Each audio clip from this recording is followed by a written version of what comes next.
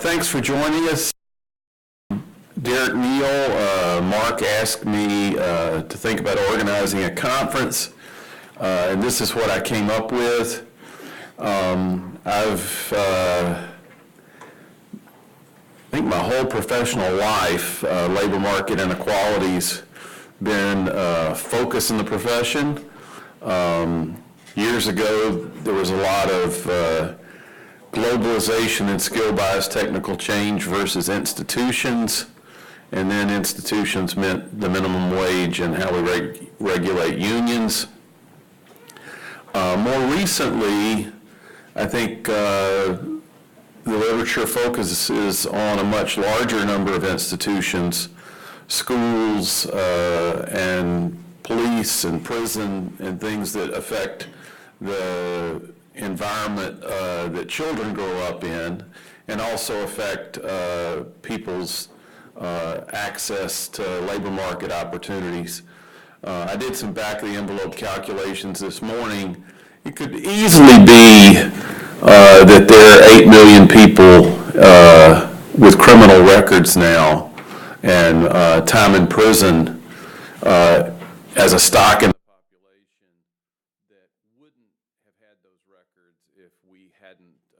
changed our sentencing policies in the 80s and 90s and early 2000s.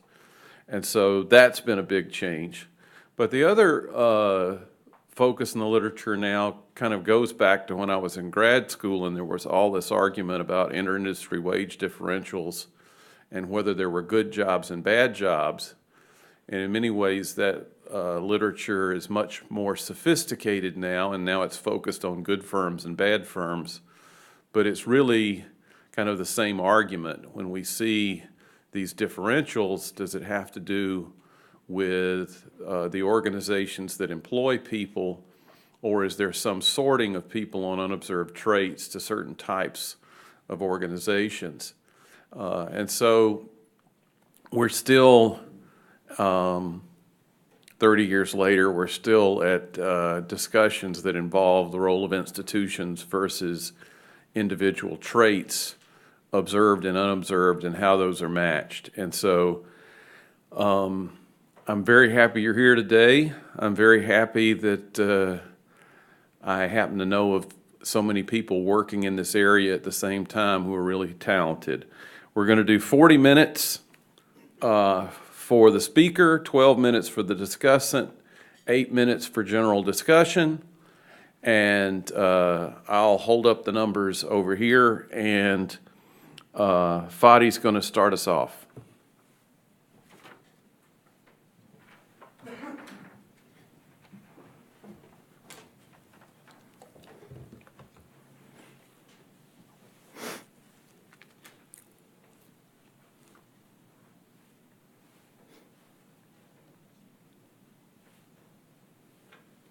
Is there a clicker?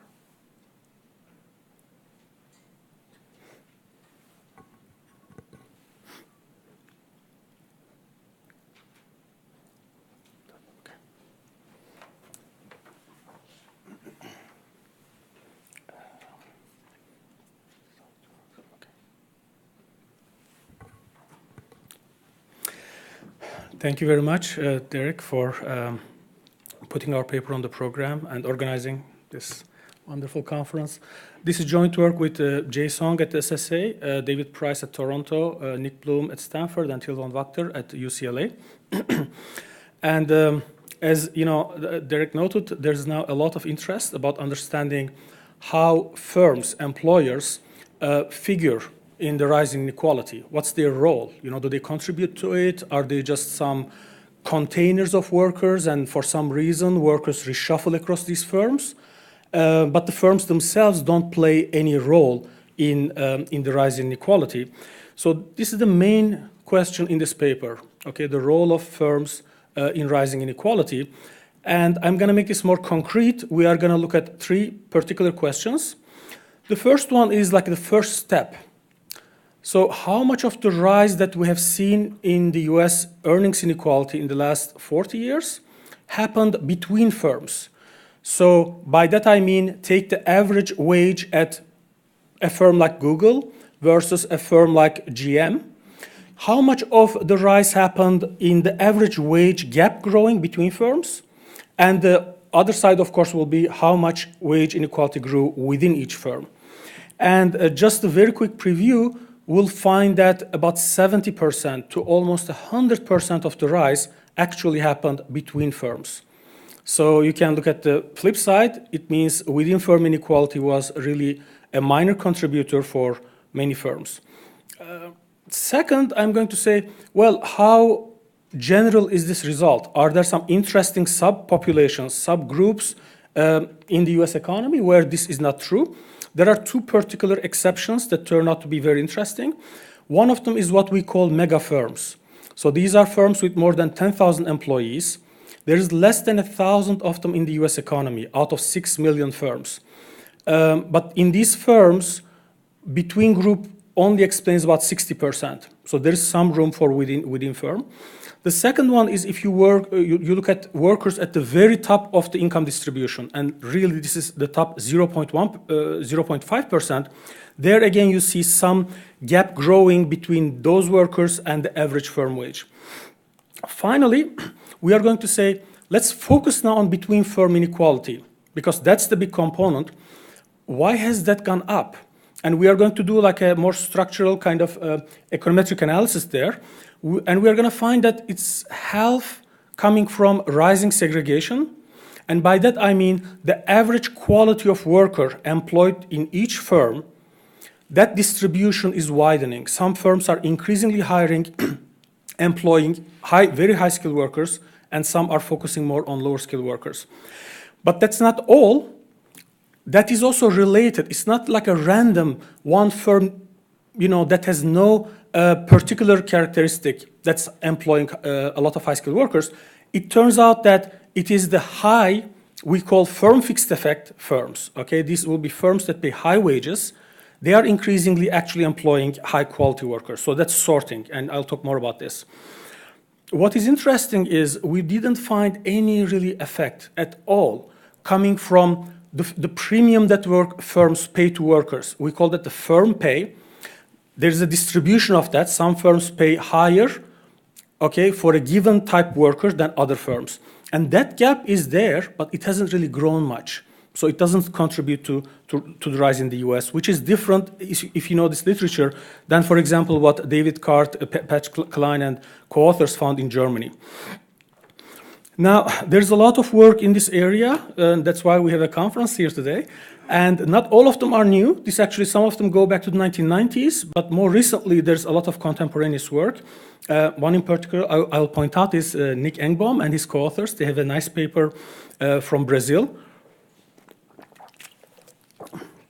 And a lot of their substantive conclusions echo what we will find here. And some of them are different because these are different countries. So I will start with the data set that we use. And if you think about this, how do you actually do this exercise, right? We need to have data not only on the worker side, which we have from the CPS and many other data sets, but we also need data on the employers and the characteristics of these employers. And we also need to observe them over time. We have spent quite a bit of time, this is a few years ago, where we use data from the Social Security Administration. This is called the Master Earnings File. And the data we use is based on the universe of all W-2s. So every individual in America who had a W-2 over about like 36-year period, 1978 to 2013. For each job, we are going to have the identity of the worker. We don't really have Social Security number. These are all scrambled, and we never see the data, as you would guess. We have the EIN. We know the identity of the firm, and we know total compensation. So this is not only wages and salaries, which I want to kind of clarify. It actually includes wages and salaries, tips. But in addition to that, if you are paid by stock options, or if you are given restricted stock units, these also appear in the W-2 box 1. So that is a measure of wage that will be included. For each worker, we are going to know the age, sex, place of birth, and date of birth, date of death. We don't have too many demographics as is common in most data sets of this kind. For each firm, we are going to have the industry code and we are going to have the location, some measure of location, which is imperfect. The advantages is there's no top coding, there's no attrition, you can stop working for many years and then you are still in the sample. So now our sample, I'm going to show you two sets of results. The first part will be non-parametric simple graphs to get the main point across. For this, I'm going to look at firms with more than 20 employees, and we are going to exclude, this is actually really unimportant, but at the beginning we decided to exclude government and education, and it turns out everything is robust to that. It's going to have about 20% of the firms, but about 75% of all the employment. Later, I'm going to switch to the full sample because that will be feasible. The reason we don't use the small firms in the first part is it's difficult to talk about within firm inequality when you have like 5 workers. But like I said, the results are quite robust and we have a long appendix showing results. Okay, what's the basic result? I'm going to show 3 different ways in which whether inequality rose between firms or within firms. So this is a very simple kind of identity. There's no assumptions behind it. Imagine that worker I works at firm J and his earnings is EIJT. You can just write this mechanically as the firm average earnings plus the second term, which is this working? Yeah. Which is the gap between the worker earnings and the firm wages. I'm going to refer a lot to these objects in a few minutes. So you can show that the total inequality in earnings in the economy can be written or decomposed into 2 parts. What is the gap across firms in the average wage they pay? And what is the within firm inequality on average? This is different because it's employment weighted. It's the average across all firms. So this is the first graph, which is very simple, but it plots the 3 terms I showed you. So this one is the total variance, the left-hand side, and as you can see, it has gone up, pretty linearly over this entire period. And the green is the within firm inequality, and as you can see, it has a much lower slope than the blue line. The difference is the between firm, which actually increased quite a bit. If you, put the numbers together, this component explains about 70% of the rise in inequality. Now, where does the 30% come from? I'm going to now talk about, one interesting heterogeneity that we ran across, I think at the beginning by chance, but then we realized it comes up again and again and again. In everything, almost that we looked at, there's this dichotomy where like the mega firms behave in one way and the rest behave in another way. And I will show you the first example.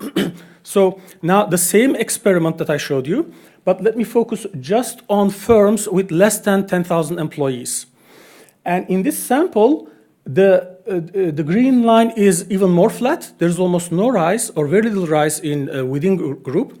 And the blue and the red lines are much closer. So 85% of the rise is now between firm. If you actually go to firms with less than 1,000 employees, that is about half of the US population work in those firms. It's 100%, okay? There's no rise that we found in between firm. Now, if you go, on the other hand, to mega firms, the between firm falls to 60%, 57%, and within firm now actually is about 40%. So the 2/3, 1/3 I showed you, a lot of it is really coming from these few but very big firms that employ about 1/4 of the US labor force. Now, in the interest of time, I'm going to actually just go to this one because it's the more general case. Now, the variance is nice, but with big data, it's never, I think, the last word, right? It's the first step. It's a one number summarizing a gigantic distribution, and it can hide, patterns within the distribution that might be interesting. So what I'm going to show you is something that, a construct that's commonly used in labor economics, going back, I think, almost 30 years now, where I will look at, so what I'm going to look at is I'm going to look percentile by percentile at the US wage distribution in 1981, and I'm going to look at the same distribution in 2013. This is not a panel, these are different people, but I'm going to look at the movement of each percentile, okay? The 99th percentile, how much has it gone up by, and so on. So the first graph I'm showing you basically only shows what you already know, that inequality rose a lot. Oh, how do I see that? Well, the top percentiles rose a lot more than lower percentiles. So the entire distribution got stretched over time. Now I want to look at the distribution and figure out how much of this rise happened between firms and within firms. The way I'm going to do this is I'm going to take workers in a given percentile bin. For each worker, I'm going to find the average wage at their employer, and I'm going to now plot what happened to the average wage, okay, at the employers of people who are in this percentile bin. So these are people who, these are not people, but this is a percentile, where it has grown a lot. But those people now who are making a lot more, have they grown? Do they basically, the gap between their wage and the firm average wage, has that grown or not? And this is the first line. This is basically the firm average wage graph. And if you look at that distribution, it has almost increased by a very similar amount. So the gap between the two, this is now the distribution of each worker's wage relative to the firm average wage. And that gap for the very top earning, okay, I'll figure this out. Okay, for the very top workers, middle workers, they have all basically remained very, very stable. There's only one exception here, that's the top 1%, right? I said there are two exceptions, one large firms, one very high earners. I'll talk about those in just a moment. So we have quite a bit of robustness. We looked across locations, regions. We looked firms versus plants. In the appendix now, if you have seen the previous version, we recently cleared census data. So we also look at this is a common question. The EIN, the firm is different than establishments in many cases, but the patterns look very similar. We also looked at within each one digit SIC code industries. We even looked at 4-digit. We looked at the FAMA French, if you are familiar, the 49 industry classification. And surprisingly, in almost every one of them, there are a few interesting exceptions that I can talk about. There's about 4 of them. One is healthcare, but in every other one, the between-within kind of holds. We looked at continuing firms in a panel and so on. So the exception that I talked about is also another one, is the top 0.5%. So this is the same graph as before that I showed you, same construct, but now I'm only focusing within the top 1%. What happened to workers within that group? Are they separating from their colleagues, okay, or not? So again, this is now the wages of workers, how much they have grown. For example, the top 0.01%, these are people making, I think, about $4 million today. Their wages have grown about 4-fold since 1980. And these have grown about 55-60%. And the red line is as before, it is the wage at their firm. And this is the gap between these workers and the firm average wage. As you can see, up until the 99.5 percentile, they still go together. Okay, they have grown together with their firm. Now we have separation here, and as you go to the very top, yes, we do see actually some workers really kind of increasing the gap with their firm. I will have more to say about this in just a moment after we are done with the econometric analysis. How much time do I have? You've got 20 minutes. Okay. Now, so far all I said is that when you look at the US economy, these containers that we call firms, okay, the gap between them in terms of average wage has grown. But I didn't say anything about whether those containers themselves do anything to add to that inequality or to dampen it. It might just be selection, right? Some workers who are good increasingly go to top firms, some who are not as good go to lower firms, and actually the firms themselves have no contribution. That's entirely possible. So to answer that, we are going to follow the work by about Kramars and Margolis, and more recently by Card, Heining, and Klein. Card, Heining, and Klein did a similar analysis for Germany. And what we are going to do is we are going to write a simple statistical model where log y ijt now, worker I, firm j in period t, I can write the log income. Now I'm postulating a model of wages. And I'm basically postulating that you can write this as a firm fixed effect. Why does a worker get paid high or low? Well, part of it is the person, okay? The education, human capital, ability, anything you want to think about. And phi j, which is psi j, sorry, it's the firm pay. Maybe some firms have more rent sharing going on, or maybe some firms basically pay efficiency wages more than others. Plus, these are the usual Mincer terms, but here we don't have old observables like, education. So this will be mostly kind of age.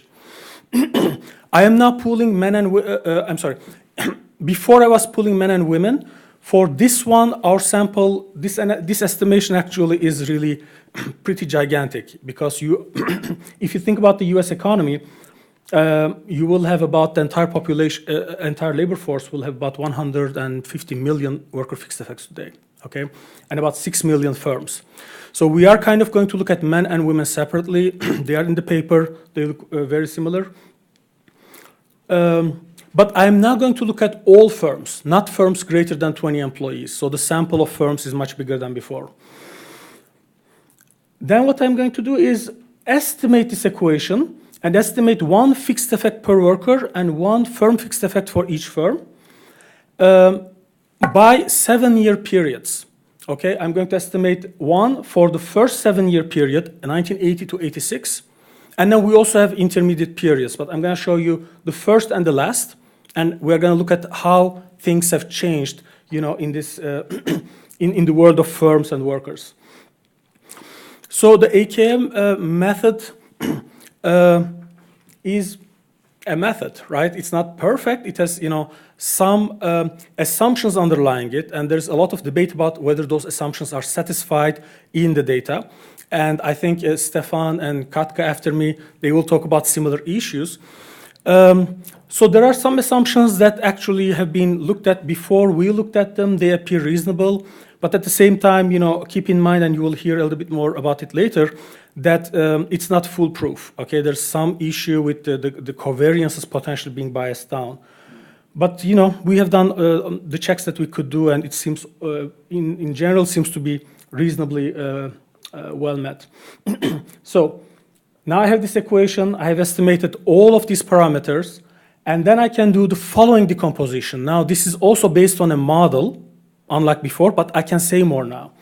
So the variance, again, inequality, I can decompose into a within firm component, but now it's different than before because the within firm component is the gap in skills within the firm. I will call alpha skills or quality, but you know what I mean, right? It's the distribution of alphas within the firm.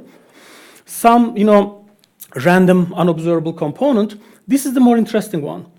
The between firm has actually 3 components. The 70% I showed you of the rise in inequality, it can be coming from alpha bar, average worker quality diverging across firms. It can be coming from variance of psi, meaning that the premium each firm is paying, that distribution might be, getting larger or smaller over time. Or it might be coming from the correlation increasing. So workers with high fixed effect firms, increasingly employing high fixed effect workers. Okay, so we are going to see which one actually is driving it. So this I will call segregation. Okay, worker quality spreading across firms. This I'm going to call sorting. Okay, higher wage workers working at higher wage firms. And this I'm going to call the firm pay premium variance. So now let's see how the data looks like. So if you look at the early period, the total variance of wages is about 0.75, and about a third of it is between firm. This is the levels now, before I showed you the change. Okay, this is the levels in the early period. A third of the variance is between firm, 2/3 is within firm. Now, what happened over this time is, if you look at this, there is some increase in within firm variance. Let me actually show you the change directly. But there's a bigger increase in between firm. So overall, this is now saying what I said before in a different way. About 70% of rise is between firm, 30% within firm. But that's, we already know. What is more interesting is right here. If you look at the between firm component, is it coming from the individual fixed effect distribution, segregation rising? About half of that. How much of it is from the covariance or sorting? About half of that. So how much of it is coming from the pay premium increasing? None of that. It's actually negative. So this is like the first conclusion, that the two-thirds explanatory power of the between firm for the overall rise, it's half and half. Half from segregation rising, half from, in addition, that segregation not happening in a random way. So one thing I want to point out, I mentioned this before, if you look at small firms, this actually goes up to 100% as opposed to 70%. So this is coming from very large firms.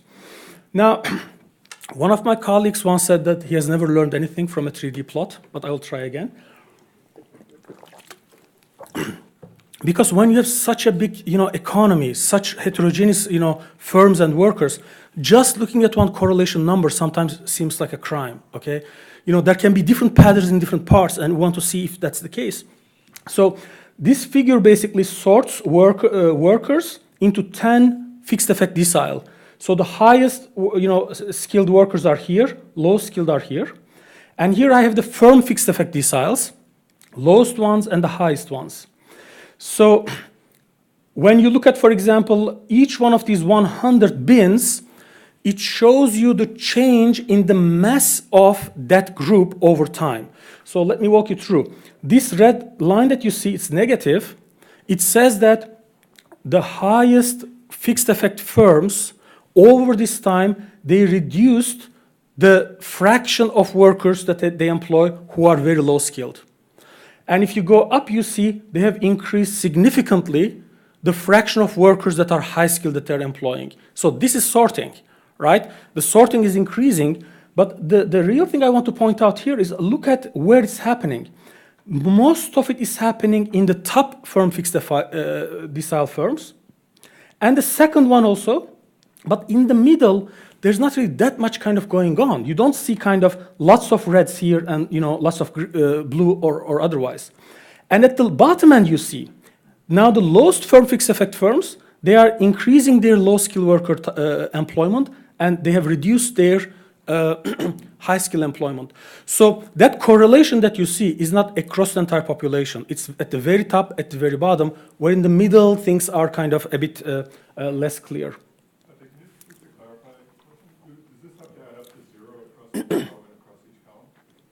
This one, yes, yeah. So this is the reshuffling of workers basically across all these different groups. Yeah. So what explains this? There's actually a number of interesting stories and possibilities. But there's increasing evidence from other studies showing increasing sorting by education, by occupation, by cognitive skills. These are all from different countries.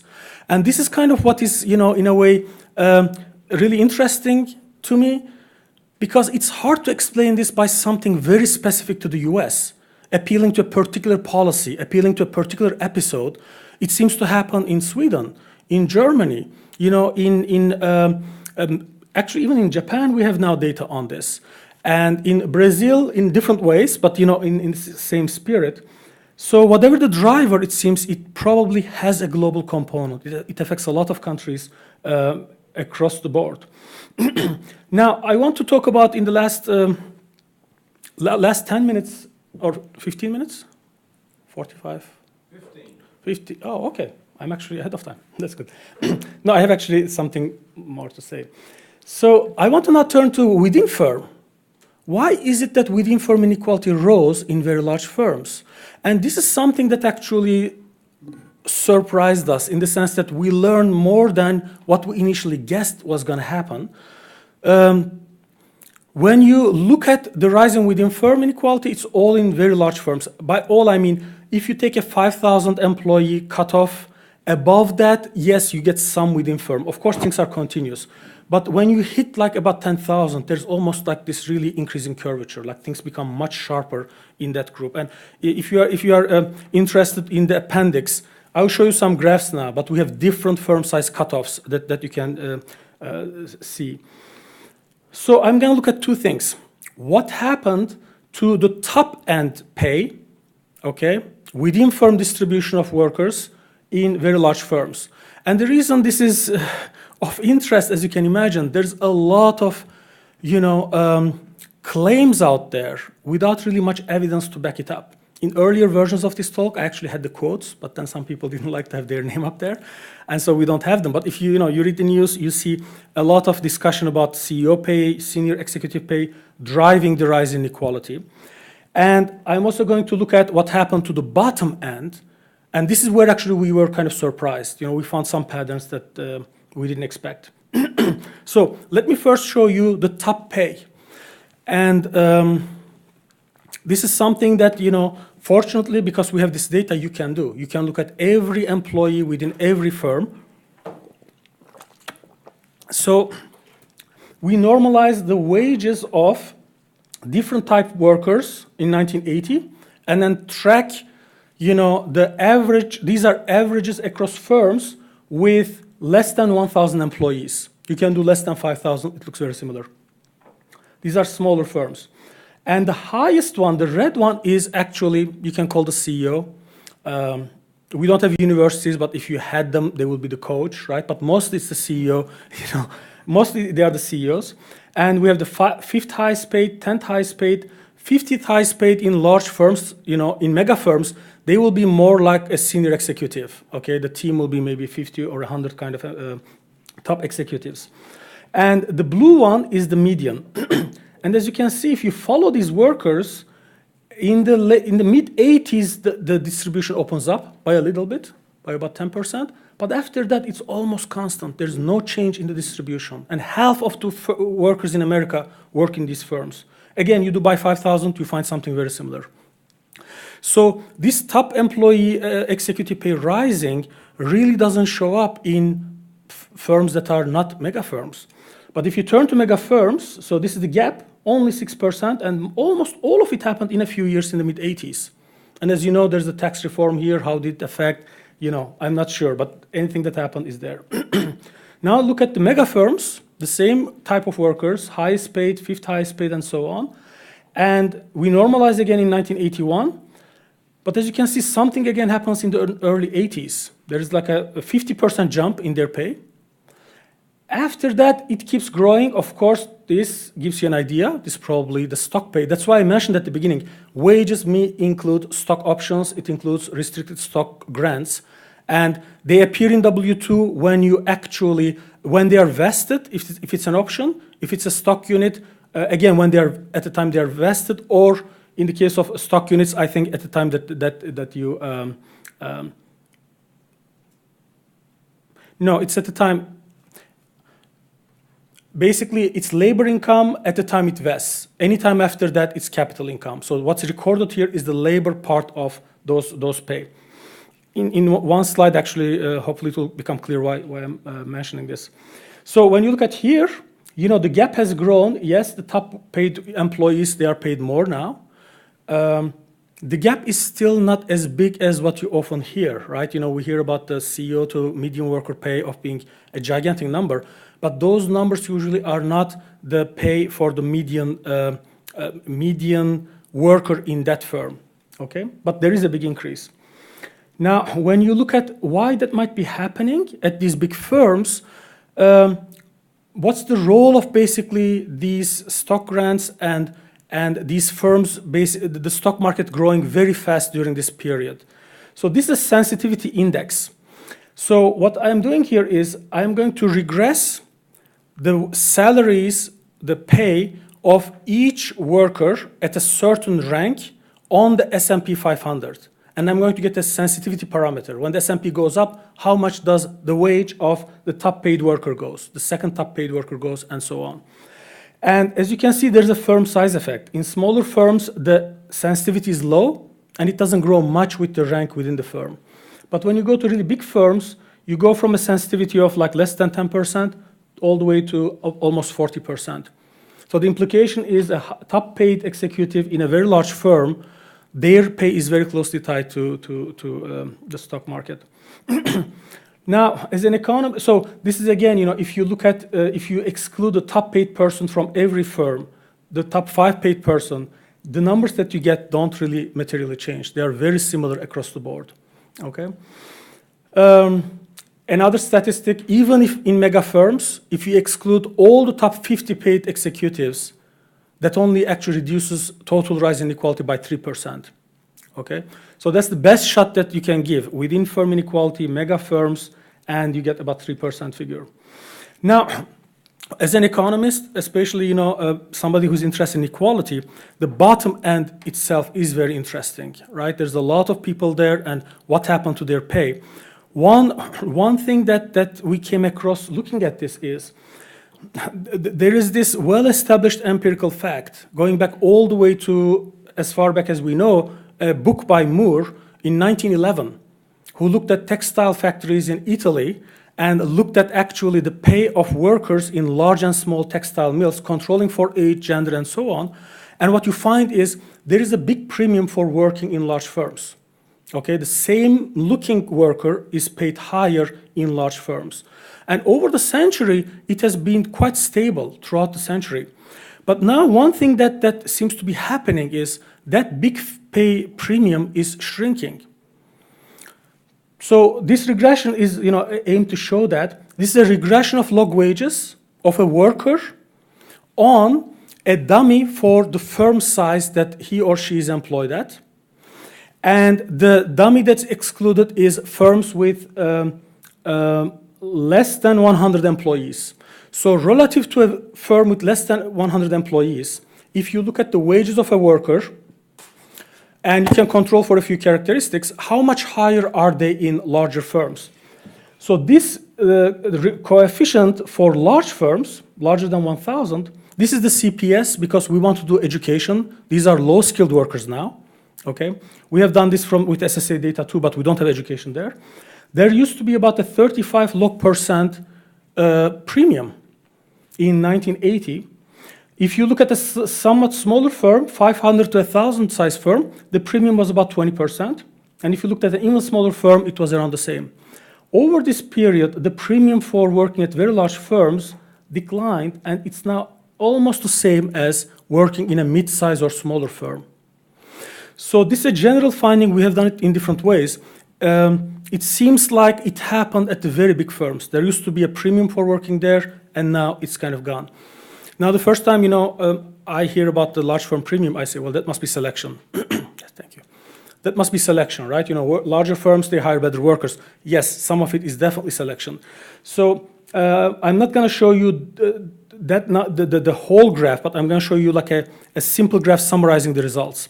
What we do to look at selection is you can control for observables like education, occupation, and other kind of characteristics.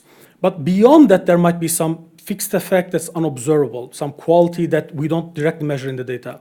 So we are going to go back and use the AKM estimation and the fixed effect we have for every worker. And we are going to say how much, large firm pay, how much of the gap is due to large firms employing workers that have high fixed effects. That's not observable directly to a econometrician, but we can estimate. The more important one is how much of the decline in the large firm premium happened because the quality gap went down, how much of it happened because the premium that large firms are paying to workers went down, and how much of it is anything else. So this is the main figure I want to show, and this is the last main result I want to talk about. So over this period again, this is the decline in the correlation between firm size, log firm size, and log pay at that firm. And these are the different components that I showed you before. This one, for example, is the residual. It's 0. This is the characteristics. We don't have much. It is just age in this case. But this is the interesting one. This is the worker fixed effect distribution across firms. So this is now a difference in difference, unlike before. This is how much of the total decline in the correlation comes from the gap in worker quality across large and small firms declining over time. And as you can see, the effect of this is pretty stable. It hasn't changed much. So that gap hasn't changed much over time. But what did change, now look at the two, they track each other. The green line is the firm pay premium. And it turns out that the largest firms used to pay a bigger premium to similar looking workers, and that gap now has shrunk over time. We have looked some more into this to understand, is it kind of, unionization? Is it some, industry composition? We didn't get too much out of unionization, which I thought actually could matter. One thing we got is industry. So the largest industry in terms of large firm premium is manufacturing. And we all know kind of, what's happening. It has declined in employment share significantly.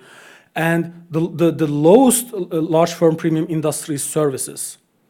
And that has grown a lot. But furthermore, in manufacturing, the premium has remained almost constant. In services, it has declined a lot. So you get basically double the effect. Both the low ones are rising, composition, but also the ones that are rising also experience decline. Yes. So, perfect. So this is basically our conclusions, the answers to the three questions I raised at the beginning.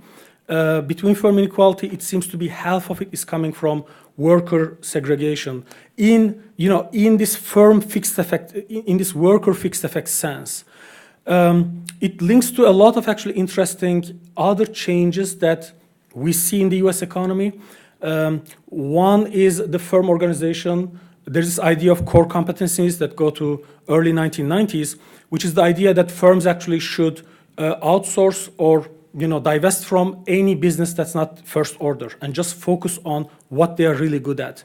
In that case, you can imagine a firm like Ford or GM and others, which happen in the US economy, who used to employ, most firms used to employ their janitors, their security, their food services, truck drivers, and all these ancillary services.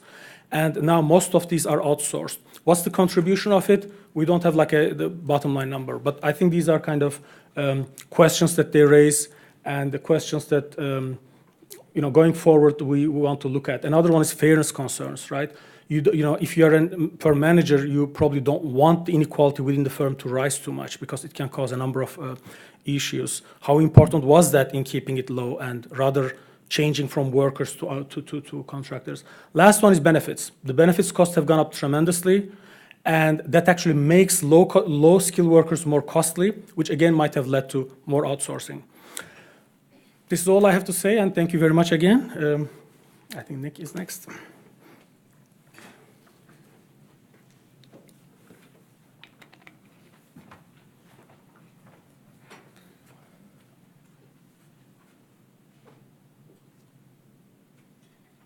Is this the clicker? Now you know why I was confused. Yeah. Which one did you click? This one? The green one, yeah. The green one,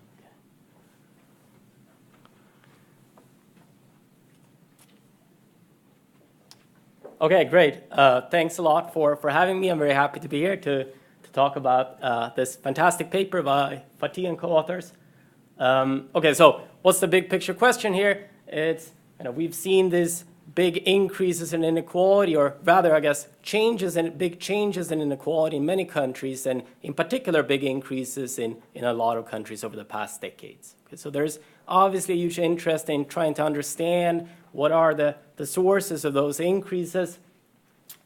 There's recent evidence from the US, from Fatih and co-authors, but also from another recent publication by Bart and co-authors, that the increases in the US have largely taken place between firms. There is also evidence from other countries that changes in, I'll call them firm pay premia here, so those firm dispersion and those firm fixed effects that Fatih was talking about, those are kind of an important component of inequality dynamics in some countries. Okay? Great. So what's then the kind of key, what I view as the key contribution of this paper? Well, it's really to try to differentiate increasing dispersion in firm pay premia against kind of sorting and segmentation. Okay, so just composition or changes kind of fundamentally, quote unquote, in these firms. And what they're going to find is quite striking. Okay, so we haven't seen an increase in these firm pay, an increasing dispersion in these firm pay premium over time in the U.S. Rather, all of that increase in between firm inequality that we see is due to increasing segmentation and sorting, so composition. Okay. Okay. Great. So, and then also why does this matter? Well, partly it helps us narrow the list of potential explanations of what's going on in the U.S. over this period. And furthermore, potentially, it points to some potentially interesting differences across countries. And that could potentially, if you speculate, suggest maybe some institutional differences partly driving this. Okay. Okay, so great. So some general comments. This is a fantastic paper, very timely, very relevant, a country we all care about. It constructs a fantastic, huge matched employer-employee data set for the entire U.S. going back to 1978. So that's all great. It uses the by now fairly well-established AKM, so Abal-Kramatz and Margoli style two-way fixed-effect framework to decompose the changes we've seen in between firm inequality into sorting and fundamental kind of firm pay premia. I'm not going to talk about the AKM framework. Well, as Fatih said, we'll hear more about the potential concerns about that. There is a literature on that. Some of those are valid. I think the authors do a good job at trying to sort of argue that this framework does a good job fitting the U.S. data, but I'm not going to spend too much time on that today. And as I said, it provides some important discipline for theory. Instead, today, I'd like to try to sort of convince you that thinking more about labor market flows could be important both for the estimated sources of changes in inequality that Fatih and co-authors document, and also for understanding fundamentally kind of what is happening in the U.S. labor market. Okay. So let me put up a hypothesis here. So contemporaneous changes in hours worked could mask an increase in hourly pay dispersion across firms. Okay. Why am I saying that? Well, if you look at the CPS, you see a decline in, so what am I plotting here? I'm plotting the correlation between annual income and annual hours in the CPS over time. And that is declining. It's suggesting that lower pay workers are increasingly compensating for it by working more hours. Okay?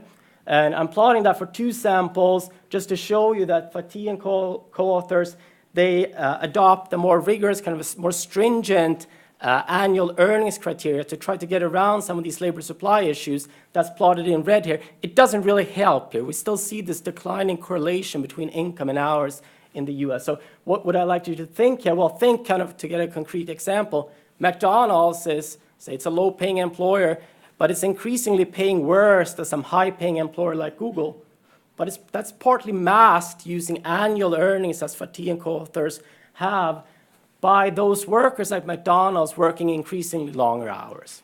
Okay, okay, great. So if we kind of dissect this a little bit more, we see that this is actually, these changes in hours are systematically correlated with some of the few firm characteristics we have in the CPS.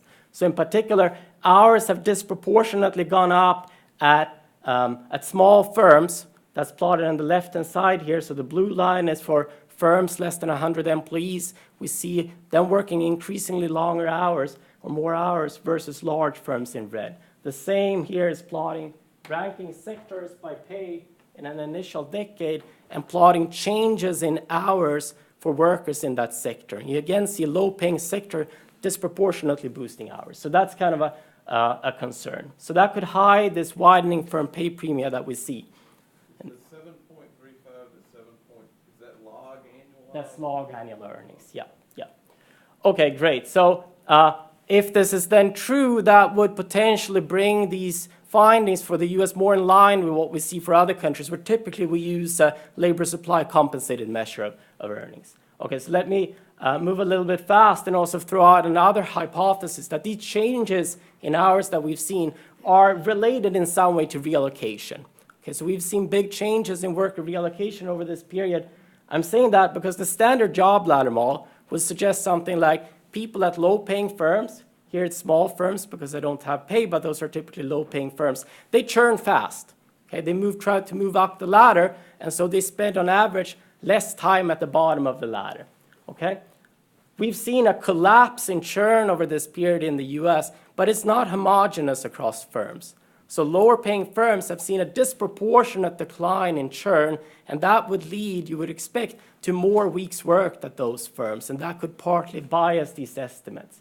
Okay, so this is the same for job-to-job mobility from the CPS by residual income, again showing you a disproportionate decline at lower residual income. So, okay, so to summarize, two potential channels behind this rising pay dispersion that we've seen in the US. One is this kind of firm pay premium story. Some firms have become economic winners in the language of the authors, and they're sharing some of those gains. That's not what the authors find. It's rather about high-paid workers increasingly sorting and segmenting into some firms. But systematic changes in hours could potentially bias some of these findings and bring them more in line with what we see for other countries. So to conclude, this is a fantastic paper. I should have said also it's already published or forthcoming, I guess, in the QGE accepted now. So it's a great paper, but I think for future analysis, I think it would be very interesting to think more jointly about these big changes in worker or labor market dynamics and income dynamics that we've seen in the US. That could also in part deal with these concerns about hours, labor supply, also help us understand better how have these changes in sorting come about. Okay, great, thanks a lot. So Fadi, let me get you to come up and I'll be the pointer that you can answer all the questions. John. I'd love to see the evolution of this paper. But I hadn't seen the mega firm stuff before, so I was really interested in that. I had one hypothesis over why you might be seeing. I was going to ask you about why you might be seeing this movement of within firm wage inequality, which generally doesn't seem to be the story, but is somewhat happening in mega firms. I mean, one thing about mega firms, of course, is they're multi-establishment firms. And you might think, within a typical firm, it's hard to get increases of inequality because of, comparability. But maybe in mega firms, the comparability is within establishments. Yep. And what you're seeing is differences across establishments. So if you look within establishments and mega firms, would you actually replicate the absence of increasing within firm wage inequality? That's an excellent question. That's actually, from the beginning, it has been, I would say, my conjecture. I think some of my co-authors probably would agree with that. A large firm can just be a collection of small firms, right? These are establishments. I'm just repeating what you said, just in case, it was missed. And within the same establishment, it might be difficult to have too much inequality, but across, who knows, right? If you're in the Palo Alto office, I'm in the Boston office or wherever, it might be easier to do that. When we did the census work, I don't touch the census data, I wasn't able to, and we were able to do a limited number of things. And David is here, maybe David, my co-author David Price is here, which I saw in the middle of my talk, so I couldn't point out to him. So he knows all the details of the paper better than I do. But my recollection, did we do, David, by firm size and establishment in the census? Do you remember? I think we did the overall, and that was the result I didn't show. But when I say it's robust, you see, so the question is the rise in between firm inequality coming from between establishments within firms, right? Or how much do you see between establishments? And most of it turns out to be, across firms, not across establishments. But it's not zero. Yes, exactly. So that's what I was saying, that we if we could, I think we would do that just for large firms. And I can ask, actually, we don't have it in the paper, but I don't know if at some point it was done in the census. Jason.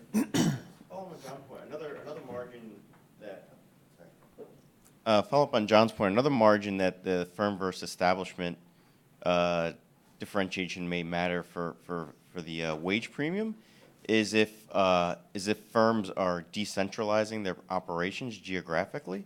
So you would think, we know bigger cities, more agglomerated industries and so on, pay a higher premium, and we think there's these agglomerations. But we also know that agglomeration has been going down over time. And that may be reflected in large mega firms relocating particular operations to less dense cities, and as a result, paying lower wages. That could drive it as well. So it's worth looking at. Yeah, so that's Jonathan. another plausible. Do I answer one by one? Or? Yeah, I'm sorry. I was just giving him a placeholder. So yes, there are papers. Enrico Moretti has a very nice paper calling the real wage inequality, where he looks at the cost of living across regions, and that gap has increased. So if you live in San Francisco and you make $200,000, it's different than if you make that in a rural area. For that, we actually looked at within county, at the county level. Even within the county level, most of the rise in inequality is still between firms within the county in very narrow regional areas. Yeah, there it's difficult to adjust for prices. Some of it is amenities, so actually you shouldn't be adjusting, what I mean. But it didn't come out to be too big. I actually had a similar kind of expectation, but it didn't turn out to be too important. Jonathan and then John. Okay, so it's a very nice talk, Patty. So we started out with this question about whether firms were just containers and workers were getting reshuffled, or whether we really needed to understand firms if we wanted to understand this increasing inequality over time. And I think the answer you came to at the end was really the firms are just containers. Yeah.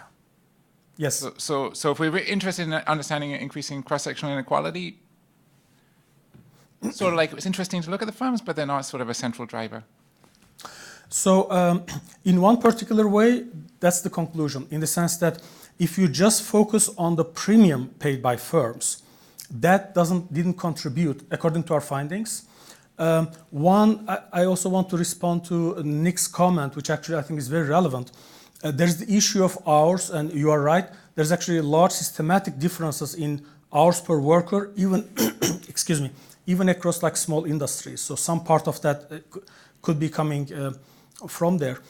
But that's not the only way firms could matter, right? If you have this between firm inequality rising, it depends on the theory that you have. So one that I actually personally find very plausible is this idea by Kramer and Maskin in 1996, where they have a model where workers are complementary to each other, but some tasks are more critical than the others.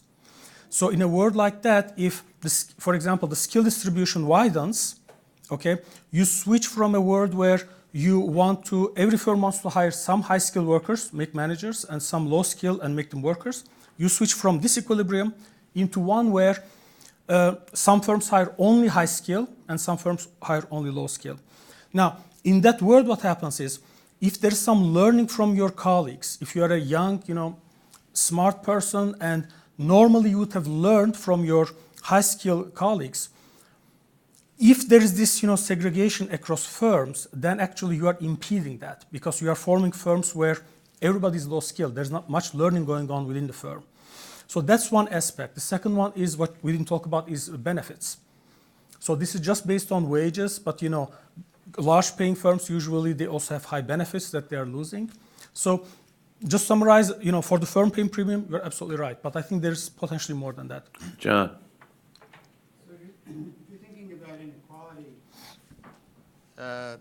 the motivation comes largely from thinking about life cycles. I mean, some people have very successful careers and some people not so much. You have enough data there to look at successive cohorts entering the labor market. You could look, say, at the first 20 years when most of the action happens. You could look at that for, say, 15 successive cohorts and see how inequality has been changing in that way. I mean, the extent to which people are spreading out in terms of who's successful and who's not. Have you done anything like that?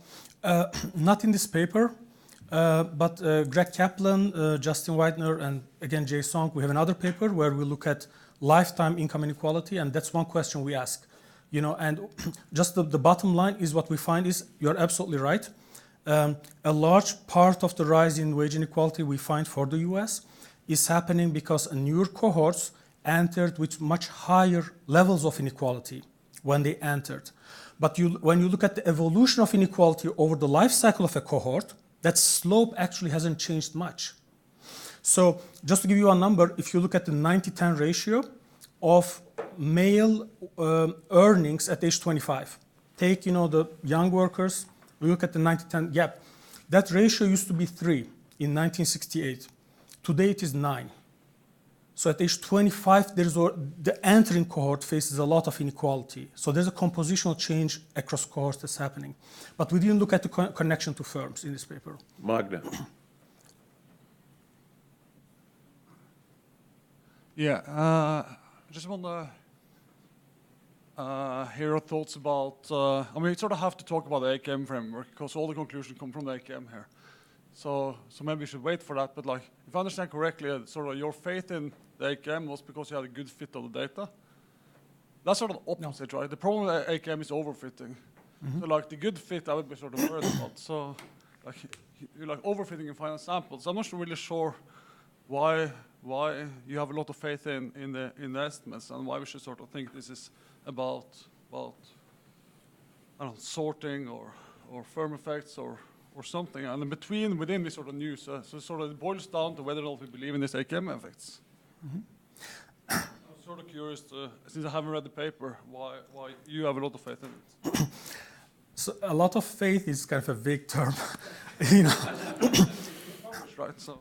No, not true. True. So, I mean, okay, so there are a few answers. One of them is that when we started this project, that was the state of the art. There was nothing kind of that else we could do. And we went that way. I would actually be very interested in somebody, you know, using similar data and doing, for example, the method that, excuse me, Stefan is going to talk about very soon. That's one answer, but the second one is we have done a lot of checks within that world. So for example, one thing you can do about overfitting, you can look at 5, 7, 10-year horizons to estimate. Of course, if I have 3 periods, right, you know, the fixed effects will fit a lot. Are you thinking about the limited mobility bias?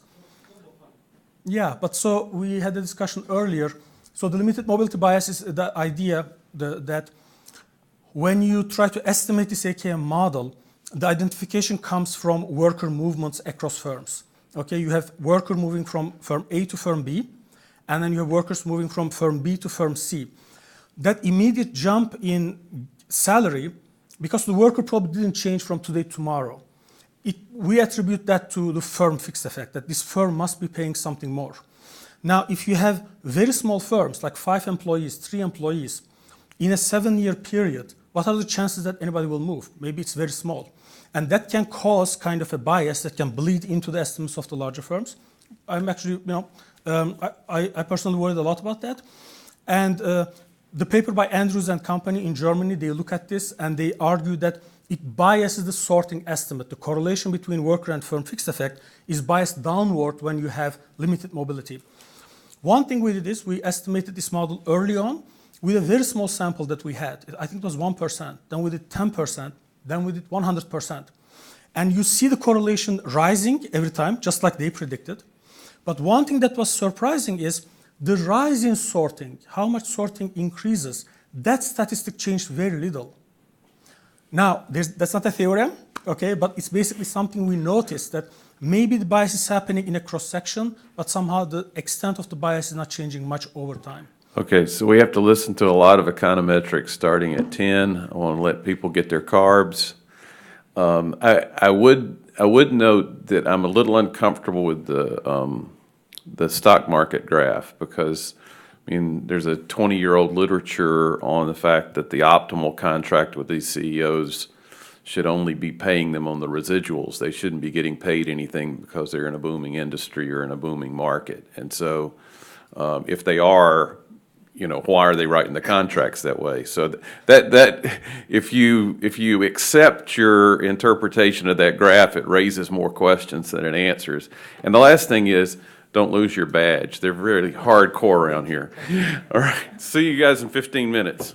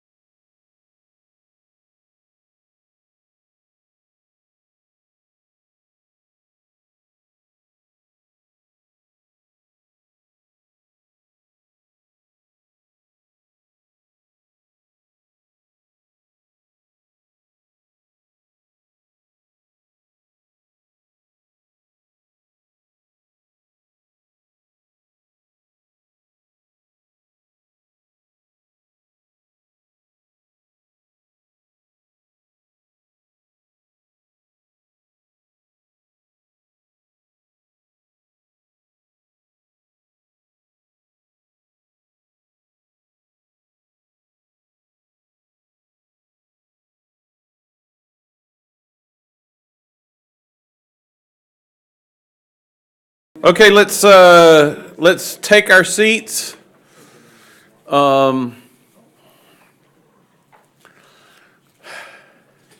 Fateh set us up perfectly for the next two papers, and Magna got us all primed, and so now we're ready for Stefan to commit econometrics.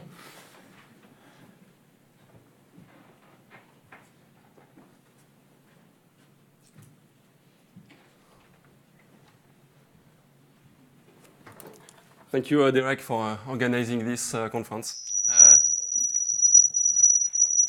Okay. Is that okay? So this is a joint paper with Thibault Lamadon and Elena Manresa. And this is a paper that is basically... Oh, this.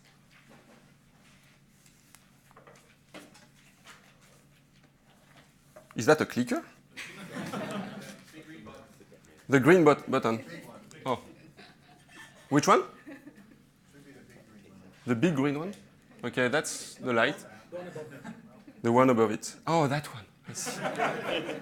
Okay, so we're interested in similar questions that Fatih was studying. Those are these big questions about what are the sources of wage inequality, possibly the change of inequality over time, the nature.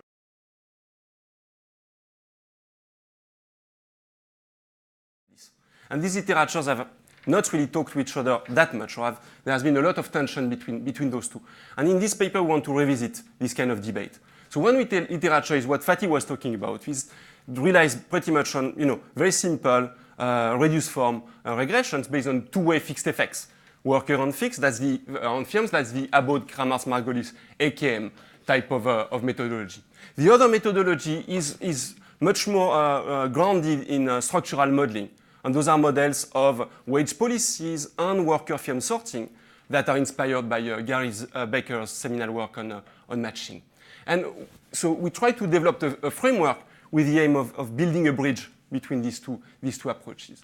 So let me explain a little bit what's in this AKM regression. So we've already seen this regression, right? Log earnings are written as the sum of worker fixed effects, firm fixed effects, and some covariates potentially. And this regression is potentially very informative. In particular, this firm fixed effect is the firm premia, right? It's net of worker composition. So it will tell me how much different firms will pay similar workers. Right? There is another aspect that potentially is very interesting here is the covariance or correlation between the worker effect and the firm effect. And that can be informative about sorting. And there is a very large literature using a simple OLS in this framework in order to learn about these worker and firm effects, or in other contexts, learn about teacher and school effects, learn about CT versus firm effects, etc. So there are two features of this AKM model that have been criticized, especially from a structural perspective. That's our starting point. First feature is that the model is additive in logs. Okay? And that actually imposes a very strong, potentially, structure of interactions or complementarity in wages. And the worry here is that the nature of complementarity is very deeply linked to the nature of sorting in the theory, at least in the theory that follows Baker's work, where typically complementarities in the production function, will be driving positive or negative assortative matching. So the worry here is that by restricting the wages to be additive in worker and firm effects, we're actually potentially very misleading about the nature of sorting, if the truth is actually some of these models that have been proposed in the literature. There's a second aspect of this AKM model that has been, I think, emphasized a bit less in the literature, but which is also problematic from a more theoretical perspective, which is the fact that the AKM model is a static model. And of course, it's a static model because it's only my firm today that influences my wage, not the firms in the past. And the static nature is potentially problematic. Why? Because as Fatih was saying in his talk, the reason why we can identify firm effects from worker effects is precisely job mobility. So it's the dynamics. So using dynamics for identification but assuming a static wage model is a bit contradictory. And in addition, there is a worry that this is actually inconsistent with some very natural, intuitive mechanisms that have been put forward in a more structural literature, such as wage posting models, for example, or models with bargaining and sequential auctions. So in the paper, what we do is that we build models that allow for the two factors, right? One will be interaction between the worker effect and the firm effect. And the other factor is we're going to allow for some particular form of dynamics. And we're going to provide conditions for identification in short panels. So we're going to try to establish identification actually in the static version of the model. We're going to have two models, a static one and a dynamic one. In the static version, we're only going to use two periods to identify the model. Importantly, we're going to examine whether our assumptions are compatible with structural models, right? Not to try to kind of address a little bit this divide in the literature. In terms of estimation, we're going to propose a two-step estimation approach. And the reason why we depart from the literature that since AKM tries to estimate firm-specific parameters, the reason why we do that is because there are way too many firms in the data.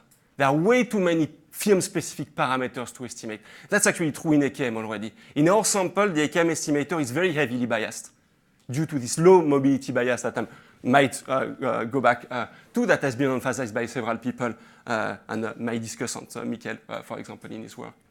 So many firm-specific parameters, too many to be estimated without additional assumptions. We are making an additional assumption.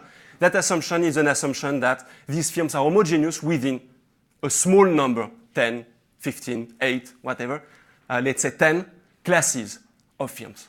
So within these classes, firms have the same pay policy, right? Across classes, we don't restrict the heterogeneity. That's an assumption. Now we show how to use clustering, k-means clustering, simple clustering algorithm, to classify firms based on our data under that discreteness assumption consistently. Okay? And that's what we call a dimension reduction step. So that relies on this extra assumption that we're imposing on the heterogeneity. The benefit for doing that, of course, there is a cost, the cost that we are making extra assumptions on heterogeneity. The benefit is tractability. Now we can deal with models that have interactions on dynamics, and we are much less worried about incidental parameter bias or low mobility bias. So once we have done this classification in the first step, then in the second step, we estimate the model by allowing not for firm-specific heterogeneity, but for heterogeneity at the class level, not at the firm level. So we have much fewer parameters to estimate. And we apply this method to Swedish employer-employee data. So let me jump to the framework, actually. So the framework is actually quite related to AKM, but with, of course, a more general setup in a sense. Okay, so firms here will be characterized by the class they belong to. The class, we're going to call it K. The firm is J. These classes could be the firms themselves if we had lots of data, and in particular, lots of job movers between all firms. Unfortunately, that's not what happens. That's why we're going to use this dimension reduction step. But here, we could think of the class and the firm to be the same at this stage. And there is firm heterogeneity, that's K. And there is also worker heterogeneity. And worker heterogeneity in this alpha I here. In the result that I'm going to show you, we also assume that worker heterogeneity is discrete, although we have done some checks when the worker heterogeneity is continuous. So here is the first version of the model, which would be basically a version inspired from AKM, but with interactions between worker and firm heterogeneity. That's what this slide is. The next slide will be trying to relax some assumptions about the dynamics to make the model more compatible with potentially some economic models of sorting. So here we see in the first period, so there are two periods, and in the first period, a worker of type alpha in a firm K draws earnings from this distribution. This distribution can depend on the firm and the worker, both of them. And in particular, we're not restricting the nature of interaction between worker type and firm class in the wages. So the firm premia could be worker specific here. That's the key, right? It's ruled out in AKM. That's actually a big criticism from a more theoretical perspective in the literature. Then comes period 2. And in period 2, the worker chooses whether he wants to move. And the probability of moving to another firm, K prime, it depends on the worker type, the firm type, but not on the wage in the first period. That's the first assumption. This is the assumption of exogenous mobility that is made in AKM, for example. The second assumption is what happens to your wage after you have moved. That wage will depend on your work, on your type, the type of your firm you are in, but it will not depend on the firm before or the wage before. The first assumption is an assumption about exogenous mobility. The second one is the assumption that rules out state dependence, the fact that the previous employer might have a direct effect on your wage after the move. Okay? And that's the two assumptions that could be actually potentially restrictive when we think about potential theoretical mechanisms here. So that leads us to our dynamic model, which is the second model that we take to the data. Okay? And in this model, now we need more periods to identify the model. We have 4 periods. In the first 2 periods, we have a structure that is very similar to before. Wages will be drawn from distribution that depends on your type, on the type of the firm. Now, in period 3, workers can move. Now, mobility can depend on your type, the class of the firm, and the wage before the move. Right? But it does not depend on the wage before that. So we are allowing a bad draw of the wage today to affect your probability to move tomorrow. Okay? But what we are saying is that the realization of the wage before that period before the move, it doesn't matter. This is an assumption of the fact that the wage today is kind of a sufficient statistic for the history of wages that matter for the decision. Yeah. So we just assume you're not allowed to move between 1 and 2? No, we are actually, that's fine. So we are conditioning actually here on being there, being in the same firm in 1 and 2 and 3 and 4. Yeah. It's not that we are ruling out mobility between these periods. We are conditioning on that exactly, and we're going to. And that's how we take the model to the data. We are doing that sample selection.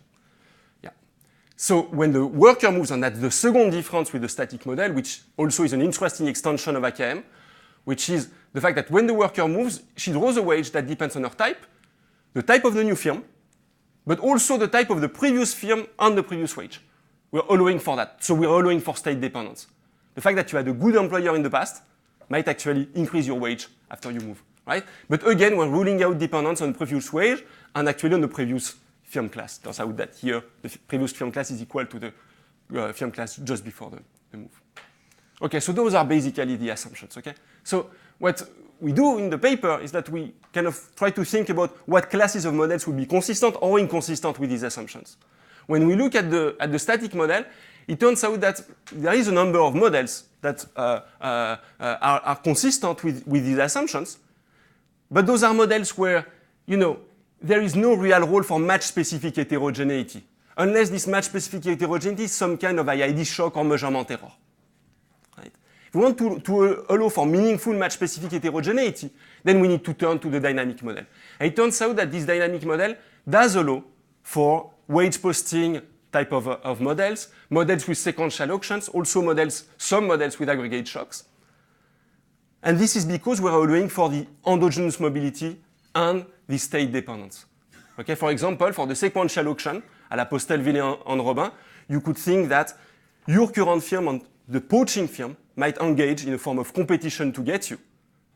So, ex post, if you're coming from a better employer, given the type of firm that you have that you move to, you might still have a higher wage, just because of the nature of this competition. That's the type of thing that we can allow for in this framework. What we cannot allow for is this last bullet point here.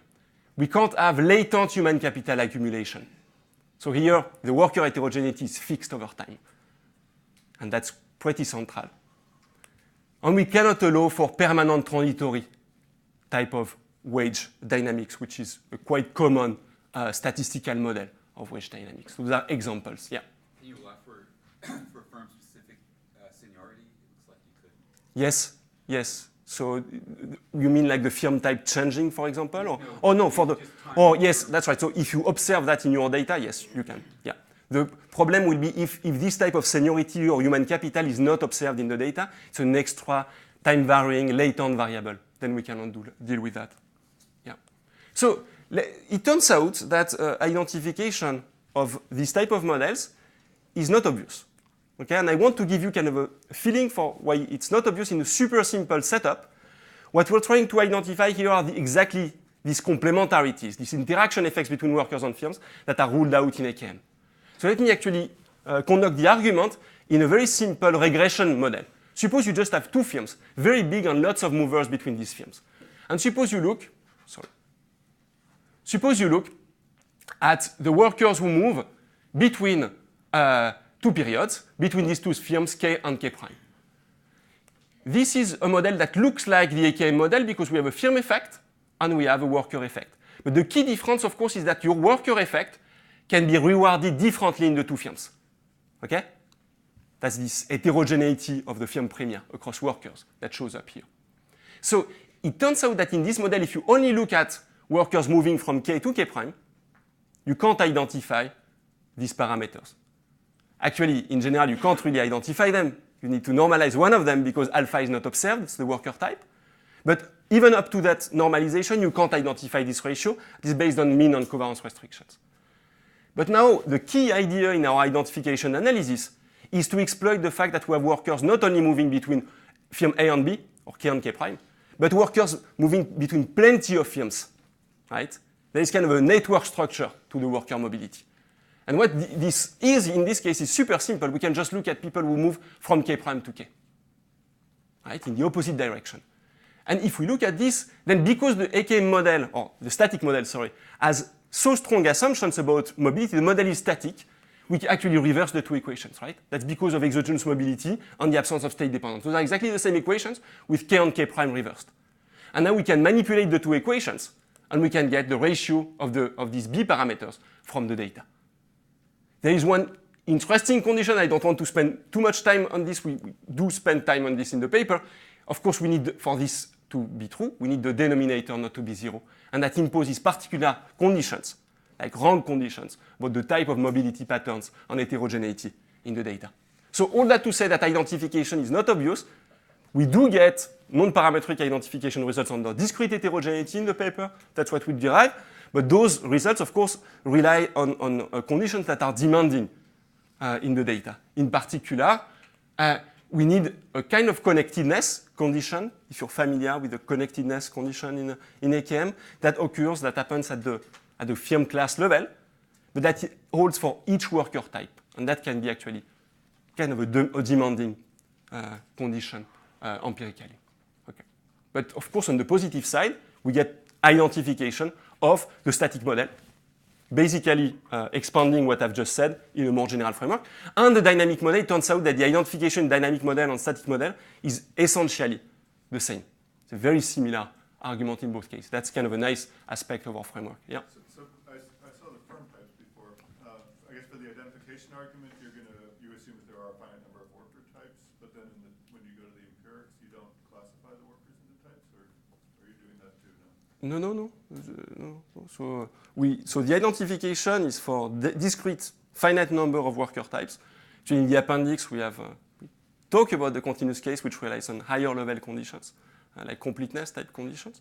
But the main theorem is about discrete worker types. In the empirics, we estimate finite mixture models. So we estimate the types of the workers together with after. So the only thing is, of course, we classify the firms ex ante.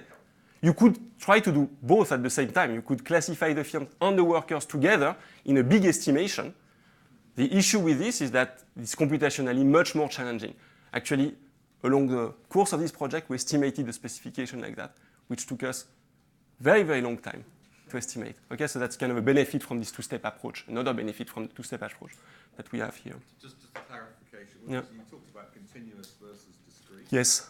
Is that the same as saying, whether you allow non-parametric, the standard thing, you non-parametrically have individual fixed effects, Yeah. or you have your discrete types? Yeah. Is that the same as calling? Yeah, so it's not exact. So yeah, that's a great question. So, okay, that's the difference between fixed effects and worker effects, and random effects. So that's, this is kind of it turns out fixed effects is useful because it's not making any assumption about even the fact that you are, it's not making assumption about how the heterogeneity of the worker might correlate with covariates, for example.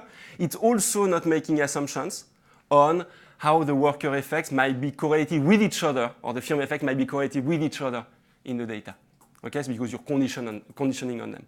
So on the worker side, we're not doing that. We're assuming that the worker effects are drawn from a common distribution, which is discrete. That's the assumption. Okay? But of course, that distribution is firm-specific or firm class-specific because we want to allow for sorting.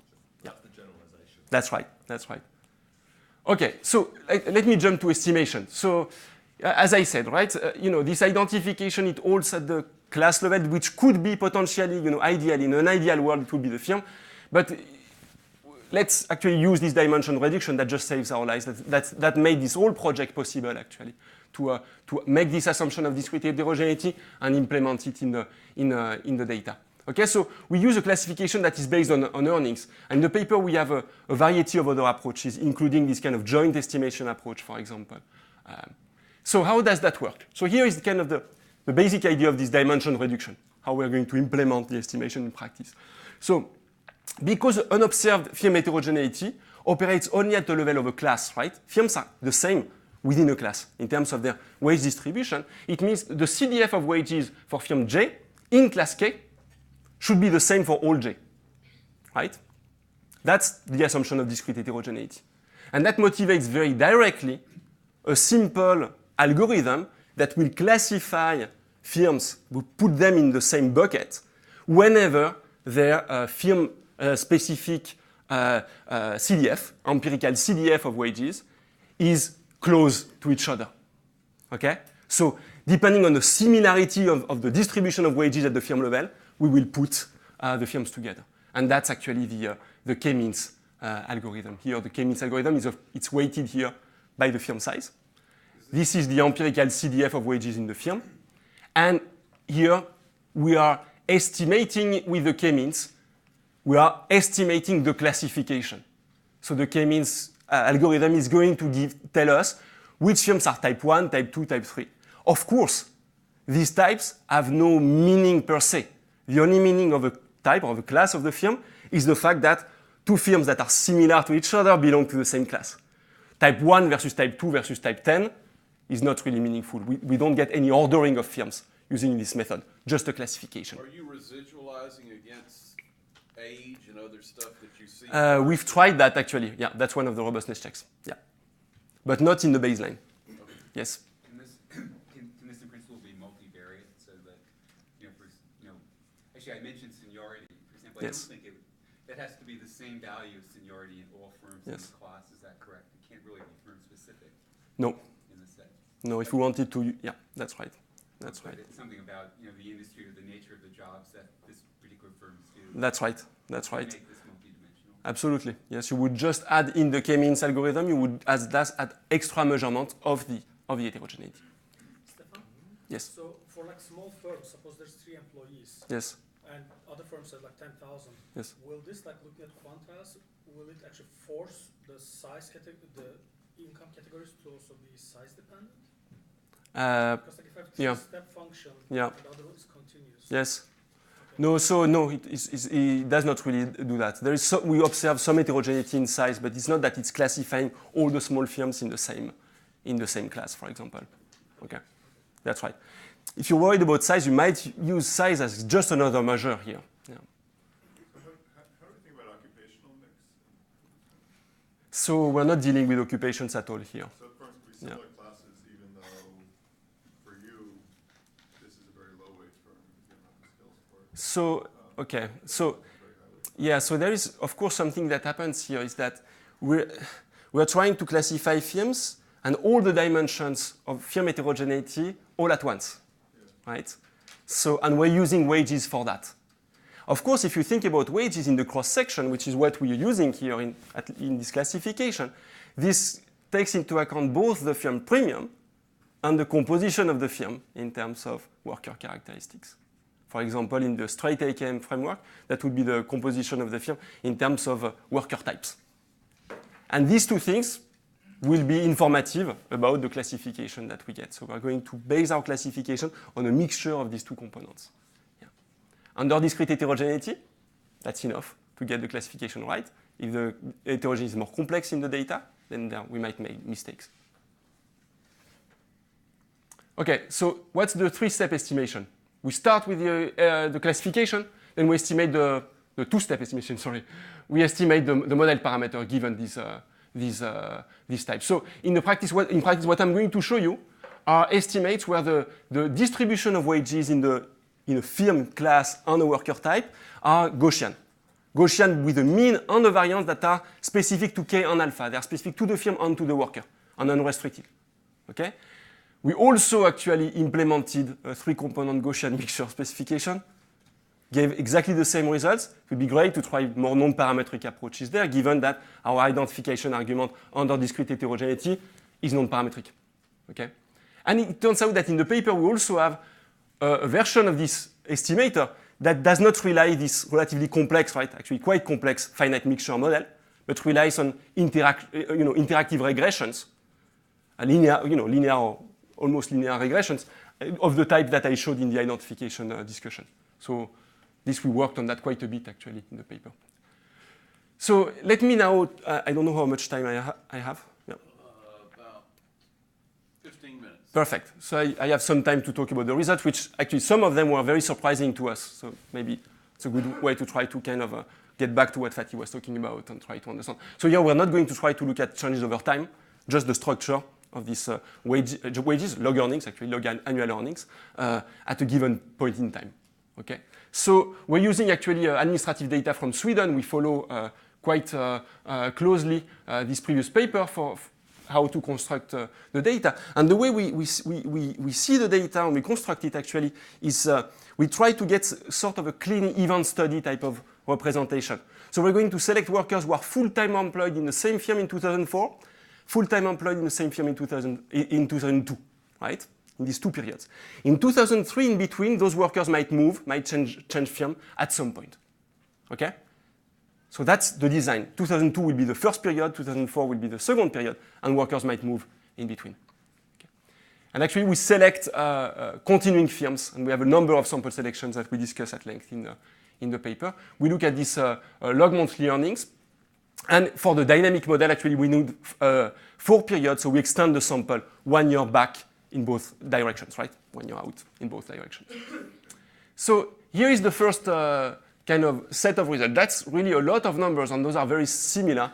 I mean, to go back to what Fatih was, I mean, this is just big data, right? So here is the big data. So it's just a lot of numbers. What this tells you is that this classification of firms is actually potentially quite informative, right? Because once you have classified the firms into these 10 classes, right? Those are, each column corresponds to a type. Then you can look ex post at how these discrete fixed effects of the firm correlate with a number of characteristics. And you do see actually massive heterogeneity in many dimensions. If we look, for example, at the education composition, we see that the firms, the lowest firms, right? Here, the 1-2 types, they hire disproportionately lower educated workers, while the highest firm type hires high educated workers, right? Same thing, we see quite a lot of heterogeneity in terms of sectors. There's of course an issue about how we order the firm types here. We chose to order them just for the table in terms of increasing mean wage in that type. But there is no reason why we did that. It's completely arbitrary, right? We're not saying that we're recovering a meaningful ordering of firms. Okay, so there's actually a lot of debate in Eckhout and Kircher, and others have kind of pointed that type of issue in the literature. So this is just an arbitrary, ordering of these firm types, and you see that actually the mean is indeed increasing in the firm class. There is also heterogeneity and in the variance on higher moments, like the skewness of these across these clusters or these types. Once we have done this classification, now we can estimate our model, which again is richer, right? Once we have done the classification, it's quite richer than the type of model that people routinely estimate in the literature. Because now that's a model. This model here is the static model. That's a model that has interactions between the worker type and the firm class. Okay? So let me actually turn those. This is basically one of the perhaps the main result of the paper. So this left graph here shows what? It shows for different firms of class K, so we order here the firms, same thing, increasing mean wage, okay, or log wage. And you see, this is the firm class, and these different curves here are associated to the mean log earnings for a given firm class on a given worker type, and the worker type will be a different color. So those guys are the high type workers, in terms of wages. And these guys are the low type workers.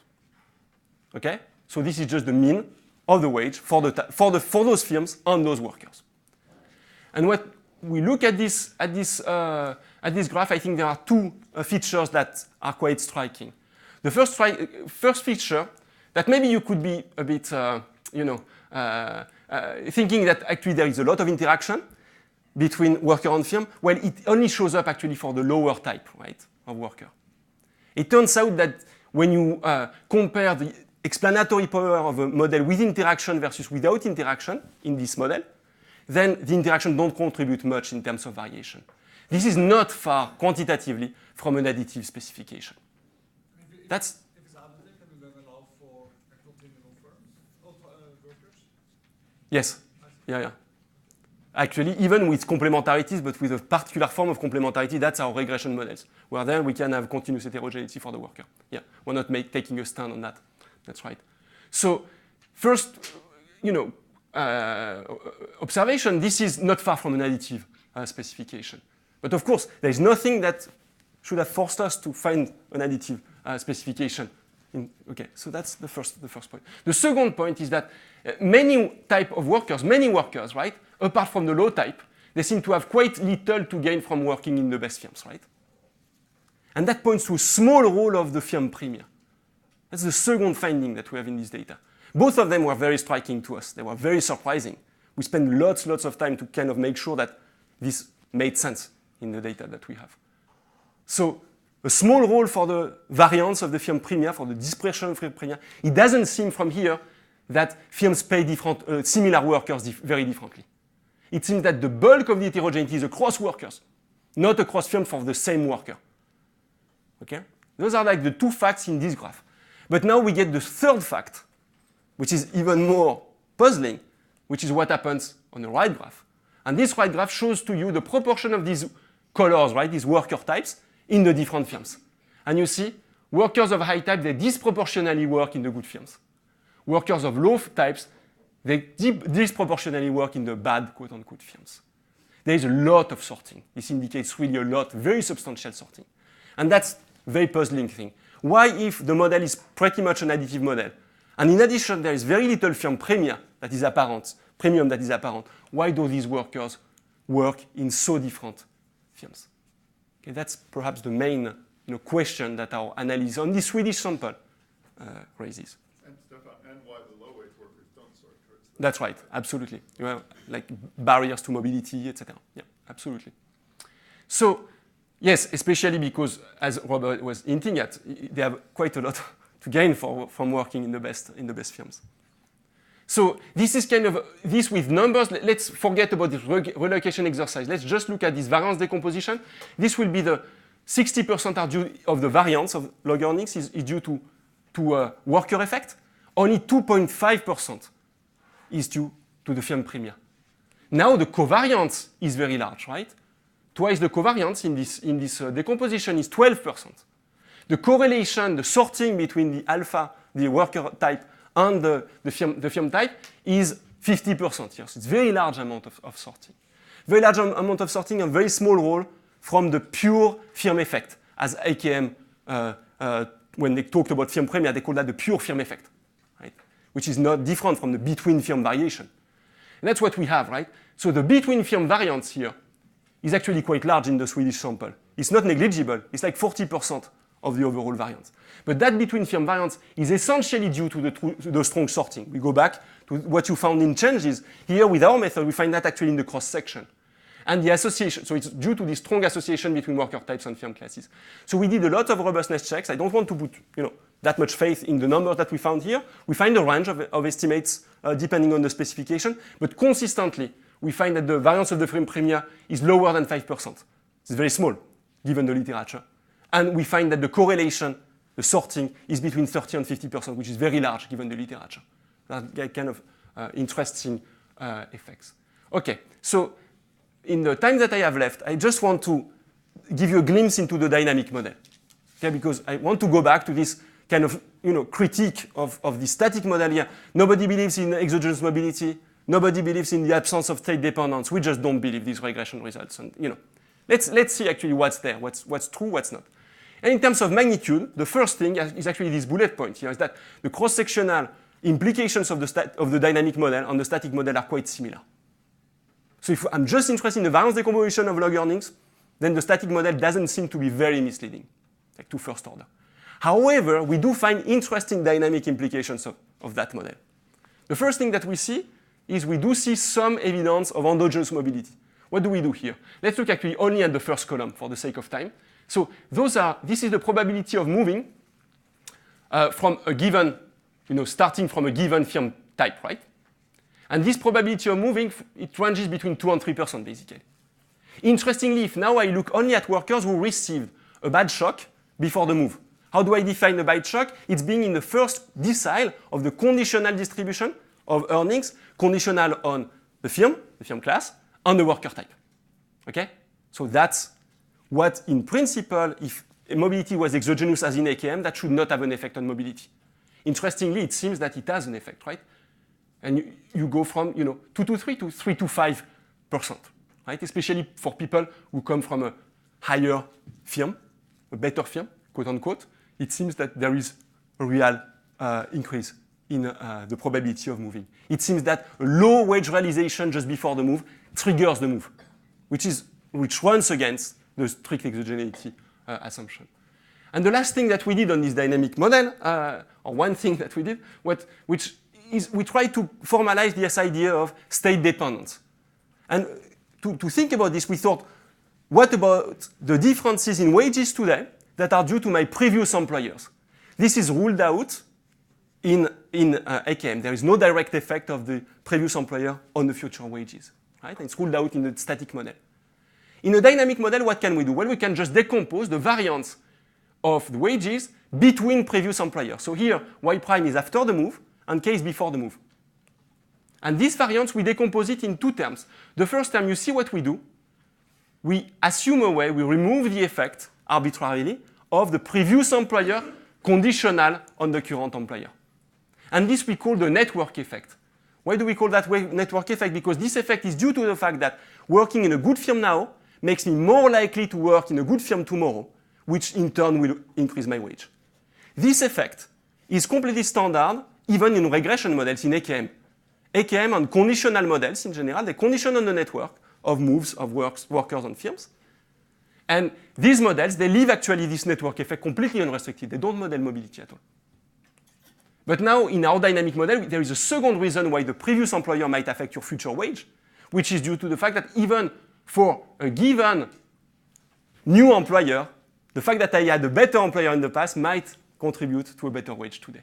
For example, due to this type of bargaining or sequential auction type of mechanisms that I was mentioning before.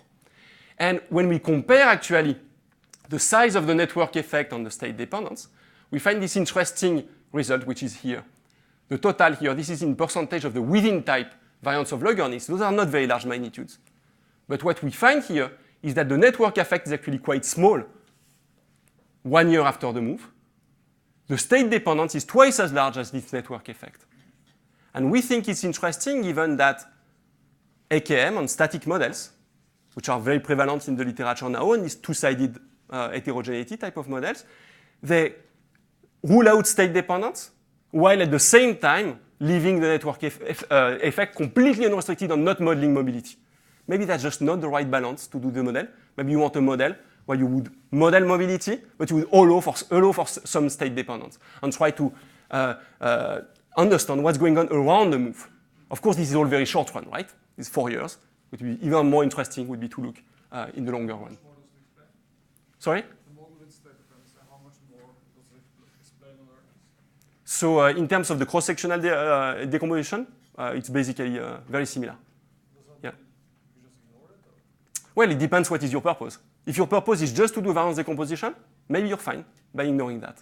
If your purpose is to understand what's going on around the move and to understand the dynamics, maybe then you want to use this type of dynamic models.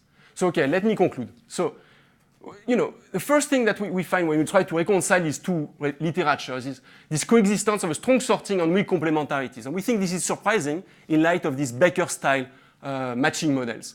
And, we also find, and that's quite important in our result, we find this small firm wage premium and the strong sorting, and it's difficult to reconcile with models that are based on revealed preferences for wages only. Maybe there could be amenities, maybe there could be other things going on. Maybe workers enjoy working with similar workers, right? And that has little to do with actually the pay policy of the firm. We do uncover some dynamic effects that have echoes in the structural literature. However, for us, perhaps the main conclusion of what we do is that our estimates call for new models, new theoretical models that would be able to rationalize the presence of this small firm effect and the near additivity of wages together with a strong sorting. Okay, let me just show you this. There's no time. Just in case you think we have no, our framework does not find complementarities and finds near additivity, but maybe there is additivity in the data that our framework is just not able to uncover them. We simulated a model, actually Rob's model with Lone Smith, with a version with on-the-job search. We simulated that under positive assortative matching and negative assortative matching. Those are the true wage functions. You see this non-monotonicity of wages, which is very characteristic of these models. We estimated this using our method, that's just one simulation. And, our estimator, our finite mixture estimator, recovers that pretty well, right? So to us, it looks like we have a method that if there were this type of complementarities in the data, we would have found them. But we simply don't find them in the Swedish data. Thank you. All right. Mikhail. Do you want this or? Let me try that, yeah.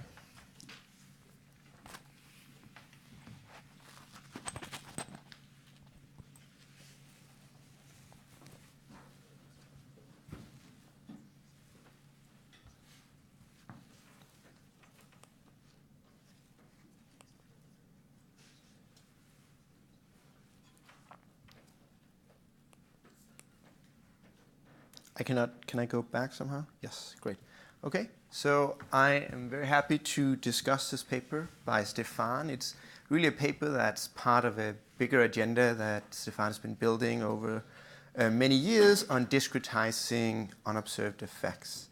But there's no way I can discuss that entire agenda, so I'm going to try and focus in on what also seemed to be the most important finding as it was presented here today. And so to get there, let me just try and repeat a few things that Stefan was saying, that there's a seeming disconnect. Some theories of the labor markets suggest a strong link between complementaries in the log earnings function and sorting in the labor market, whereas a bunch of empirical papers, including the first we saw today, tries to document such sorting patterns, but typically do it in models that exclude complementaries ex ante.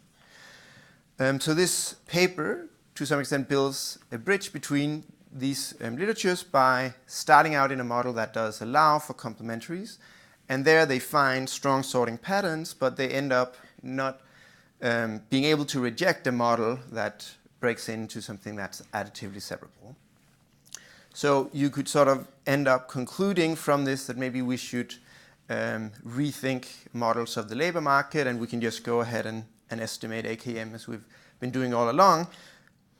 So I'm not going to talk too much to whether or not that's a good idea. What I am going to try and talk about is the econometrics behind Stefan's conclusions and try and give you a discussion of how much weight we should put on these, given what I think are a few weak points in the argument. So to get there, let me just set things up in slightly different notation from what you saw on the slide. So this is going to be about the static model, and it's going to be as it's applied to the data in the paper.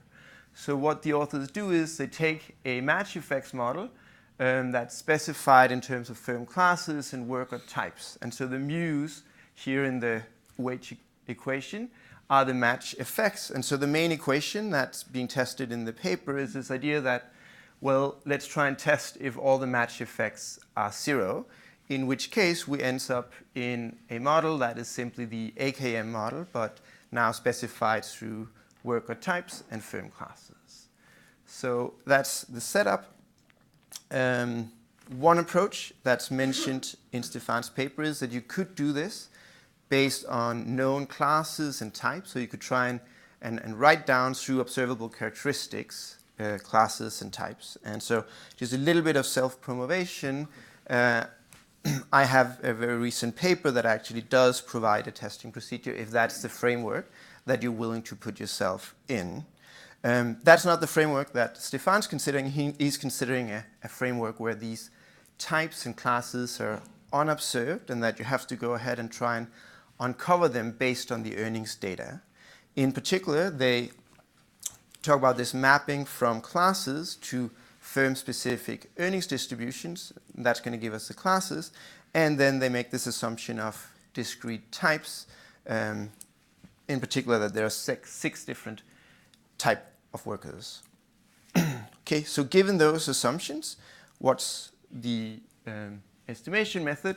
First, they can't use the actual earnings distributions because these are unobserved, so they have to estimate those from the data. So they plug in estimated earnings distributions, and then they use this k-means algorithm to partition the firms into 10 classes. Then given this classification, they go ahead to the estimation step, where they then make this assumption of 6 different types, and then estimate the parameters of the model together with the type proportions using maximum likelihood. And so this estimation of that is somewhat difficult, and so they rely on EM algorithm for computation.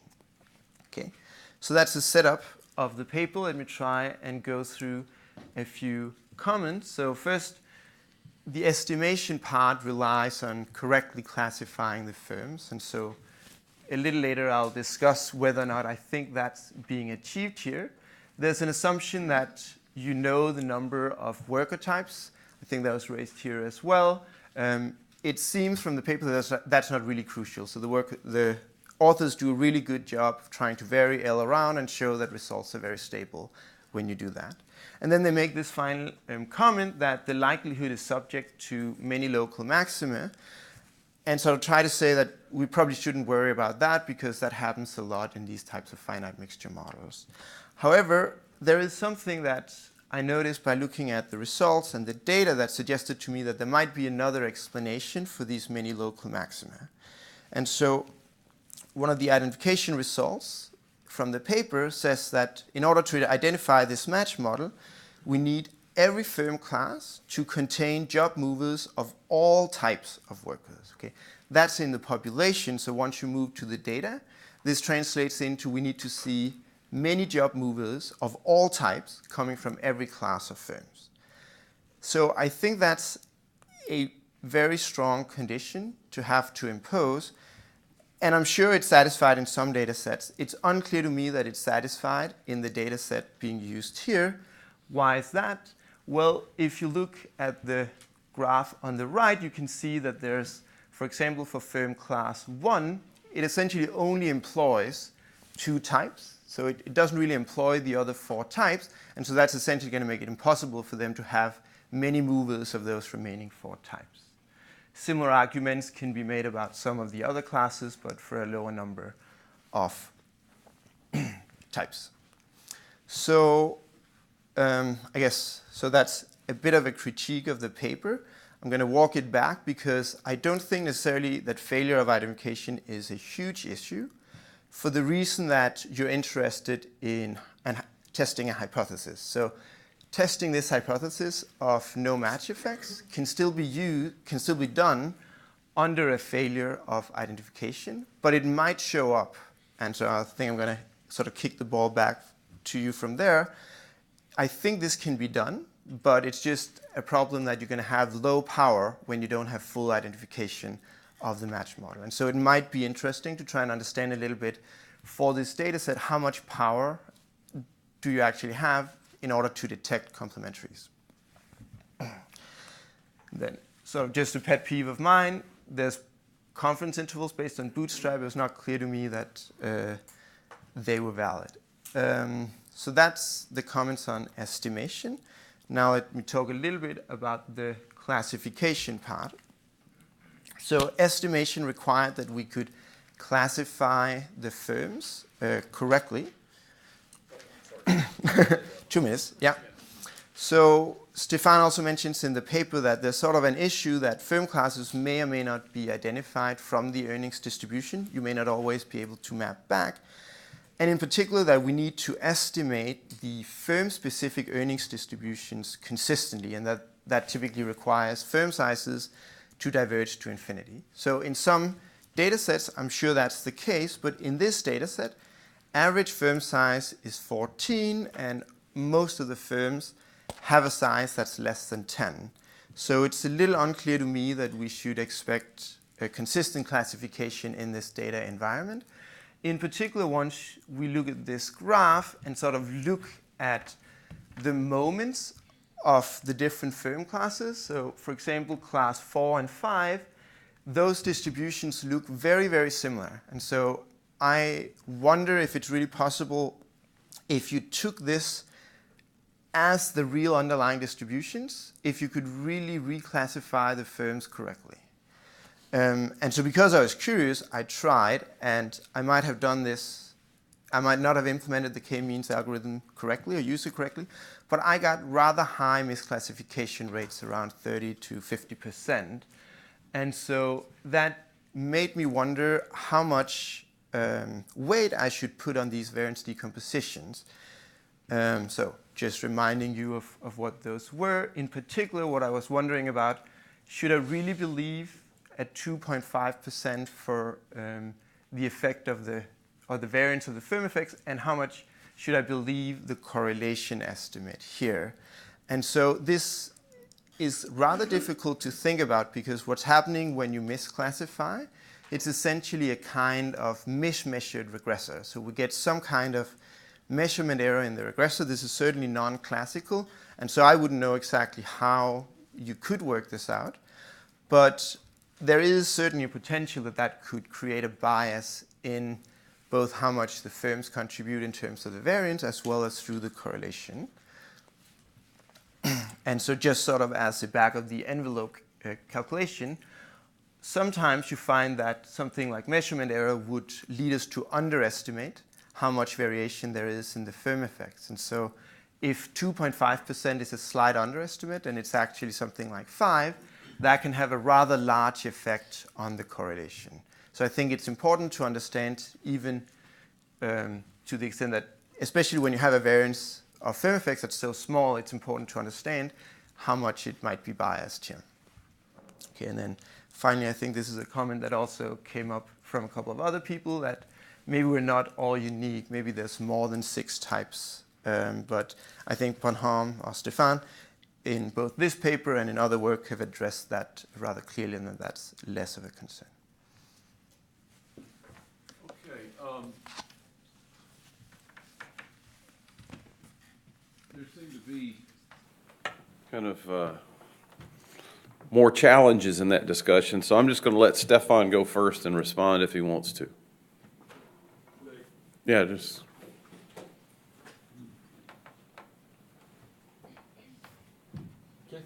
Thanks a lot for the discussion. So yeah, those are issues that we've been struggling with for quite some time. So let me take these 2 comments in turn. So the first one is about the local maxima and the failure of identification. So that's pretty obvious from the graph that it's not only that we don't have this kind of cycles where all workers of a given type move in kind of complex ways in the graph. It's also that there are some firms that only hire a very particular type of workers. And that's pretty obvious for the high-type firms that only, never hire, almost never hire the low-type workers according to our estimates. So that worried us a lot, and that might be related to the local maxima issue that we encountered. In a way, this is something that is related to the fact that we want to have a model that does not restrict mobility at all. Okay, so in that model with firm heterogeneity and worker heterogeneity that is discrete, mobility now is discrete, but it's completely unrestricted. And that actually can allow for this type of, that makes estimation more challenging. So we did something in the paper, which is buried in the supplement now somewhere, which is to estimate these regression models that I was talking about before. And those regression models are actually quite helpful in that regard, because they do add much more structure, not on the mobility side, but on the wage side. And the conditions you need for identification is actually quite weaker there. It's not an identification that has to do with that particular type of worker working in all the firms, right? And so extrapolation is easier because you're taking a stronger stand on the model. And in those regression methods, we find very similar orders of magnitude, very similar numbers as what I showed in terms of variance decomposition, for example. So that's something that was a relief for us, although I fully agree that studying better the weak identification issues there is actually a first-order issue for future work. Okay? And the validity of the bootstrap, I think, is also something that is quite interesting. So let me now go to the classification, to this k-means thing. So yes, we completely agree that we need a large number of workers per firm for this to work well in the asymptotic, and we don't have that in the data, that's for sure. And it turns out that it seems not to affect what we do too much, and there is a key reason for that, is that all these objects that we look at here, they are worker-weighted. They are not firm-weighted. So what really matters is to get what happens to the largest firms, right? And what happens to the smaller firms is important, but it contributes to a smaller extent to the type of variance decomposition that we do. So it seems from what we have done, and we've done that on many, many simulation exercises when we reclassify, so it's very much doing this type of Monte Carlo that you wanted to do, we have seen actually quite a lot of stability for this variance decomposition. And of course, the smaller firms, we don't get their type right, but the bigger firms, we do get their type right. And that's actually enough to get us a meaningful variance decomposition in this discrete environment that we simulate, that is calibrated to our estimates.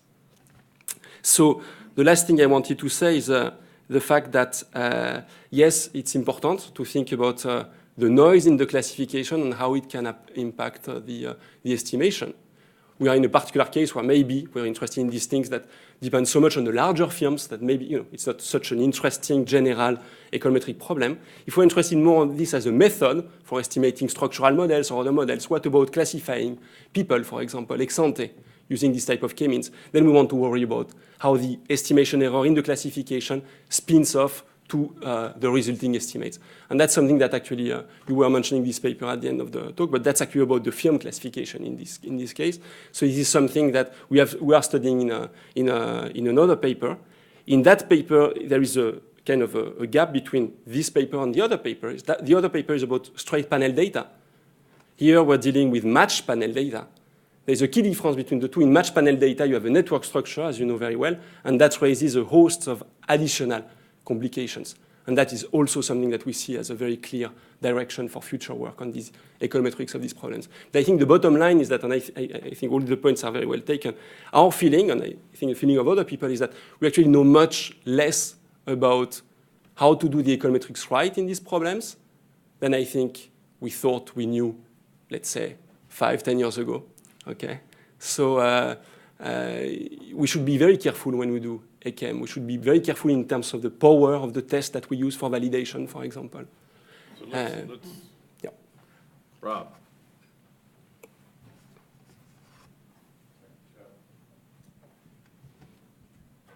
I guess I'll take the econometrics are all right, and we should believe the graphs. So I'm trying to think whether the following theory is consistent with what you showed, which is the wages. Let's say a stylized version of it is wages are flat for a given worker type across all the firms, but there's a lot of sorting of high wage workers into high skill workers into high wage firms. So the wages, as I understand it, these are wages that are actually accepted rather than just some unconditional thing. So if I thought of something like Jean-Marc had a version of Scheimer-Smith, which had a idiosyncratic match quality there as well. So an alpha worker in a type K job draws from a distribution and only accepts the ones that are the jobs that are good enough. So then what we're seeing is, so why is it that low-wage workers typically don't take these high-wage jobs? Is most of the time when they go to those high K jobs, they're getting very bad wage draws, and it doesn't make sense to take that job, and we're just seeing a selection when we look at those wages. Then there's nothing, I think from, Becker with a bit of frictions, you would expect to see some figures like that. You agree with that interpretation, or am I missing something? It could be. Okay. Yeah, so it's true that what we recover are these distributions of accepted offers, basically. We can't solve the selection problem. We never can distinguish the distribution of offers versus the distribution of accepted offers. I would need to think more about the Jean-Marc's model, yeah. Whether a model like that could uncover something. And that would still satisfy like the static model assumptions, or the fact that you have wage like match-specific heterogeneity? Maybe not. Maybe not. Maybe need the dynamic. Okay, but I think that's an interesting. Thinking about something like that as a data generating process and seeing what comes out from the estimate. So I think the point is that maybe the distribution of offers is quite different from the distribution of accepted wages, and we never show the distribution of offers here. Let's let Fadi get the last one, and then we've got a 15-minute break. People can just,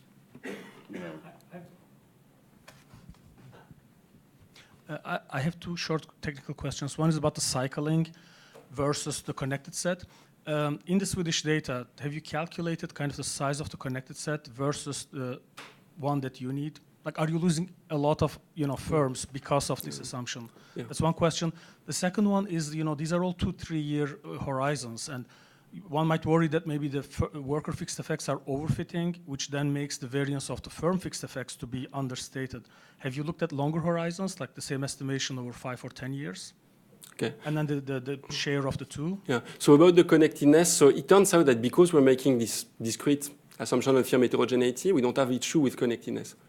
It's kind of a key benefit of doing something at the type level. Now you don't need to be concerned about the difference between the variance in a connected set versus the variance for everybody. So we get the variance for everybody for sure. Actually, what we need is connectedness across classes, but this seems to be, at least in what we have here, that seems to be satisfied there. It's more of a quantitative question, like the size of total firms and workers in your sample. Yes. If you were to the connected set. Oh yes, so the connected set would be it would in that data is actually quite smaller than I don't remember the exact number. I don't want to say something stupid. It's maybe 80% or something like that. It's still a large share of the full sample. What was the other question again? Sorry. The time horizon. Oh, the time horizon. Yeah, that's a very good question. So there's of course a tension there, and the tension is that the more I go out of the event study window, the less comfortable I am with an assumption of fixed types, being the firm or the worker, which is what people do in AKM routinely. So I'm not sure about this overfit issue. Maybe we can talk a bit more about it. But yes, absolutely, this is short run. So the few estimates that are less short run are the dynamic ones, but it's still only like a 5-year window or 4 year plus 1 year in the middle. So it's still very short run. Looking at what happens on the longer run is interesting, but to me, that should be done with varying types. I have a hard time thinking that people on firms stay the same over 10 years, for example. All right. And John wants to talk to you over coffee. He was the one that got cut off. Okay. We'll be back at 11:15.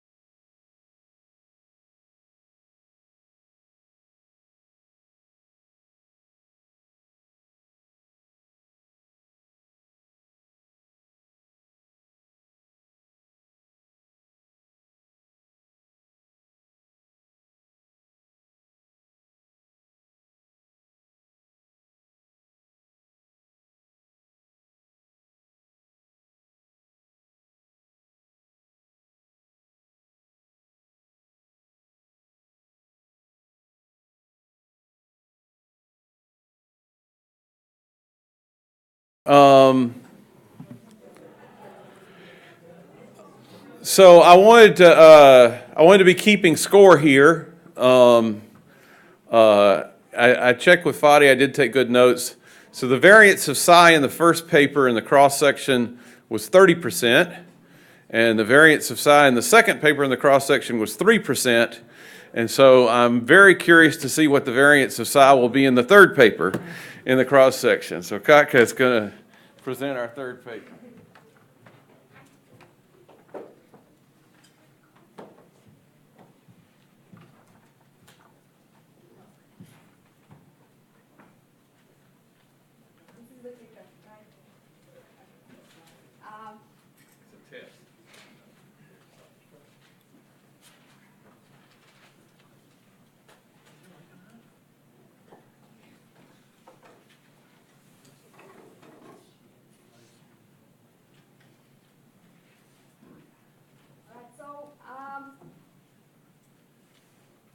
The previous two papers gave us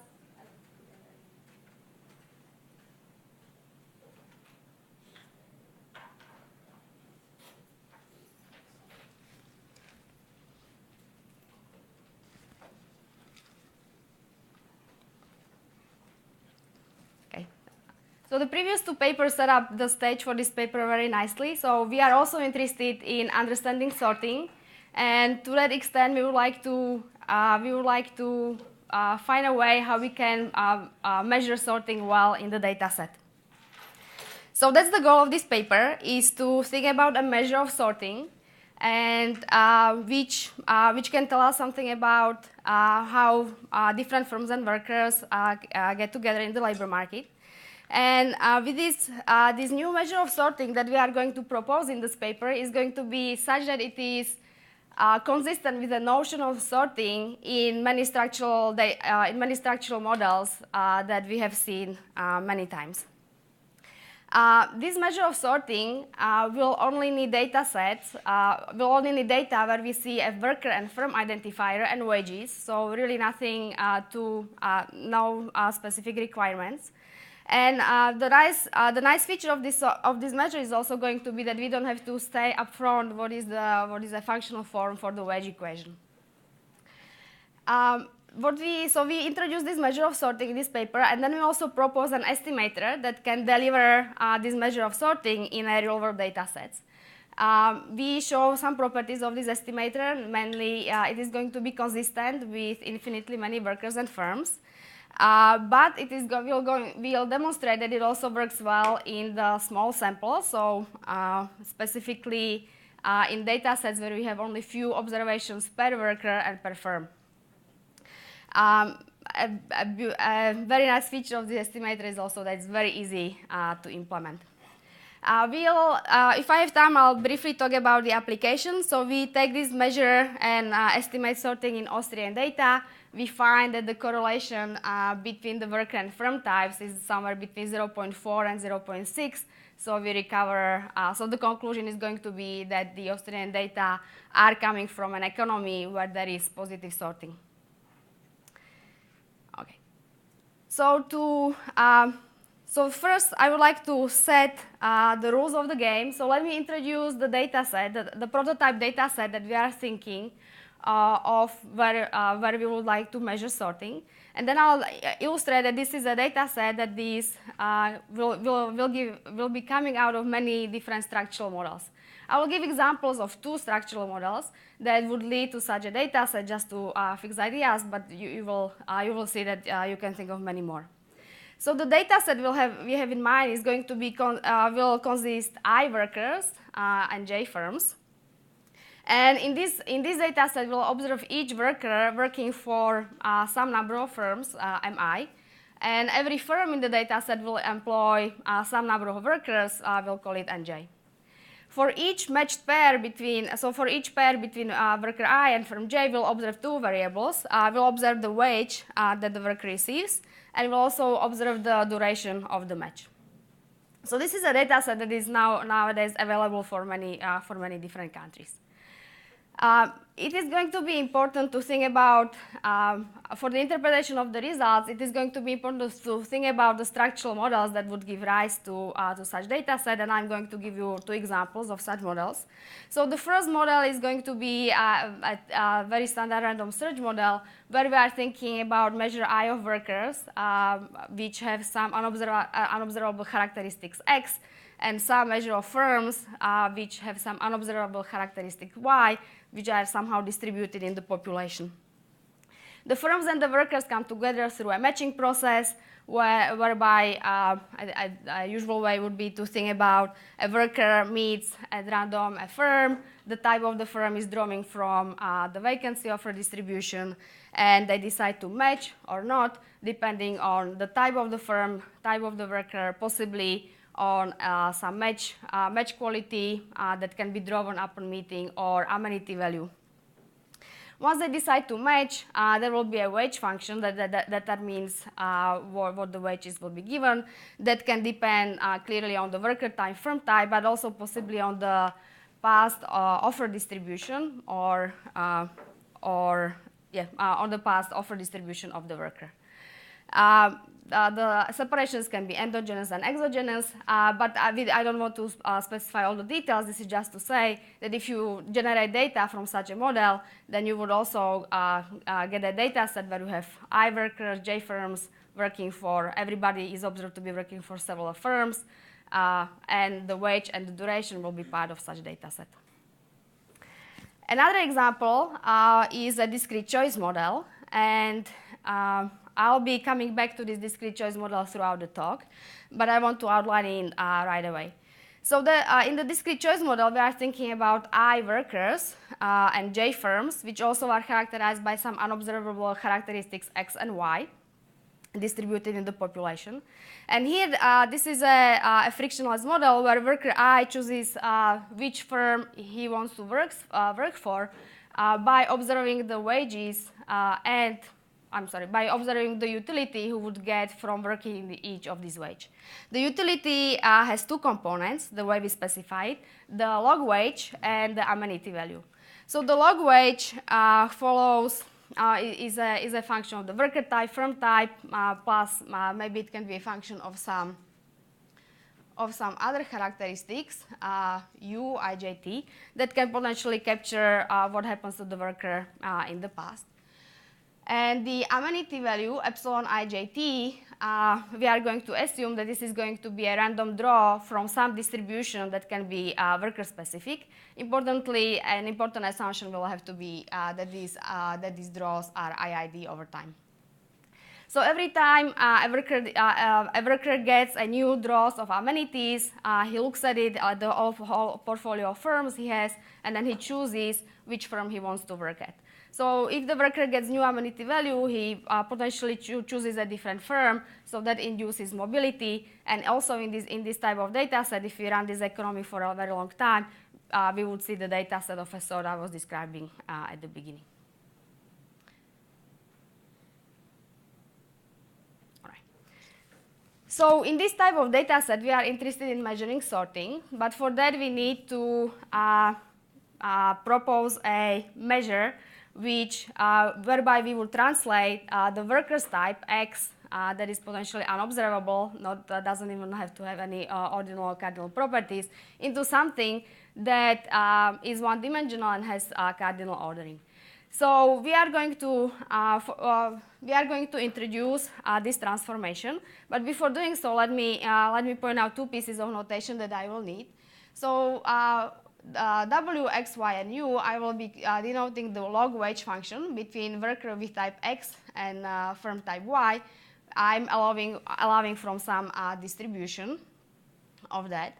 And then 2 important objects I want to introduce are the conditional distributions. So phi X of Y is going to be the conditional distribution of a worker with type I, with type X, of firms that he will be matching with in equilibrium.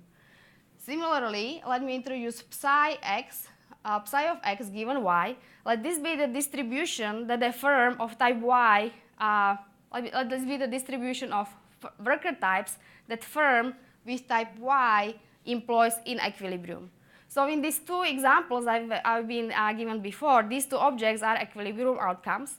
For us, this is going to be a primitive, and we are going to use those to define the worker and the firm types. So we'll define worker type to be the expected wage that the worker will be getting in an employment relationship that he takes. Or put it differently, if you see the economy run for an infinitely long time, lambda of x, the worker type, will be the average wage this worker with characteristics x is earning over this infinite long horizon. Similarly, firm type mu of y we define similarly. So this is going to be an expected wage that a firm of type y is paid to its employees. To the employees, it hires an equilibrium. Or in this infinitely long data set, it would be an average wage that the firm with type y pays to its employees. We are interested in measuring correlation between lambda x and mu y in the matched pairs. So in the next step, I want to persuade you that this measure that we are proposing here is informative about sorting. And I will use the structural model to make that point. Before going there, though, let me come back to Abort-Kramars-Margolis methodology, something that has resonated in the previous two papers a lot. And let me also define what their types, namely the fixed effects of a worker and the firm, are using the conditional distributions. So what follows from the wage specification of the log additive specification of the wage is that the AKM worker type alpha of xi, or the worker fixed effect, using the moment conditions, is the expected value, is the expected difference between the wage he's getting minus the firm fixed effect, and the expectation is taking over the worker's conditional distribution across firms that he will be employed by in equilibrium. Similarly, firm fixed effect, psi of yj, would be defined as the expected difference between the wage and the worker fixed effect, taking over distribution of workers that this firm employs in equilibrium. The correlation between those two, alpha and psi, would be something that is often used to measure the extent of sorting. And I'll use these definitions later on to illustrate the difference between our measure and raw AKM in the structural models. So I'm going now to use one of the two structural models that I presented earlier to illustrate that our measure is going to be informative about sorting. So I'm going to use a structural model where we understand what the notion of sorting is and relate it back to raw. I will also contrast it with what AKM recovers in this type of models. And right away I want to point out that everything what I'll be doing now will be not estimating the correlation between any of these two, between the types. I'm going to use the structure of the model and the moment conditions to recover what these correlations are. So I will not be dealing with any finite sample bias or more limited mobility bias. These are going to be exercises in the ideal data sets with infinitely many workers, firms, and a lot of mobility. Later on, I will also use the structural model to study the properties of the estimator I'll propose in a small samples. And that's also the main motivation for why I'm going to be focusing on the discrete choice model. So the discrete choice model is formulated well for the finite number of workers, but as well it has also a nice limit as number of firms and workers goes to infinity. So within this one laboratory, we can think about whether the estimator is consistent as well as what are the small sample properties. All right. Okay. So I need to put lay out a little bit the discrete choice model in a little bit more detail in order to be able to do exercise. So we are going to assume that the worker types that are denoted X are going to be distributed according to standard normal distribution, and similarly for the firm types that are also going to be distributed standard normal. So this is not that essential, but it will give us a lot of goals for formulas. We are going to assume that the log wage, W of X and Y, is given by the formula on the slide. By the formula on the slide. So what's the wage of a worker X who is employed by a firm X? So it's given by X. So there is some notion that higher type X workers will have a higher wage. But it also has this penalty for not matching with, for not working with a firm that is of a similar type as you are.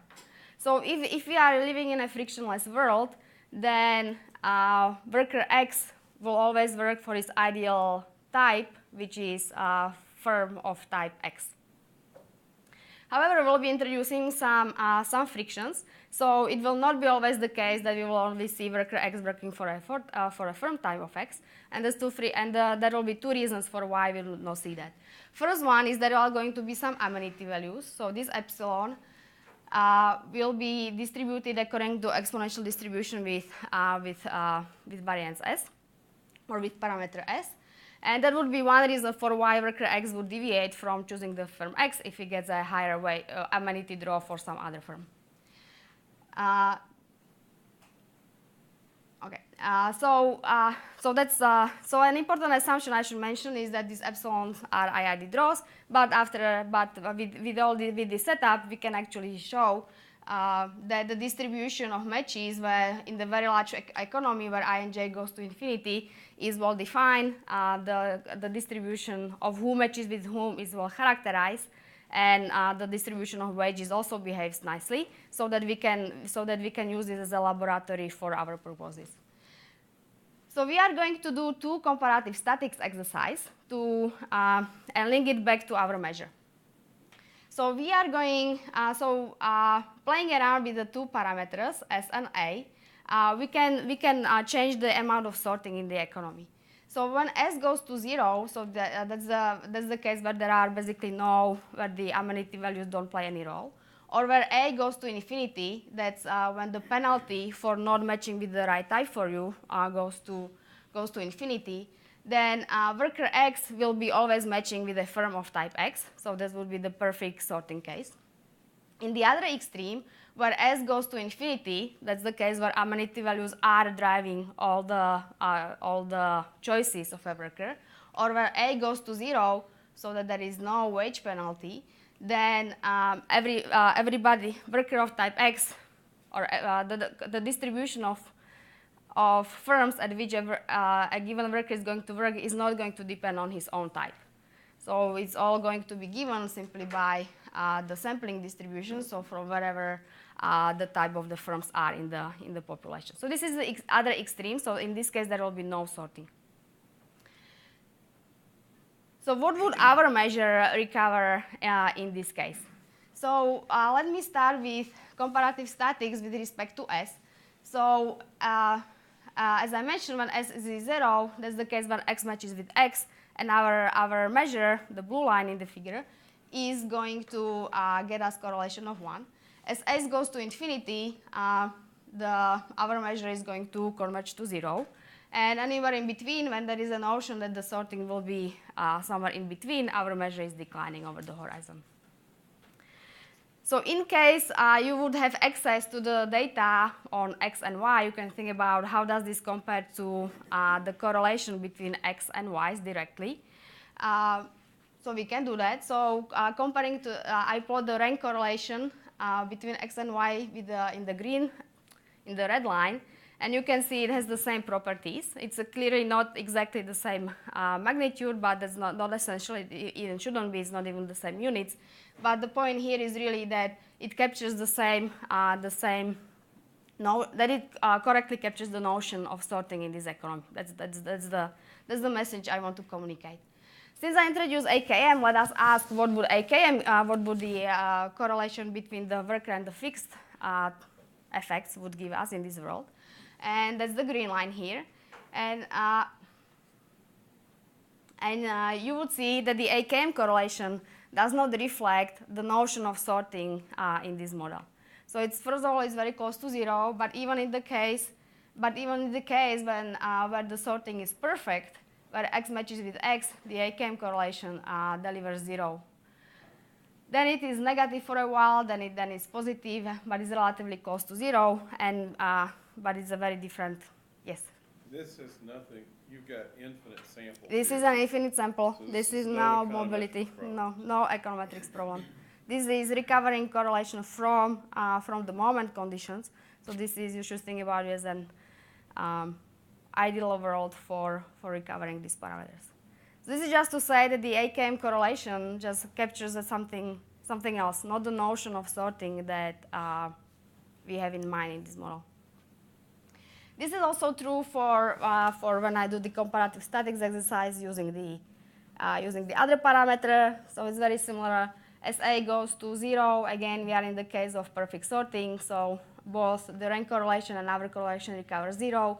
As A increases, sorting should go towards the perfect sorting. And indeed, these two measures converge to 1. Again, AKM correlation is living in their own world. Where do those jumps come from? Variance of the firm type is 0. But there is no specific reason for Why it should be. The covariance flips. The covariance is 0. The variance of the firm type is 0. And the covariance flips from positive to negative. Yeah, but there is no. But I don't think there is any specific reason for why it should occur exactly at this. Mathematically, that's what kind of what drives why you can get a sign. That's a jump like that. So the magnitude doesn't change. I'm a bit confused by the comparison with AKM. Mm-hmm. The wage equation is not AKM. So I'd like to know what you mean by that. What's the point? I mean, how you showing the correlation between, I mean, your structural wage equation is not AKM, so how could possibly the correlation involved would be the AKM correlation? I recovered it from the moment conditions that I put up front. The reason that I would use the AKM correlation as the correlation is because I think the structural wage equation is AKM. If the structural wage equation is not AKM, then I wouldn't need a correlation. I don't quite get it. You've written down the model as a different wage equation. Fine.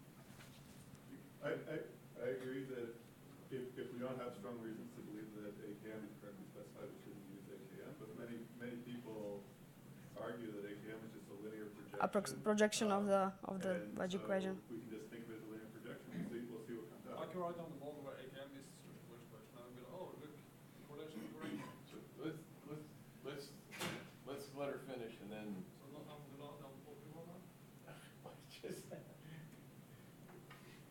you have a chance to talk to Rob a lot, so let's give her a chance to finish. Okay.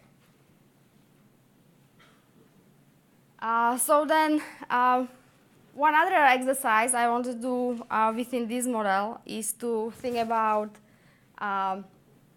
the situation where our measure would actually recover negative correlation, even though the rank correlation might be positive.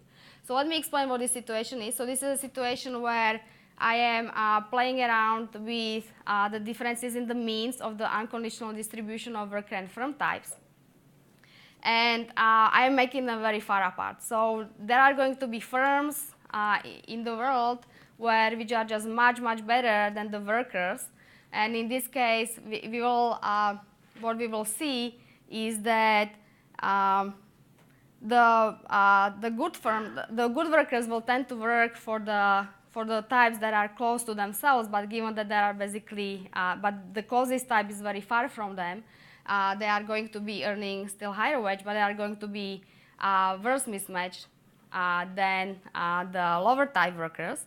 And what will happen on the firm side is that the firm side, the firms are very productive, they are really great, but there are just not good people that they can work for. So what they are going to do, they are going to hire very bad workers from their perspective, and they will be punishing them with the lower wage. So what we will see here that the high wage workers will tend to work for low wage firms, and that demonstrates itself as a negative correlation. let me just move. Let me just continue. I mean, we can talk more about that case too. So maybe one last example using this economy is to think about go back to AKM again under the assumption that you can view AKM as a linear as being a linear projection of the true wage function, which is not linear in this case. And let me examine the economy in which the economy approaches the case where there is perfect sorting. So I'll be doing that through by taking the limit as s goes to infinity. As s goes to 0. So what happens in this case is that the worker fix effect that the AKM recovers is going to be linear in the x. The firm fix effect is going to be a constant, so there will be no variance of the firm types of the firm fixed effects in this economy. And the correlation actually is, since covariance is going to be 0 divided by variance which is 0, but it turns out that the limit is well defined and is actually can be anything between -1 and 1, depending on the parameters of the model that are really not informative, that are really not relevant for sorting. And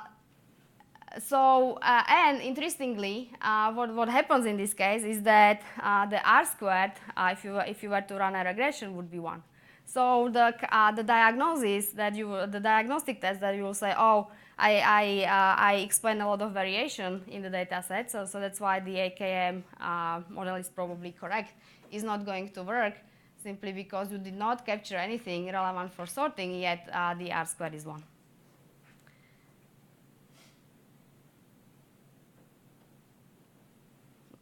So 5 minutes? Right. No, 10 minutes. You have 14 minutes. 14 minutes. All right. So this is the measure that we introduced. I hope I persuade you that this measure of sorting captures the notion of sorting in structural models that we care about. So let me now move to the next step, where I'm going to describe how we estimate, how we recover this measure of sorting in the real-world data sets. So I will have to specify what assumptions on the data set we are going to impose, and then under these assumptions, I'll talk about properties of the estimator. So we are going to work with data where each worker I has at least 2 log wage and duration observations, and every worker and every firm J is going to employ at least 2 distinct workers, for which you will see also the log wage and the duration observation. It will become clear why we need this conditioning on 2. The assumptions on the data are going to be the following. So first, we need to assume that the wage duration observation for every worker is an independent draw from the worker-specific distribution of wages. So going back to the notation I introduced before, we are assuming that for worker X, we see 2 independent draws from his phi of Y given X, so from his own conditional distribution. Similarly, on the firm side, we assume that the wage and duration pair is coming from the worker-specific conditional distribution, and that these are independent draws. And the last assumption is that we need to assume that the noise of the type, by which I mean the wage minus the true type, that the noise is independent between the other employees, and okay, I have to explain with the example. So so suppose I work for NYU, then we have to assume that the noise of my wages from all my other employers is independent with the noise of everybody who is employed by NYU. And this independence assumption is going to be important to get the variance right, covariance right. Say again? What do you mean by noise?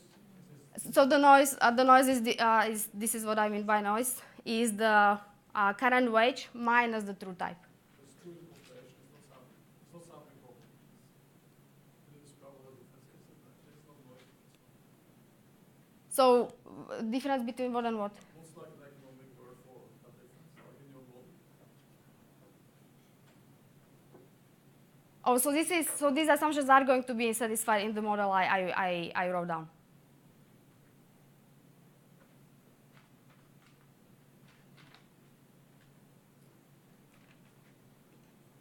Okay. So our estimator is the covariance between the worker and firm types.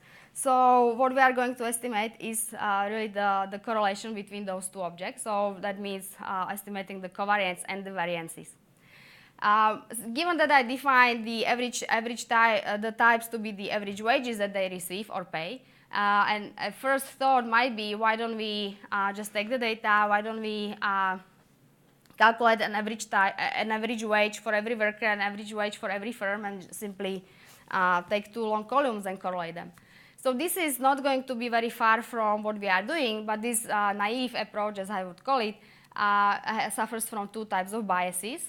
With this approach, the estimate of covariance will be biased because when we do the covariance, when we recover type and do the covariance, then we will use the common wage for every match we have in the pair in the data set. So that's why the covariance will tend to be biased upward. So how do we correct for that? Well, we are going to use the leave one out estimator for the purposes of recovering the covariance. If you just take this naive estimator of the variances, then these are also going to be biased because for every worker, we are going to have a relatively few observations. So the type for every worker will recover is going to be a noisy measure of his true type. And when we take the variance of this noisy measure, it's going to just increase the variance. Our correction is going to be that to recover the variance of the worker types, we'll do between worker variance decomposition and take the between variance as our measure of the variance of the worker type. The same for the firm types. Okay. I'll spare you the formulas. They are in the paper, but they are literally just application of what I have said. Very briefly, some properties of the estimator, and then I'll move to the data from the Austria. So this estimator is consistent as I and j goes to infinity under the assumptions I specified earlier. Let me just stress one more thing, which is that for the consistency proof, we do not require that M and N, which are the number of jobs per firm, per worker, and number of workers per job, per firm, that we do not require that to go to infinity to get the proof of consistency. Importantly, however, this estimator works well in finite samples. We do Monte Carlo simulations from the discrete choice model, where we generate samples for a relatively small number of workers and firms. So we vary number of workers between 100 and 100,000. We have a relatively small number of firms, and importantly, in this simulation, we'll also assume that the number of jobs per worker is going to be small.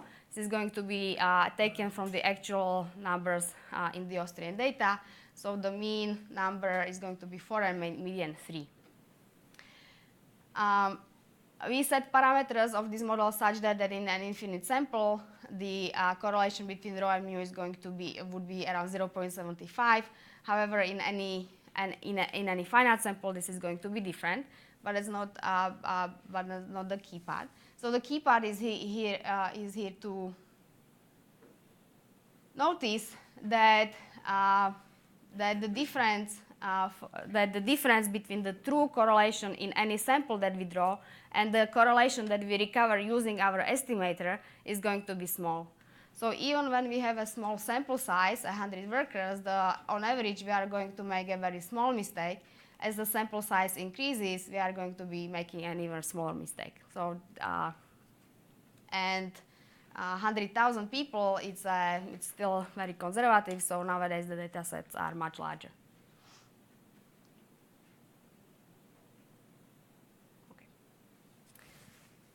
So in the final part of the talk, I I'll talk about the application. So we are going to be using the data from Austrian Social Security records to measure the sorting.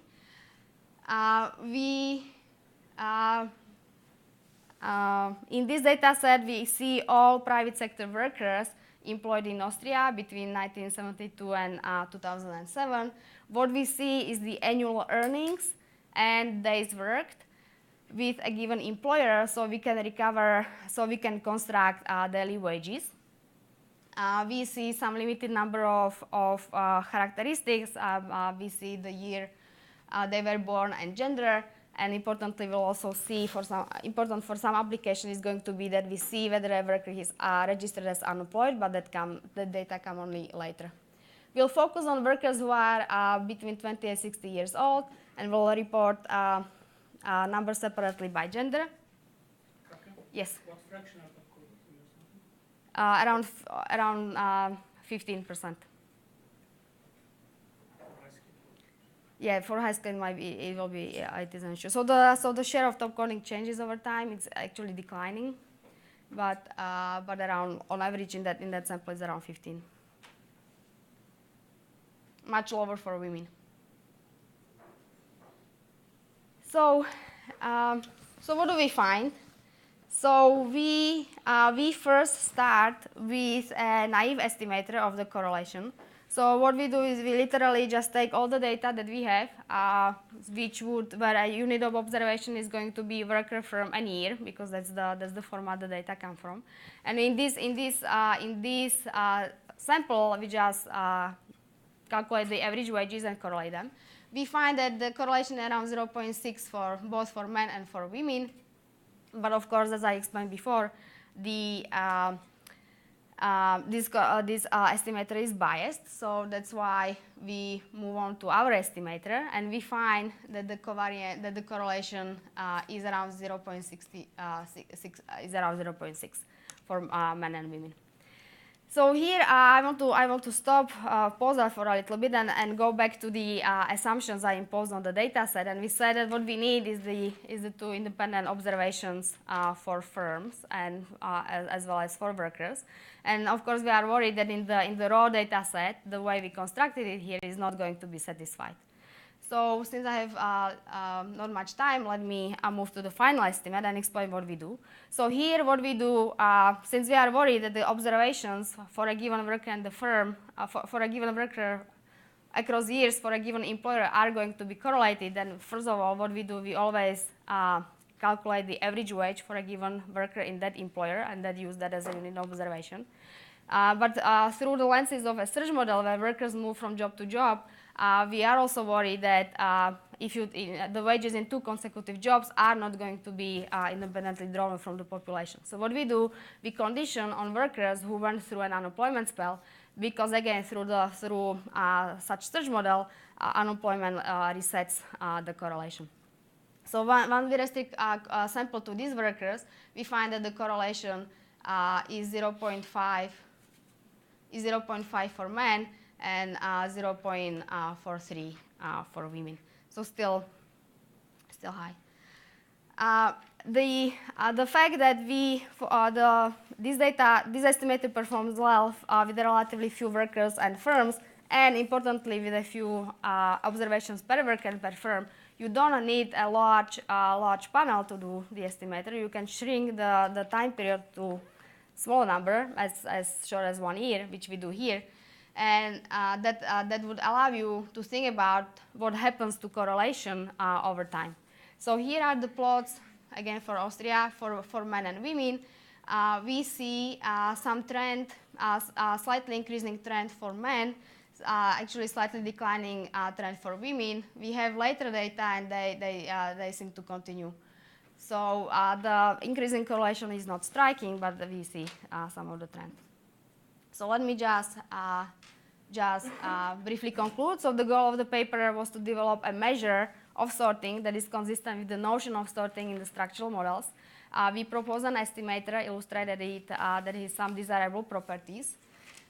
And and I just want to stress maybe one more time that it works well in realistic data sets where we have very few observations per firm and per worker.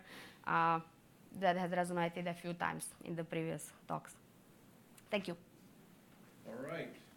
Chris.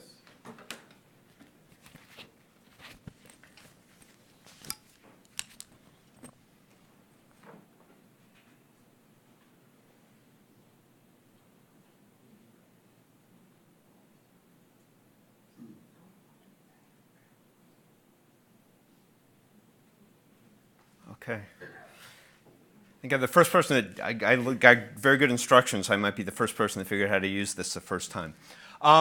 So this is me. I'm talking about Katya and Rob's paper. So let me, it's a really nice paper. The paper does a lot. Katya talked about it. There's a lot more in the paper than what Katya talked about. They were nice enough to send me the slides, which were one thing. The paper looks kind of different than the slides. I also had the advantage, Katya presented this at Wisconsin 8 days ago. Didn't change that much, so I had some advanced preparation. So here's what I'm going to do. I'm going to summarize the main points of the paper, or at least some of the main points of the paper as I see them, and let me go on then to give my own thoughts. This is sort of, I've discussed papers many times before in the past. This is a little different because this paper is sort of very closely related to the first papers before it, and you prepare your slides ahead of time as a discussion, and so sort of the discussion be discussion. I really should have read all of the papers and all of the other discussions before presenting, because some of my slides are going to be repeating other things that we've said before. So I kind of started by summarizing AKM, but if you don't know what AKM is by now, you haven't been paying very close attention. So this is AKM. People run regressions of log wages on worker fixed effects and firm fixed effects. And I want to think about this as a sample regression function. So this is a linear projection. I don't want to make structural assumptions about what this means. And this paper is motivated by the following facts. So lots of people have run these regressions, and then they calculate the covariance between the worker effect and the firm effect, and they find a covariance that's close to zero and often quite negative. And this has gotten really a lot of attention. Lots of papers have tried to duplicate this in various different countries, and the interpretation of this is often to say there's not very much sorting in the labor market. This is really surprising. Why isn't there sorting in the labor market? Well, let me say a little bit. Maybe this is a straw man, and maybe it's not. But this, to me, is not the right way to think about how you do empirical work. We're doing things completely backwards. This basically starts with an estimator, gets a parameter from the estimation, and then wants to tell stories about what the parameter means. Normally what we do when we try to do empirical work is we start with a question. Then we think about a model. Maybe it's a econometric model. Maybe it's more of a econometric structural model. And that leads to a parameter. And then we try to come up with a consistent estimate of the parameter that we're trying to estimate. This backwards moving from AKM is not doing that. It's starting with the estimator and then putting an interpretation on top of it. And even if you believe the fundamental assumptions beyond the AKM model, because of the small sample issues, you're not getting consistent estimates of alpha hat and phi hat, and because you're not getting consistent estimates of those, you're not getting consistent estimates of the covariance. Okay, so to me that's where this paper is starting, and it's going to do things correctly. So with the way that this paper, at least correctly the way that I defined correct in the previous slide, they're going to start by defining a parameter. They're going to have some notion of what sorting means. They're going to define a parameter to pick up that sorting, and then they're going to formally show that they have consistent estimates of the parameter they're trying to estimate. Okay, so what is the parameter?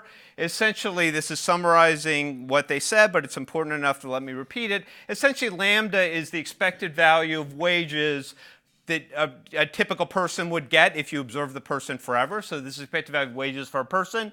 And essentially, mu is the average wage that a firm would pay. Right, so if we observed a firm over a long period of time, the wage would converge to that object, and then the parameter of interest is the correlation between these.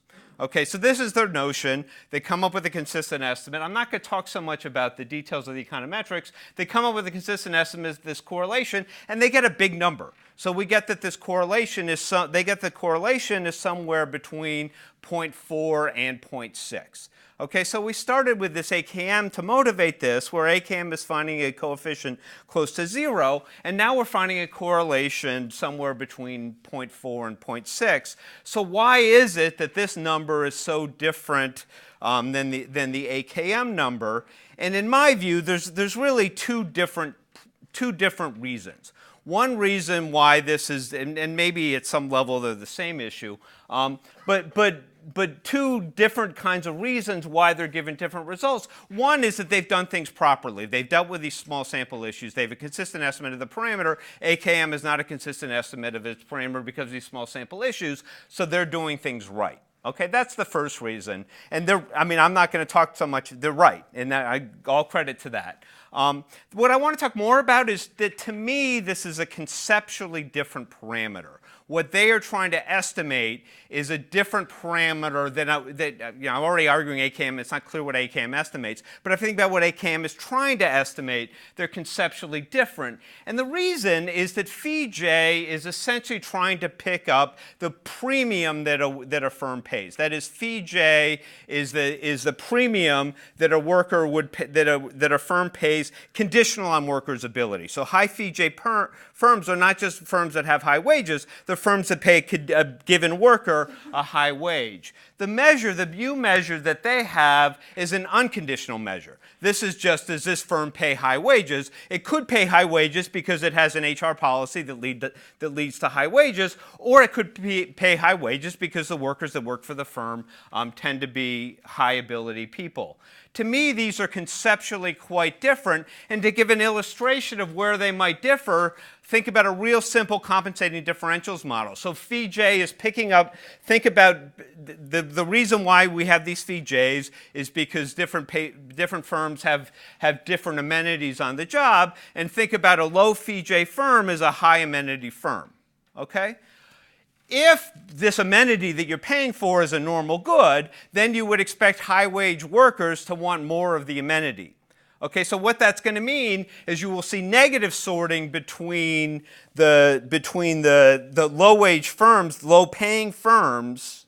High-amenity firms with low-paying firms will tend to have high-ability workers, but high-ability workers will tend to work with each other because they're both choosing these same sort of firms. You can think health insurance doesn't fit perfectly, but you can think about something like that. Firms that offer health insurance should offer lower wages, conditional on ability, and you might expect to see higher wage people are more likely to work at firms that offer health insurance. So this is a case where they go in opposite directions. So to me, they're conceptually different. Katya didn't talk about this in the presentation, but the paper recognizes this problem and has an argument in the paper that they are, in some sense, similar kinds of things. The argument, I guess it's not, maybe I'm only talking to the two of them at this point since Katya didn't talk about, but the argument seems to rely pretty crucially that X and Y are one-dimensional objects. So that once we know Y, we know everything. Y is a one-dimensional object. From that, we know everything that there is about a firm. That seems crucial to the argument, but not a particularly reasonable assumption. We think that firms differ for lots of different reasons. Some firms, firms produce different goods. Firms have different kinds of HR policies. There's no reason to expect those things to be perfectly related. Now, not only that, it's not clear to me that anything in the econometrics relies on the fact that X and Y are unidimensional. Everything that they talked about would be perfectly fine if they're not. I have 2 minutes, so let me. Yeah, okay. But one is a complicated slide. So to me, thinking about this, I don't totally buy the argument. I'll just end there. They have an interesting slide that Katya didn't talk about, where they worry about heterogeneity and they condition on a whole bunch of stuff. So column 1 conditions on education, column 2 conditions on white or blue collar workers, column 3 conditions on industry. To me, this was the most interesting table in the paper, because the estimates are even larger larger. So I'm arguing that a lot of this might be explained by firm heterogeneity. What they show is when you condition on this stuff, you see even more sorting within these more narrowly defined things. So let me add with one suggestion that I think they could do, which would be interesting to separate these two things, is just do a simple decomposition. So I can think about I'm going to just add and subtract their lambda term from the wage, and then I can write this mu thing as a sum of two different things. The first one is essentially picking up something about the HR policy. Is this a firm that systematically pays higher wage to the same workers? The second, okay, I didn't master this. The second one is picking up the sorting between workers. The high lambda workers tend to work with high lambda workers, and the low lambda workers tend to work with low lambda workers. Since the sum of the covariance is the covariance of the sum, they could very easily take their correlation and divide it up into these two different components, which I would think would be an interesting thing to do. So I'm done. It's an interesting paper. If you read AKM and you think there's no sorting in the labor market, you're wrong. You can come up with measures of sorting where you see lots of sorting. So we'll let you have your first set of responses. And then I'll... Thank you for the discussion. So anything we do in the paper does not rely on the fact that x and y are one-dimensional. The example I put forward, it did. We use that example, but really nothing. It can be multidimensional. The important part is that we map this multidimensional object into lambda x and mu y, which are one-dimensional objects, so that we can measure correlation. And what else? We'll have to think about the decomposition you suggest. We might be able to do that. Other questions? Fadi.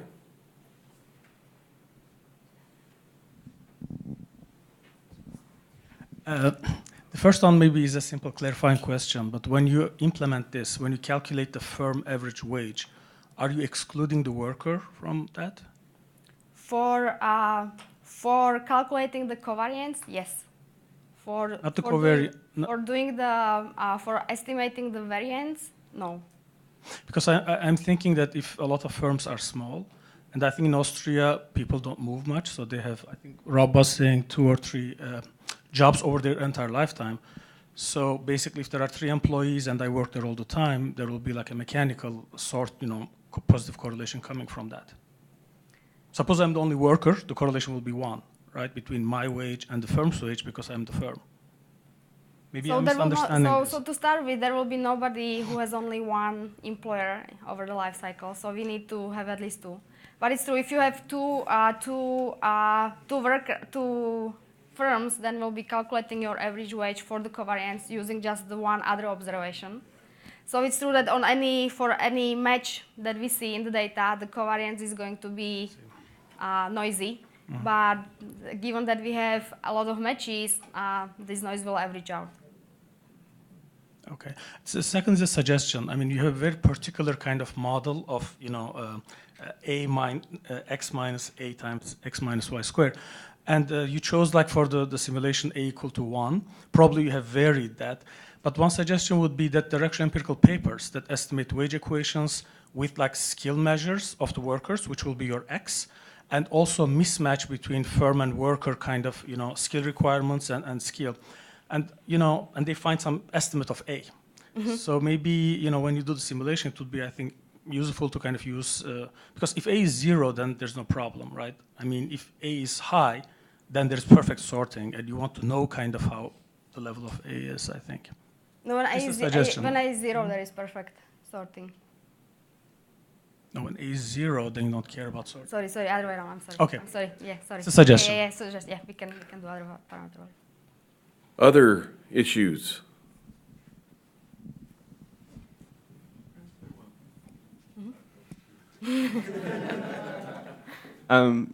Coke, I had one question about the comparison you did, in the setting that Magne took exception to, where you have your structural wage equation is not AKM. Yes. So your model or your approach is solving two problems. The first is misspecification, and the second is your incidental parameter problem. I was curious about how much each of these is playing a role. If you looked at, if you tried a case where the structural wedge equation is AKM, and what the size of the incidental parameter bias is on its own versus misspecification. So we have a other part of the paper that I didn't present at all, where we try to get at this. But it's so we would conclude based on that investigation we did. We concluded that about half of the difference between our estimate and what AKM would give you in our data set is due to incidental parameter problem, and that was under the assumption that the AKM is correctly specified. So here we can another example that which might be a good idea to do is to think about a structural model where AKM wedge equation is correctly specified and that leads to sorting. So maybe one thing I can point out is that in the discrete choice model, if the wedge equation is linear, then there is no sorting at equilibrium for any parameters. So, but there is clearly there might be a structural model where this is going to be true, and then we can ask in this world what AKM delivers, and that suggest. I'm guessing it might deliver what you would like it to deliver, but I think, but our measure will probably also deliver the notion of sorting. So this is the examples I presented, or the structural models I put forward. This is not to say that AKM is always wrong and we are always right. We are. The message I want to convey is more like there are models where AKM is correct. There are models where AKM is going to be wrong. But for us, the important takeaway is going to be that in many of these models, even where AKM is wrong, our measure is going to capture the notion of sorting properly. This is not to say that AKM is always wrong and that you cannot write down a model where that one will be correctly specified. Rob, you had a comment you wanted to make before we eat? Yeah, so I mean, one strategy for thinking about this kind of problem, and it's Fatih's comment that made me think about that. You could certainly write down a structural model and really try to get at all the deep parameters and hope that structural model is a correct representation of the economy. And then in that model, you could estimate a correlation. You could estimate all the a million different moments once you have a structural model. What we're worried is we want to try to be a little more agnostic than that and say maybe we don't really believe that we know what's a structural model. And we're going to be less ambitious because of that. Unlike, say, the previous paper, we're not going to try to estimate entire wage distributions for different workers at different places. But we're hoping, the hope is, and no guarantee that it's going to work, but that there might be certain moments which you can estimate and where it can be reasonably reflective of the economic environment in a lot of different models. And so that's why we're playing around with the search model, we're playing around with the discrete choice model. And we'd be actually really interested to know what's a model where, like, your economics, studying it, you say, yeah, there's a lot of correlation, we say there's none, or the other way around, where our measure really is misleading about the extent of sort of the structural thing that we're interested in looking at. We don't know of a model like that, but probably I'm sure it exists because there's a lot of models that are there. So what would make this thing break down? If to the extent it behaves well, then it's something where maybe this says something about the nature of sorting without having to be too specific about the other details of the structure of the economy. And that's the ambition that we have for this. The point on the AKM is that, yeah, you're right, AKM, if it's correctly specified and if you've solved the limit of mobility bias or done corrections of it, AKM will give you the correct answer. But an interesting question is maybe the wage equation's not exactly linear. Is it close to being correct or not? And that's where we find that it can really break down very dramatically. All right. Oh, sorry, Joe. What? Quick. Yeah. So have you done some, one of the reasons we're interested in these models is looking at the variation in lifetime earnings, and I'm curious if you've kind of done simulations. You take the random search model and the importance that firms play kind of randomness in offers and then individual heterogeneity in determining the variation in earnings in the cross-section, and also something like the sum of earnings over the lifetime. All right, lunchtime, and try to be back in a half an hour.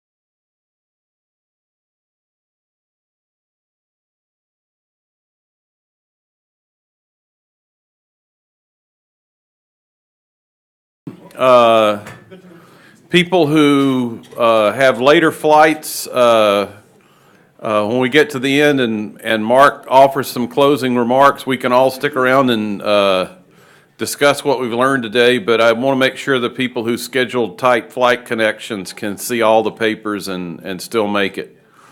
So let's try to get started now. John's going to talk to us about labor share and superstar firms. Okay, well, I'm delighted to be able to present some of our work today, and thanks to Derek and the other organisers for having us here. So, as you can see, this is on the fall of the labour share of GDP and the rise of what we call superstar firms, and it's joint work with my colleague David Orr at MIT, Christina Patterson, who is a PhD student who'll be on the market this year, so look out for her, she's fantastic, Larry Katz, and David Dawn. So, as most of you know, if you look at the share of labour, of the wage bill or payroll or compensation as a fraction of total national income, that's been on a declining trend in the US since at least the early 1980s, and also, interestingly, true in many other countries around the world.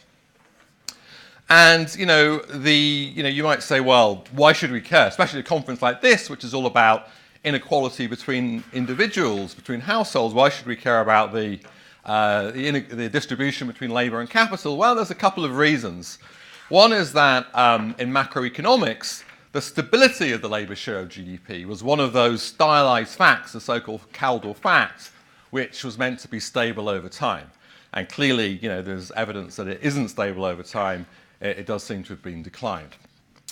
There is a big debate over whether this is a real decline or some statistical artifact due to different difficulties of measuring the different things that we want to. So there's a debate over what happens if you try and control for like real estate or property, the self-employed, how you deal with net versus net capital versus gross capital. There's a big literature on this now, I guess partly sparked off by the seminal work of Cabranes and Neyman. And my take on that literature is at this point, it's reasonably clear that has been some decline. We can debate about how big that decline has been or how small, but the fact that has been this decline is, I think, reasonably established now in the literature. And what we're going to do in the paper, we're actually going to be using, as I'll show you, census data. So we're not going to be using the self-employed. We'll be looking at employer firms. We're looking at we're not going to be looking at some of the more difficult to measure sectors like real estate. So we sidestep some of these problems. But even if you thought that the fall in the labour share is real, there is a question about why should you care? So I've given you a positive reason, overturning the Caldor fact, but there's two other reasons that we might care. One is that the labour share has been falling over a period of time in the last 10 to 15 years where productivity growth has been relatively slow. So it's not just that labour is getting a smaller share of the pie, it's that the size of that pie has been growing a lot more slowly than it has in the past. And the second reason is that if you look at the distribution of capital income, it's distributed far more unequally across households and labour income. So if you have a shift away from the share of labour income, this will be a force for increasing overall household inequality, and there's lots of work, such as by the IMF, which shows that might be the case. So, even if you think this paper doesn't fit quite so well with the other kind of individual wage inequality papers you've seen so far, I think it does connect with those for at least those two reasons. So, I think there's been some consensus that there has been this fall of the labour share. The question is, well, there isn't such a consensus of what the causes of that fall are.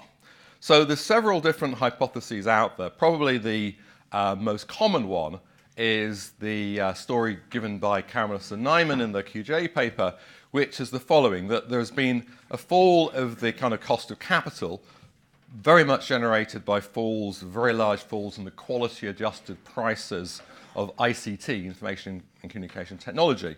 And that big fall of costs, of capital costs, has led to some substitution towards capital away from labour, and this could have caused the fall of the labour share.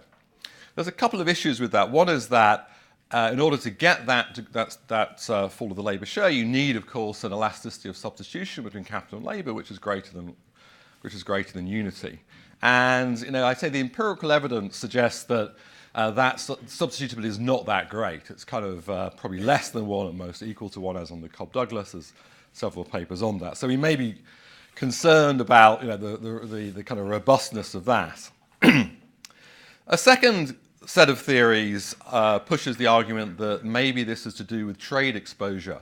So Mike Ellsby and his with co-authors in the Brookings papers in 2013 argued this. The thought here is that increasing competition, say with China and manufacturing, could be one of the causes of what's happening here. So, I mean, we're going to look at these stories in some parts of the paper. I think one of the issues here, I think, because these are kind of representative type of firm models, they overlook what I'm going to show you is very important in the data, which is that a lot of the change in this aggregate labour share appears to be due to reallocation between firms. So as I'll show you, it's not simply that there's been a general fall across all firms towards lower labour shares. It's very much driven by a reallocation of output of value added towards firms which already had low labour shares. So this is, I think, one of the kind of interesting things, which is kind of downplayed by just thinking about a simple representative firm model. And, as all the other papers have done so far today, have emphasized the importance of heterogeneity. Going hand in hand with that is the issue of what's happened to the profit share and what's happened to aggregate markups, and we'll talk a little bit about that as well. So what do we do in the paper? Well, I think there's a couple of contributions. One is that we offer a kind of what we call a superstar firm hypothesis of what might be behind the fall of the labour share. And it has 3 simple elements. First of all, as I'll show you, large firms tend to have lower shares of labour, lower shares of the value added going towards payroll. There's an increased prevalence of winner-take-all or winner-takes-most competition, where a small group of firms in the industries appear to get larger amounts of output. So those 2 facts together mean that if the environment has changed, as I argue it has, to favour this kind of winner-take-most type of competition, that allocates more output to those low labour share firms, and that tends to reduce the overall share of labour in the economy. So we'll present some evidence consistent with this hypothesis. I'd say this paper is a very descriptive paper. So none of this is kind of dispositive. This is just sets of kind of descriptive statistics on some level I'm going to show you. But I think it's quite revealing. I'm going to give you data on 30 years of US outcome measures, looking at firm establishment data from the economic census. So not covering almost all of the US economy, not just for manufacturing.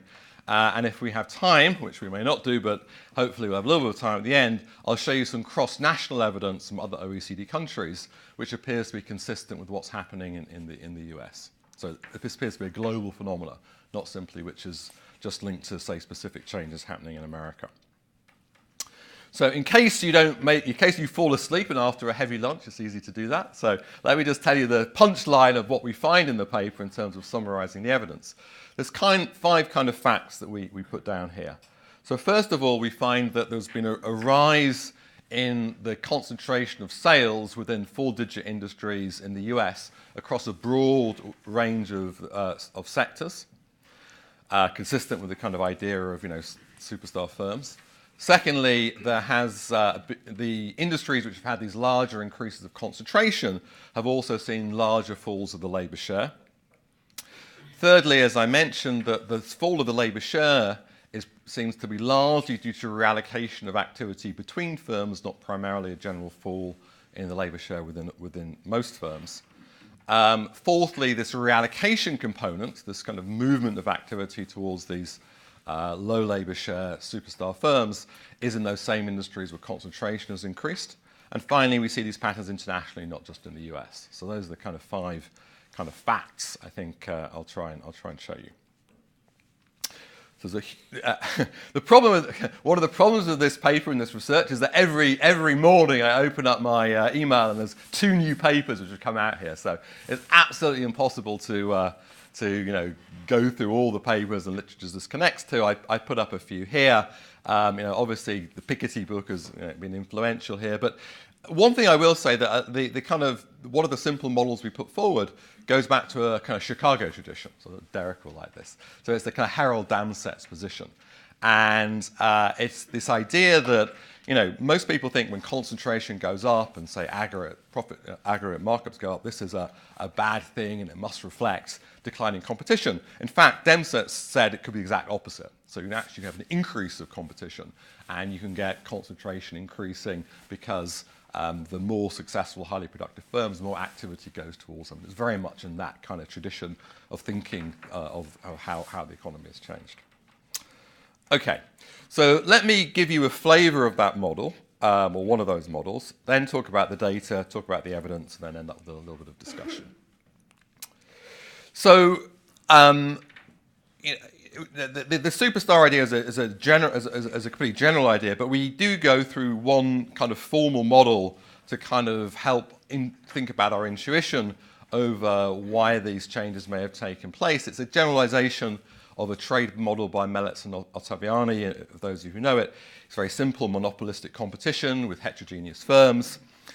We generalize Melitz-Ottaviani in a couple of ways. So we actually have a more general class of demand functions, which are consistent with what sometimes it's called Marshall's second law. Marshall's first law was demand curve slope downwards.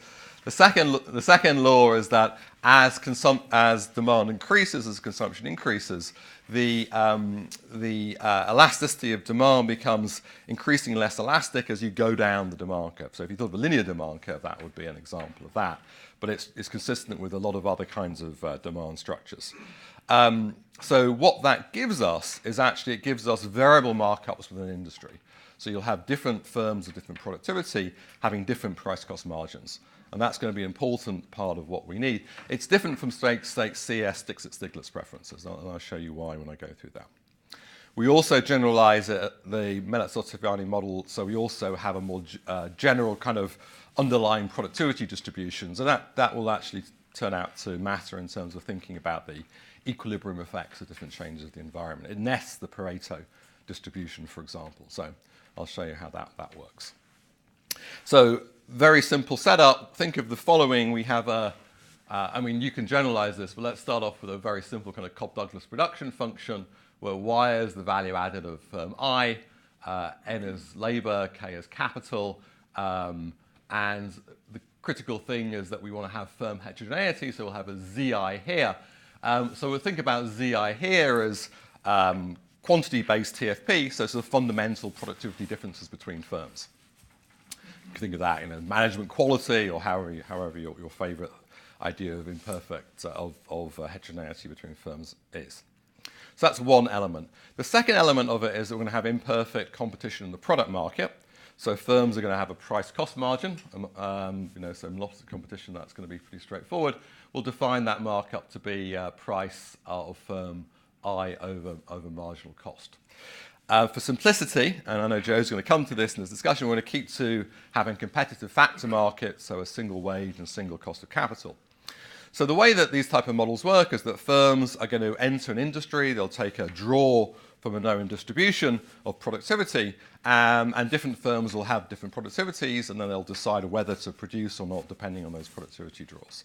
So that will determine their idiosyncratic marginal cost, and we'll denote the kind of PDF of that productivity distribution as lambda z. So the Melitz model, for example, would be an example of this.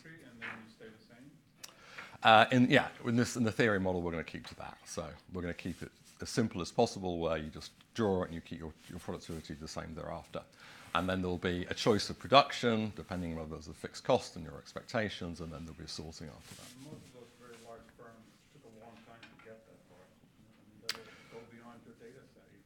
Absolutely. So this is just a very simple theoretical model to give you the intuition behind what we're finding. It's not a model we're going to take and try and structurally estimate on the data.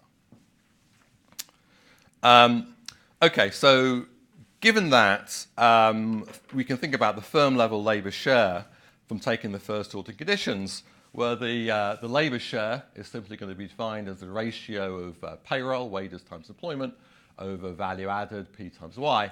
And in this type of model, it's going to depend on the kind of technological parameter, the output elasticity with respect to labor, divided by the markup. So what that means is that more productive, lower marginal cost, high ZI superstar firms will have two characteristics. One is that they'll have a higher market share. So the more productive you are, the higher your market share is going to be. So that just defines your kind of market share there. Because of the fact you have lower marginal cost, you're going to be larger. But it'll also mean that you have a lower labor share because the markup is going to be higher. And this is a feature of many of the type of models like Melitz and Ottaviani. Obviously true in oligopolies like Cournot, but in this setup, there's kind of three reasons.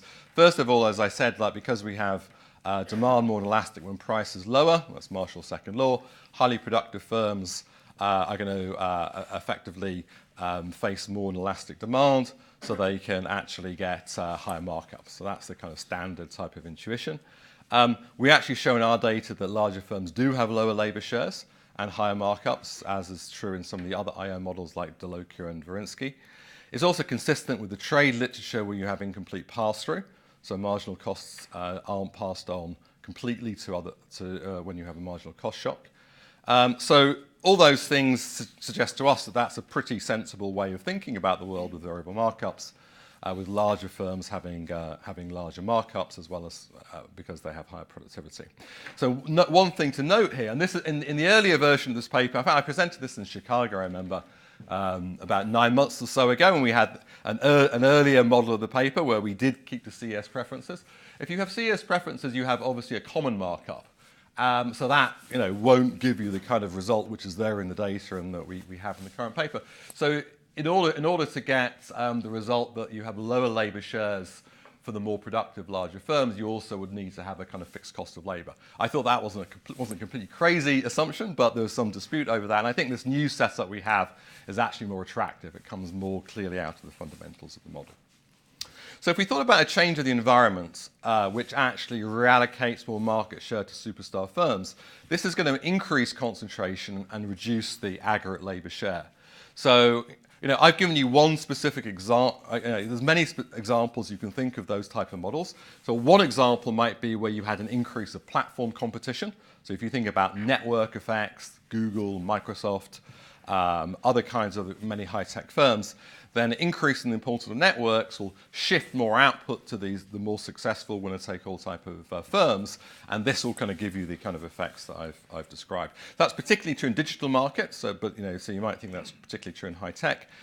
A second kind of example of these superstar firm models would be one where if you've had a change of the environment, say a reduction of the cost of ICT or software or other forms of intangible capital, and larger firms are better at using that, that will also be a kind of shift towards these larger firms. So this might be the Walmart story.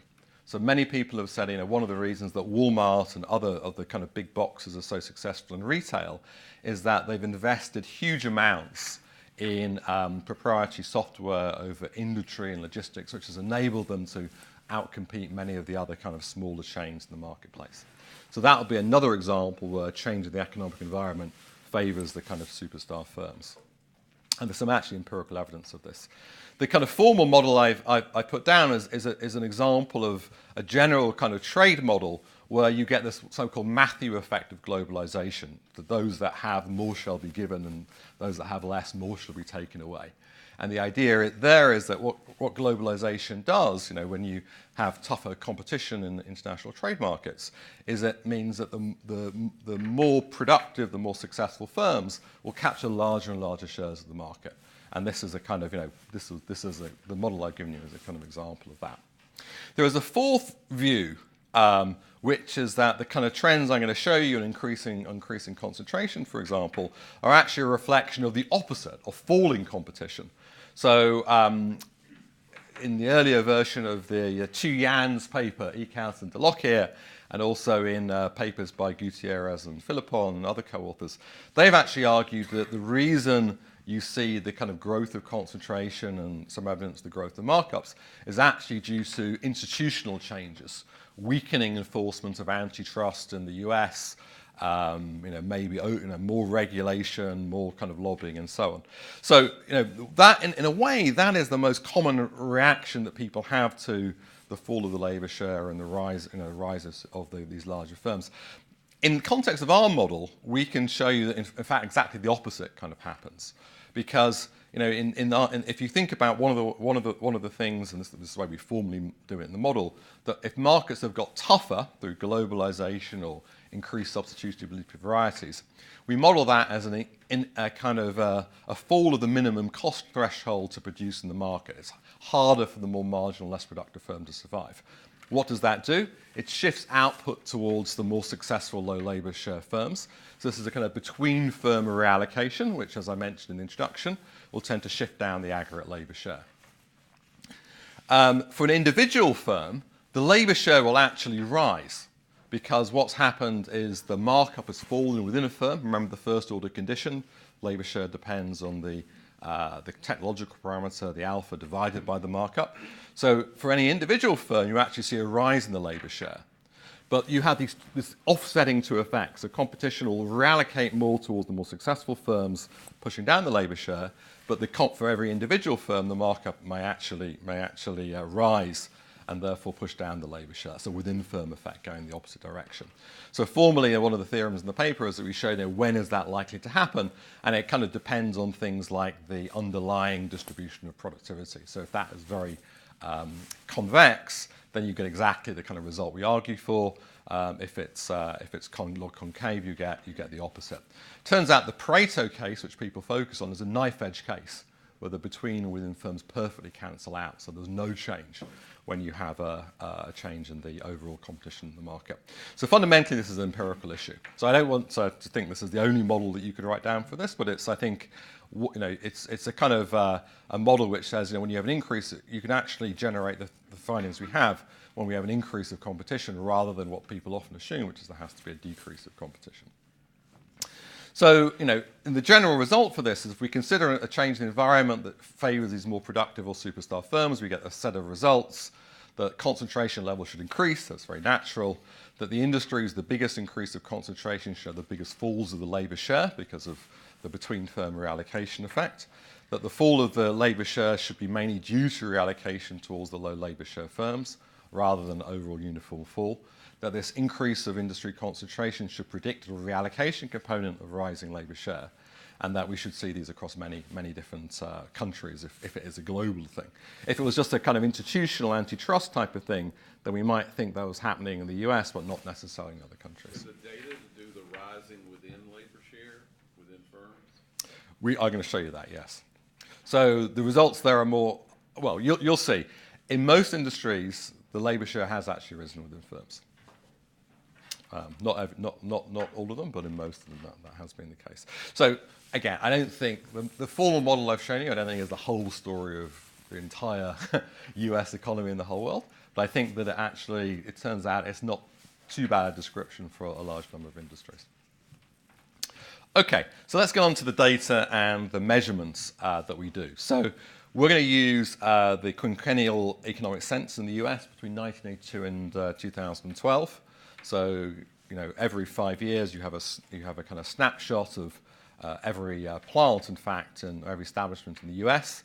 We're going to focus on six different censuses, which cover 80% of all private sector jobs, so manufacturing, retail, wholesale, services, utilities, transportation, and finance.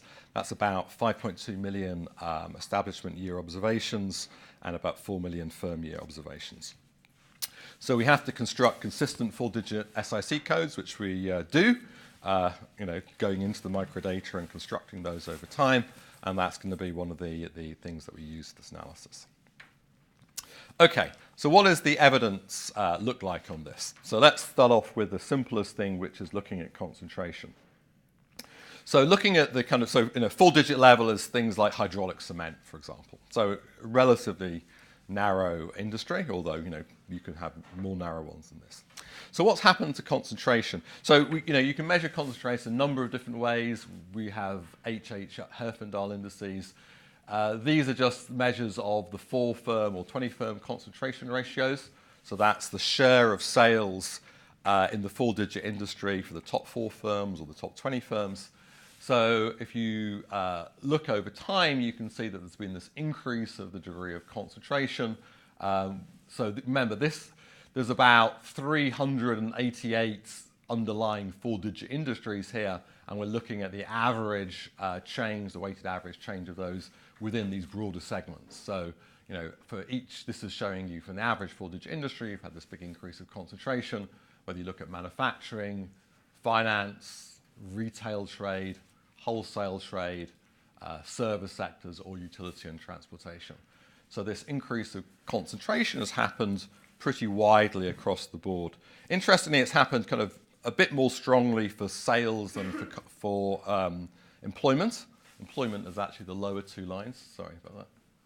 Employment are the lower lines and sales the upper lines. So manufacturing, for example, for employment, you don't see so much of an increase of concentration by employment. And I think part of this is because many firms which are becoming these superstar firms actually have a lot of sales but relatively few employees. So you think about Google. Well, Google's a very big firm. It doesn't actually employ a huge amount of workers given how enormous it is. Sometimes Eric Brynjolfsson calls the scale of that mass. So many of the more modern firms in the kind of economy are actually very large, but don't actually employ so many people.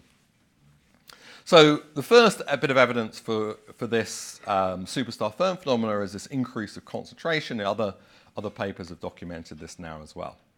So that's the first bit. What about the second thing? Is it true that the industries which had this big increase of concentration also had the largest falls of the labour share? So we do this in 2 steps. The first thing we look at is, well, is it actually the case that larger firms do have lower labour shares?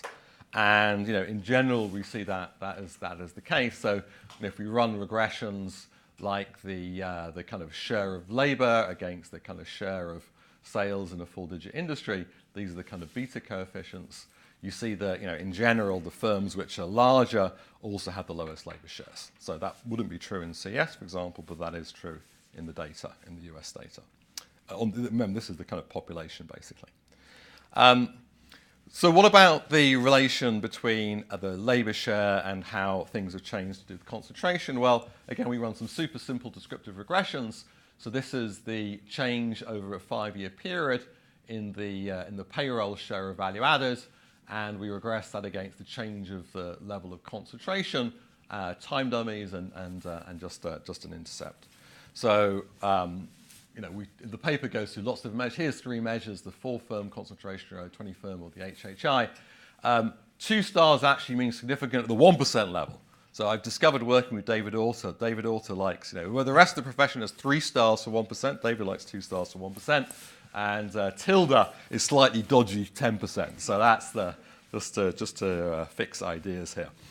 Okay, but you can see there's a negative, significant relationship. The industries which are becoming more concentrated are the ones which have also had the biggest falls of the labour share. There's lots and lots of measurement error issues to worry about here. So one issue is that this is just payroll. As Fatih said, you might want to have a wider measure of compensation, which includes healthcare costs and other kinds of perks. Compensation share, very similar type of pattern.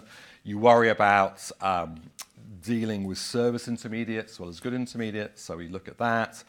There's lots of other things happening, so we also try including 4-digit industry trends. In manufacturing particularly, you worry about imports being very important, so here we control for imports. This negative correlation seems to be very robust and strong no matter what you do to it. So that seems to be a pretty clear pattern in the data. This is a bit of a busy slide. That's manufacturing. In the other non-manufacturing parts of the economic census, a disadvantage of it is that you don't get measures of value added. There's not a good measure of intermediates in the economic census. So for that, we have to, instead of, for the rest of the economic census, non-manufacturing sectors, our measure of the labour share is going to be payroll over sales. Luckily, we can look at manufacturing. We see exactly the same pattern for payroll over sales in manufacturing as we did for payroll over value added. And then we have, for all the other sectors, we have the same kind of analysis. there's a lot of numbers here. Let me try and summarize that for you in one diagram. So this is pretty simple on the measures. This is the kind of CR20 regressed against the change of the kind of labor share, and this is the coefficient on that concentration measure. So you can see across all of these sectors, remember this is using all the 4-digit information underneath these broad sectors, you see a negative and significant relationship across the board. So it seems to be in each of these sectors you see this pattern that the industries becoming more concentrated are also the industries where you've had the biggest fall of the labour share. And interestingly, this relationship has actually got stronger over time. So it's negative across almost every time period, but it's actually got stronger as you go through the different waves of the census. Okay, so that's the first two results. The third result, and in a way, I think this is there's a lot. I think this is maybe the most novel part of the paper. In some sense, I don't think this was done before. Is to actually then try and look at where this fall of the labour share is coming from. So the last two things we can do with industry data, to do what I'm doing now, you really need to use the firm and the establishment data. So we really go into the micro data and we try and decompose where this change in the labour share comes from. So we basically take kind of Ollie Pakey's type of decomposition approach. And what that is, you can think about the labour share for any industry or in the economy as a whole, and you can decompose that into the unweighted average labour share across all firms, and then a covariance term where this is the kind of relative size of the firm, that's the value added share, and this is the labour share. So as an accounting identity, you can compare the kind of unweighted mean and this covariance term, and then decompose in the cross-section the labour share into these two elements. And people who are familiar with the productivity literature, this is exactly what we do in the productivity literature. So this second term is just reflecting the fact these relatively large firms have relatively lower labour shares. And as I said, the intuition just is like a weighted, and it's the kind of within versus between firm difference. Now, because we're using panel data, we have to think about entry and exit. So we can generalize the Ollie Pakey's method using this kind of Melitz-Polonak decomposition, where we have 4 terms. So subscript S is for survivors. So for any 5-year time period, we can decompose the fall of the labour share into a component which is due to this unweighted average, the change of the covariance term, the component of the share coming from exiters, and the component coming from entrants. So those are 4 different elements in terms of this decomposition. So let me just illustrate this in a picture. This is just showing you those 4 different terms. I've aggregated those 5-year periods into the kind of first half and second half of the sample. So this is in manufacturing. Overall, there was about a 16.5 percentage point fall of the labour share in manufacturing over this period. So just to walk you through this, take the latter period. This is the contribution coming from the fall within firms of the labour share. So this is saying that if you just took the average firm over this 15-year period, there was a fall in manufacturing, but it was 0.7 of a percentage point. So it's pretty small. Whereas the real, the main contribution, or the big contribution, is actually coming from reallocation between survivors. The fact that you've got more output going through these low labour share firms. There's also a contribution coming from exiters. The high labour share firms tend to exit. There's actually a positive contribution from entry. So the firms coming in, on average, actually tend to have high labour shares. And this is consistent with work by Chad Syverson and co-authors, which shows that when firms come in, I think you were mentioning this as well, that when firms come into an industry, they typically have lower price cost margins because they're building up market share. They're charging lower prices, and that's reflected in what we see there. But the bottom line is that this looks like mainly a reallocation. If we then do this for the payroll sales ratio for all of our segments here, we see a very similar pattern. So the main component is this between firm components. And for the within firm components, in every other sector apart from manufacturing, on average, the labour share has actually been rising within firms. This is what I said to you in terms of that. So in manufacturing, there was a little bit of a within firm thing going the opposite direction, which suggests our model is not fully capturing everything. But in all the other sectors, in fact, the labour share fall has been driven by this reallocation kind of component. Okay, so I haven't got that much time, but you might say that I'm looking at labor shares. Why not actually look at price cost margins directly? A lot of the when I set up the theory, it was about what's happening to firms' price cost margins. That's driving the change of the labor share. So in the new version of the paper, we've got these results and we're waiting to clear them out of the census. We actually also estimate markups. These are much harder to estimate than labor shares. But we do it in both in a kind of accounting kind of method, following Polantras's approach, and also econometrically estimating production functions using different methods like Ackerberg et al. By industry, calculating from those. These are the production function coefficient. We'll add them to vary over time, and also comparing those to the kind of factor shares to have another measure of the markup. And what we observe, this is in the sense of the manufacturing, where we have data today also to do this, is we observe higher markups for larger firms in the cross-section, consistent with the theory, and that we find that there's been this increase of the aggregate markup, as other papers have documented. But in fact, this is not driven, just like the labor share, this increase of the aggregate markup is not driven by a generalized increase of the markup across firms. It's driven by the fact that there's been a movement of output towards those firms which have high markup. So it's a reallocation rather than what looks like a generalized fall of competition, as some people have argued. Okay.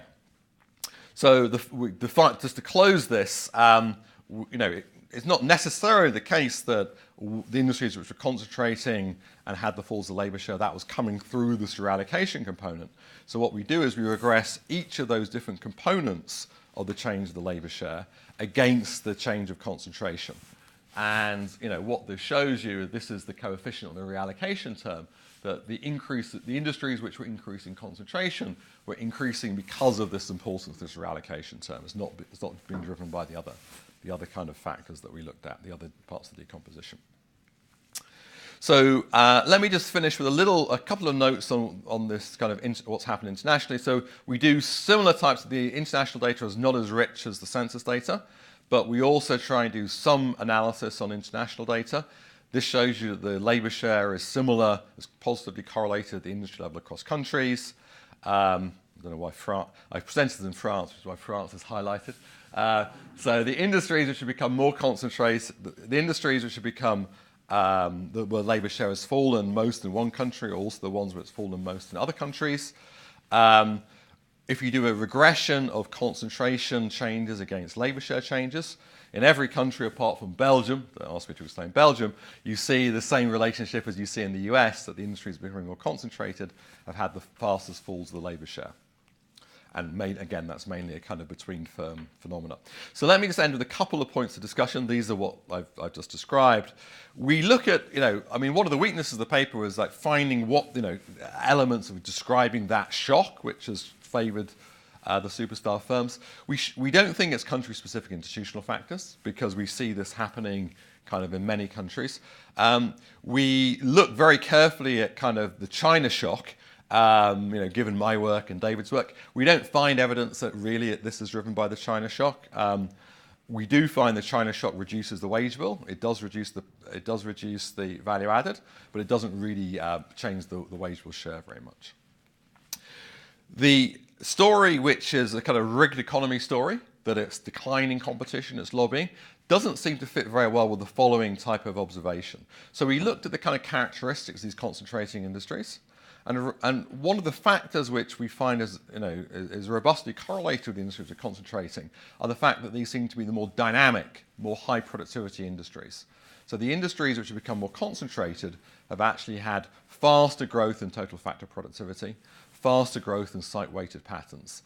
That doesn't seem to be consistent with the idea that somehow these are kind of the industries where there is a lot of rents being created by antitrust and by weakening antitrust or other kinds of actions.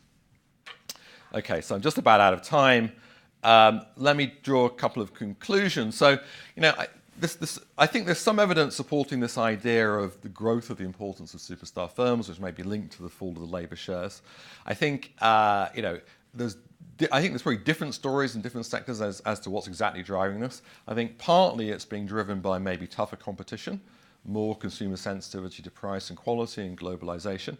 Part of it's been driven by increased platform competition, the shift towards winner-take all types of markets.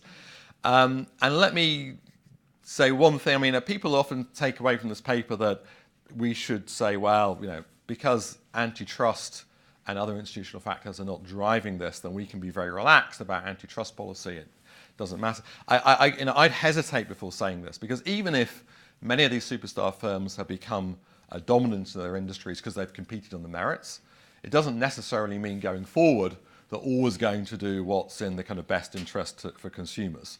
So if we are, as we seem to be, moving into a kind of economy where increasingly we have dominance by superstar firms, there is an important thing that we make sure that the antitrust regulations work well to prevent those firms potentially abusing their market power.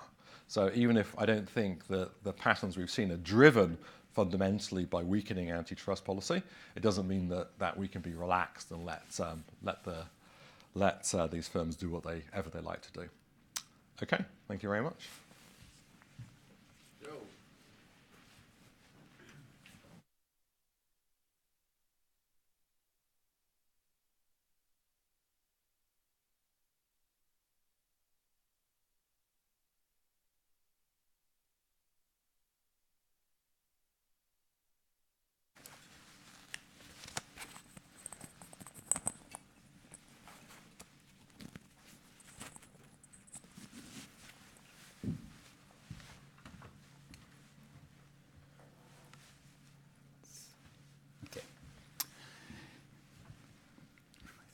I know how to use this. Okay, now how do you go back?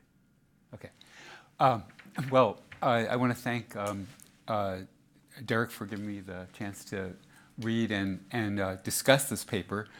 One of the challenges as the discussant was the incredibly high quality of the slides that the author produced in a paper that essentially covers the number of sort of analyses, regressions, data sets. It seems to be rising. There are 5 authors in this paper, and it seems to be rising to something like the 6th power, proportional to that.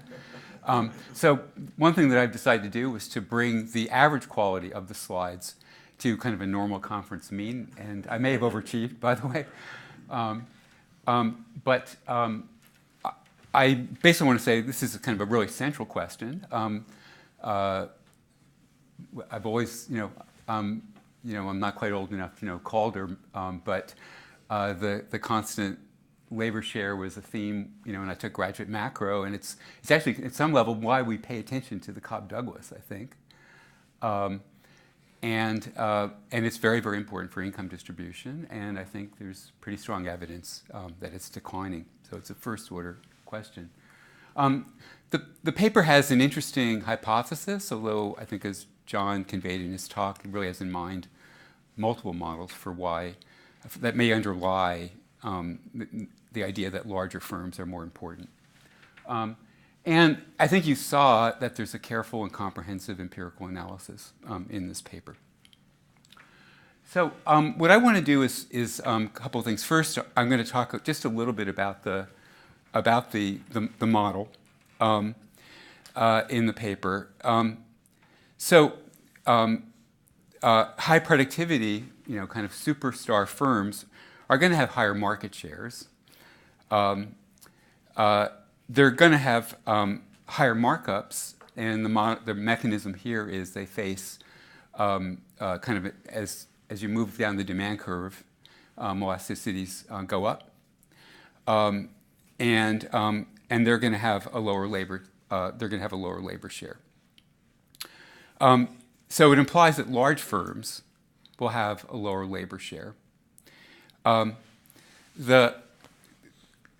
They have in mind a rise in kind of the toughness of the market, which in the model is an increase in the minimum, in the break-even cost level. And that will drive out low productivity firms. So they have in mind is that is one of the forces that we've been seeing, say, over the last 20 years, 30 years. This will lead to an increase in sales concentration. We've kind of knocked out some of the smaller firms. It'll shift production from smaller, low labor share firms. from smaller high labor share firms to larger low labor share firms. However, they also point out that the increased competition lowers markups of individual firms, which would tend to raise the labor share. And as you saw, and again, I was a bit surprised that you actually, most manufacturing was an exception. You saw actually increases in labor share within firms. But the net effect of this reallocation to larger firms, higher productivity firms, from lower productivity depends on the shape of the density. The net effect on the labor share depends on the density of firm productivity. And this increase in market toughness will lower the labor share if the density is log convex. So it's kind of enough density at the high end. They conclude that if globalization or technical change, again, things that we think of as changing this C star, favor high productivity firms, then 5 things should have happened. Industry sales concentration should rise. That seems fairly clear. Industries where concentration rises the most will have the largest declines in the labor share. Again, that's kind of contingent on this log convex assumption in this specific model. The drop in the share will mostly be between firms rather than within firms. The between firm reallocation component, which John talked about later toward the end of the talk, the between firm reallocation component of the fall in labor share will be positively related to the growth in industry sales concentration. And again, if it's these sort of factors that are going on, some technological change or kind of a shift in international competition, the same pattern is going to hold in other countries.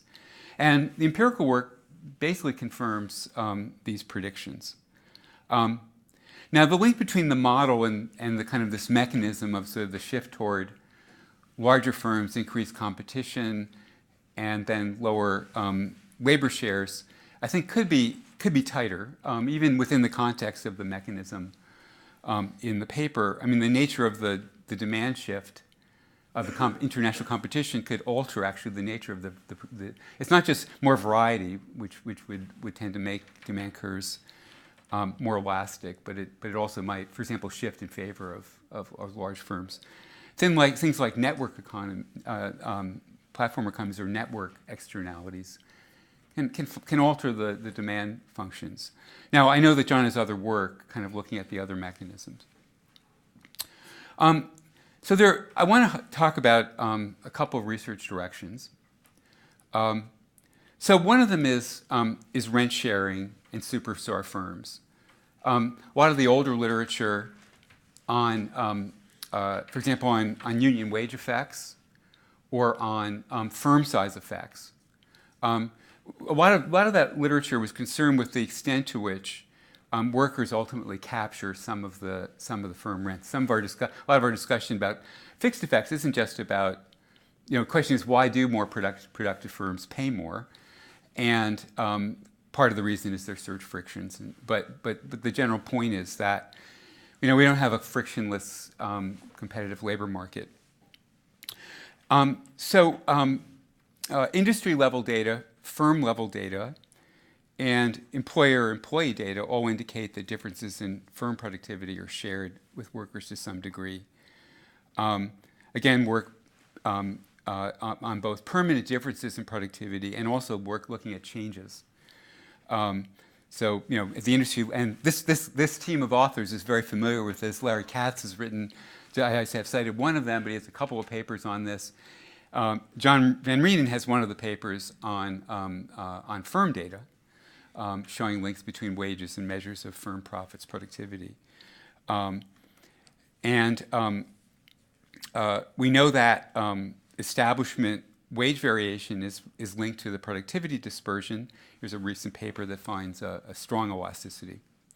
So this table basically from Card et al. Just highlights a bunch of studies, including John's, one of John's papers. Card Card et al. Have a recent paper which is somewhat representative of this work, showing in a cross section a link between log value weighted and wages of 0.292 and a regression of the change in log wage individual workers on the change in value weighted per worker of 0.056. Okay, well, what are the implications for this paper? One would want to know how imperfect labor markets, to some extent, would mediate the impact of a shift toward superstar firms. To what extent do they ultimately share with the workers, reducing at least the reduction in the labor share? Has the degree of rent sharing declined? So in fact, you look at large firms, I guess the between estimates are, the within estimates, firm estimates are that the labor share has been going up. It'd be interesting to see that by firm size or firm market share. And again, decline of union power, well, I guess that's heavily, it varies across countries, but changes in personnel management may be a factor here. Social norms, I think, are not just changing in the US, but I think that's a broader change. Outsourcing of low-skilled tasks, which make it more difficult for low-skilled labor to share in the rents of, say, a company like GM in the old days. And then increasing monopsony power of large firms. So the question really is, which I think is an interesting one for the authors to pursue, is has changes in rent sharing strengthened the link, this negative link between concentration and the labor share, by essentially reducing it, reducing sharing of rents. Okay. The second point I want to make, and this is where we're going to have to end. I think do we have another minute or two, Derek? No. Two. Great. Okay. So I want to the model that John presented talked about heterogeneity across firms in terms of total factor productivity. And I think in a lot of these models, actually, it's a lot easier to work with that. But presumably, there's a lot of firm heterogeneity in factor-specific productivity. So here in the middle of the slide, font. Well, actually, it's sort of readable. I have a kind of a firm-specific, factor loading on this AKI. There we go. Augments capital in this, but in this particular firm. Higher AK firms will grow larger, and they're going to have a smaller labor share, almost by construction. A Ricardian style model, and again, David Otter has been one of the major proponents of this work, where firms are producing things from a bunch of tasks. So Yj is the task, and Yij of j is the quantity of that task the firm produces on its way to its final output. And so here tasks are produced with potentially perfectly substitutable inputs, labor L or capital K. And I'm thinking of capital in a very broad sense here.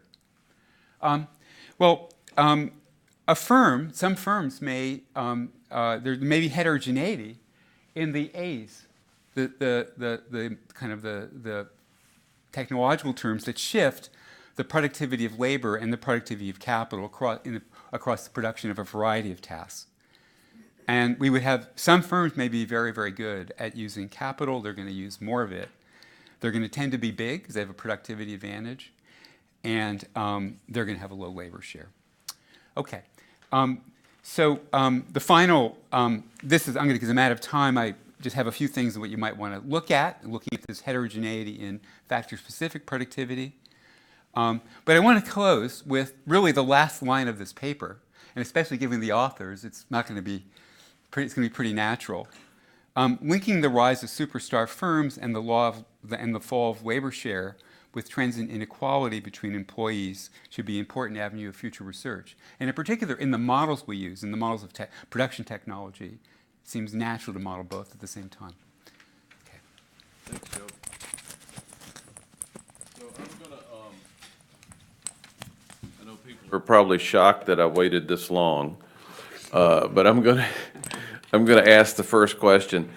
I just wanted to comment on Joe's comments. I get very nervous about taking these pass-through estimates and saying, oh, that means that we want to move away from competitive labor markets at break speed. Any kind of specific skills or to the firm or even specific to a career that are difficult to move, and the ability of firms to make promises in their personnel policies to share returns from those investments is going to get you those kinds of results. And I don't have a magic wand for knowing how big it has to be before that's just sharing returns to specific skills versus actually rents. But what I will say from my old days of writing a dissertation on inter-industry wage differentials was when you tried to look at sorting the way that people are now doing with sorting across firms, the one inter-industry wage differential you couldn't touch was regulated industries. So if it was like public utilities or something that was very heavily regulated, you could get all the skill measures you want. You could do anything. You couldn't touch those things. And so one of the things that I think is true is that even in Europe, compared to 30 years ago, and certainly in the U.S., there are far fewer industries where prices, production, et cetera, are regulated, and that means there are far fewer product market rents for unions to organize and demand. And so it would be interesting to see if your story is more, is different in industries that went from regulated to unregulated in different countries. And now we'll take other questions. For me, at least, it seems there's a bit of a tension here in terms of this reallocation channel.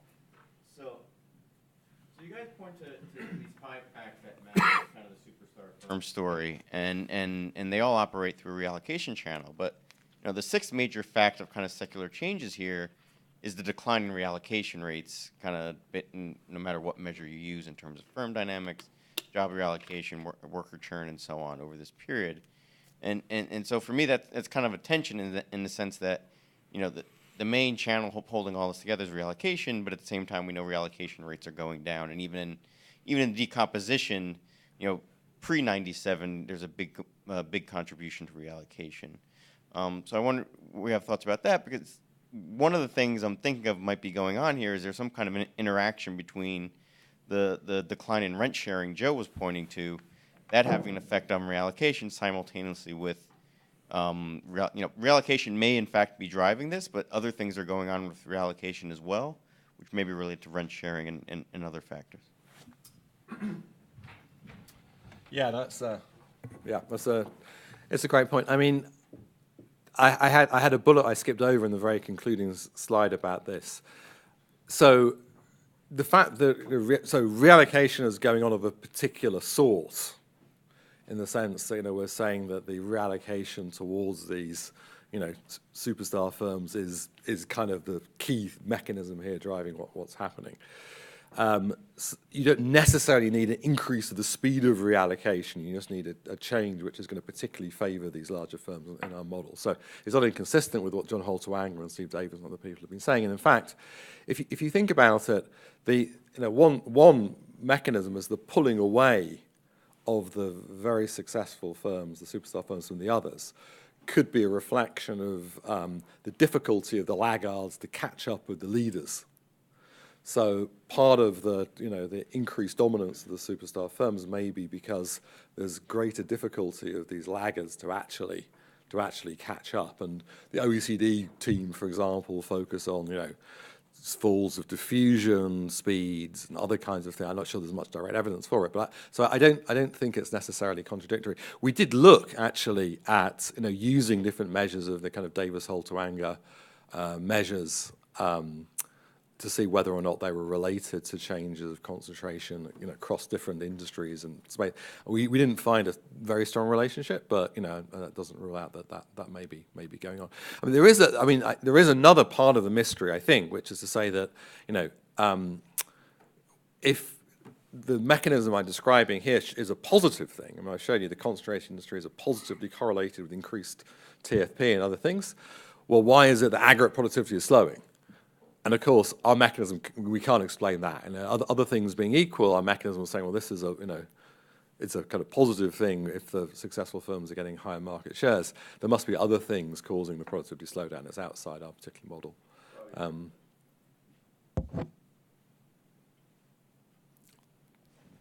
I should say, Fatih also gave us some fantastic comments on the last time I presented at Chicago's. So actually, I will ask a question that I asked at the to see if you have any new thoughts or results on this. So one thing that you didn't talk much about, but to me is very interesting, is that for two of the key results, services seems to be kind of an exception. One is the relationship between firm size and labor share. Like services was 0, whereas every other one was negative. And within the composition that you had, all of them had, between accounting for a lot, for services it was almost 0.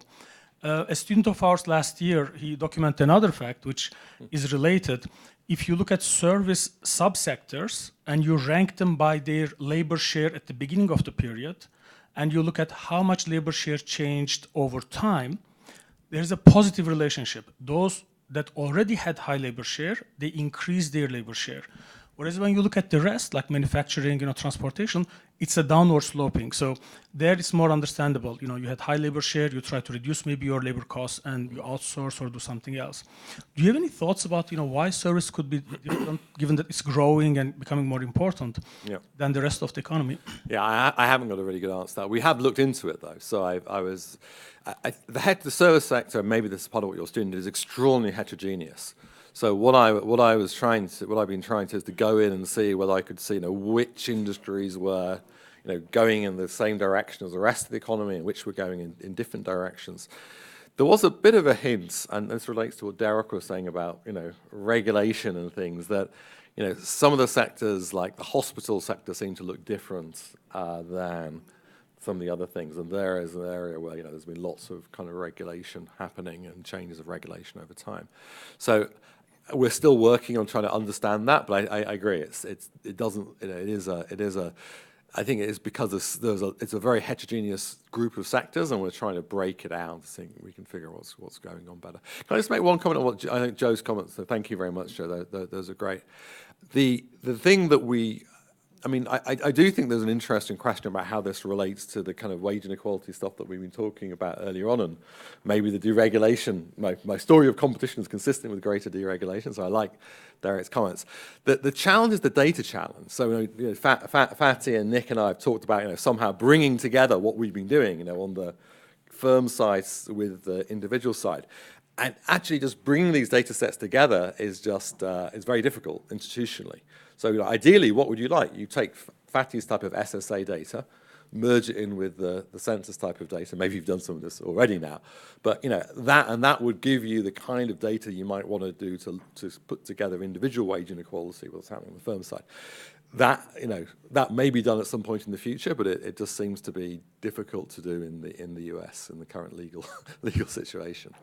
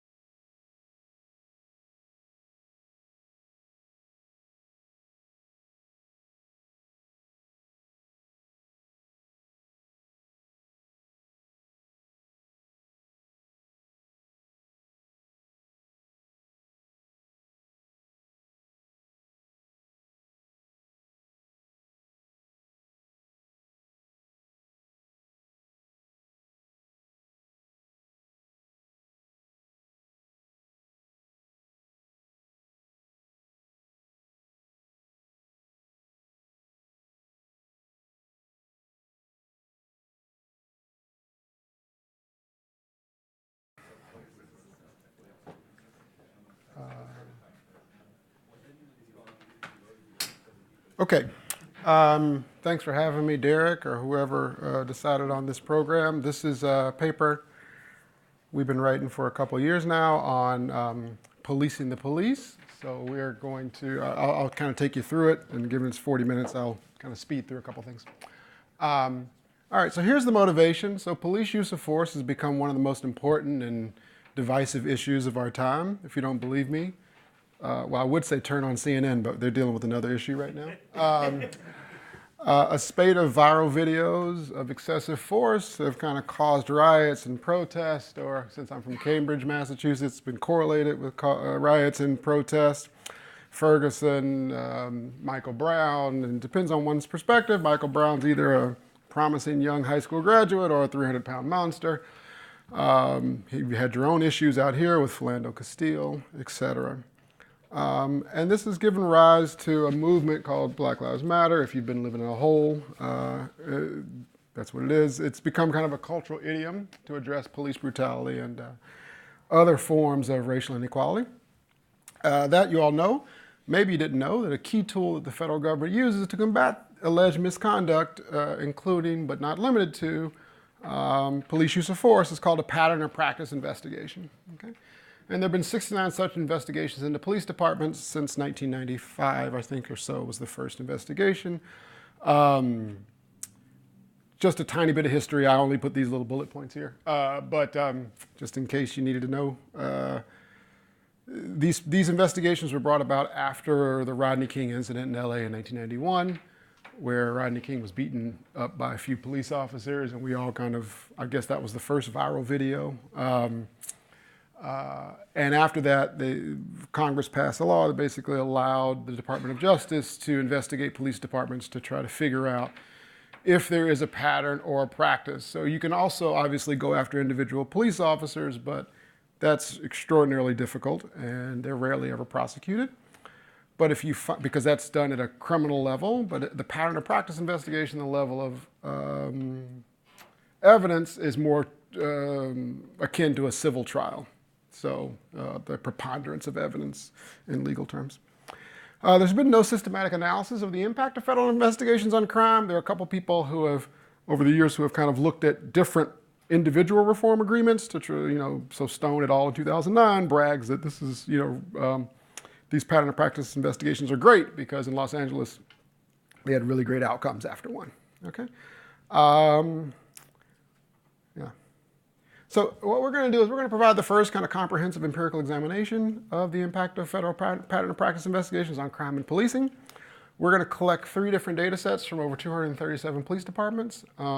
Basically what we did was we turned half of the econ department into a FOIA machine.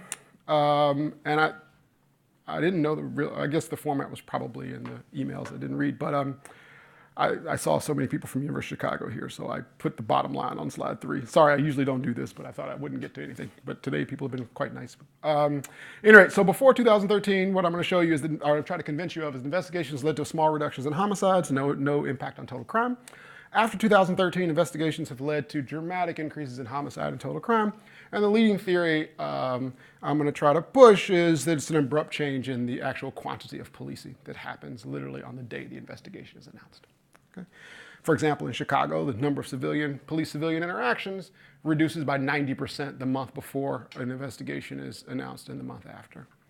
In St. Louis, which includes Ferguson, it's roughly 50%. All right, so let me go through this. So there are 4 sources of data used in this paper. One is data on just simple stuff like the actual investigations that have taken place. Then we use data on FBI uniform crime reports, and then the data collected from police departments via FOIA request. And so that data has 2 parts to it. One part of it is, I think the latest FBI uniform crime report might still be 2015.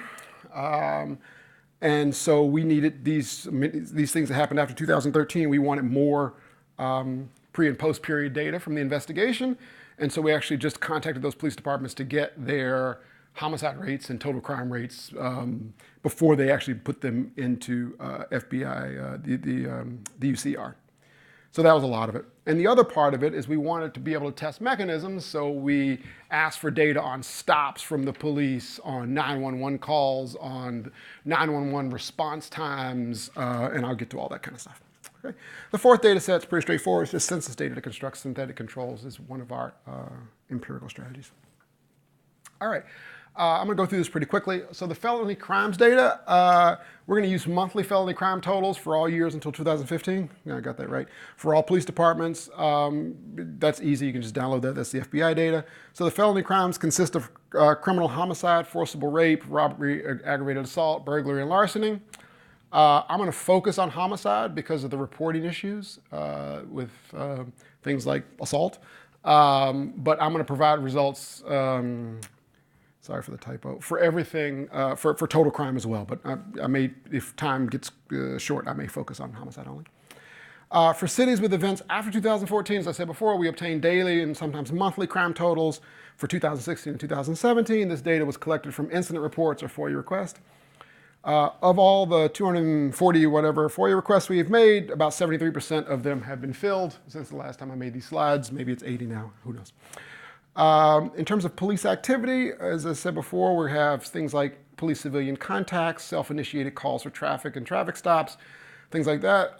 These data are really spotty because police departments, A, for investigations that go back, just don't have the data.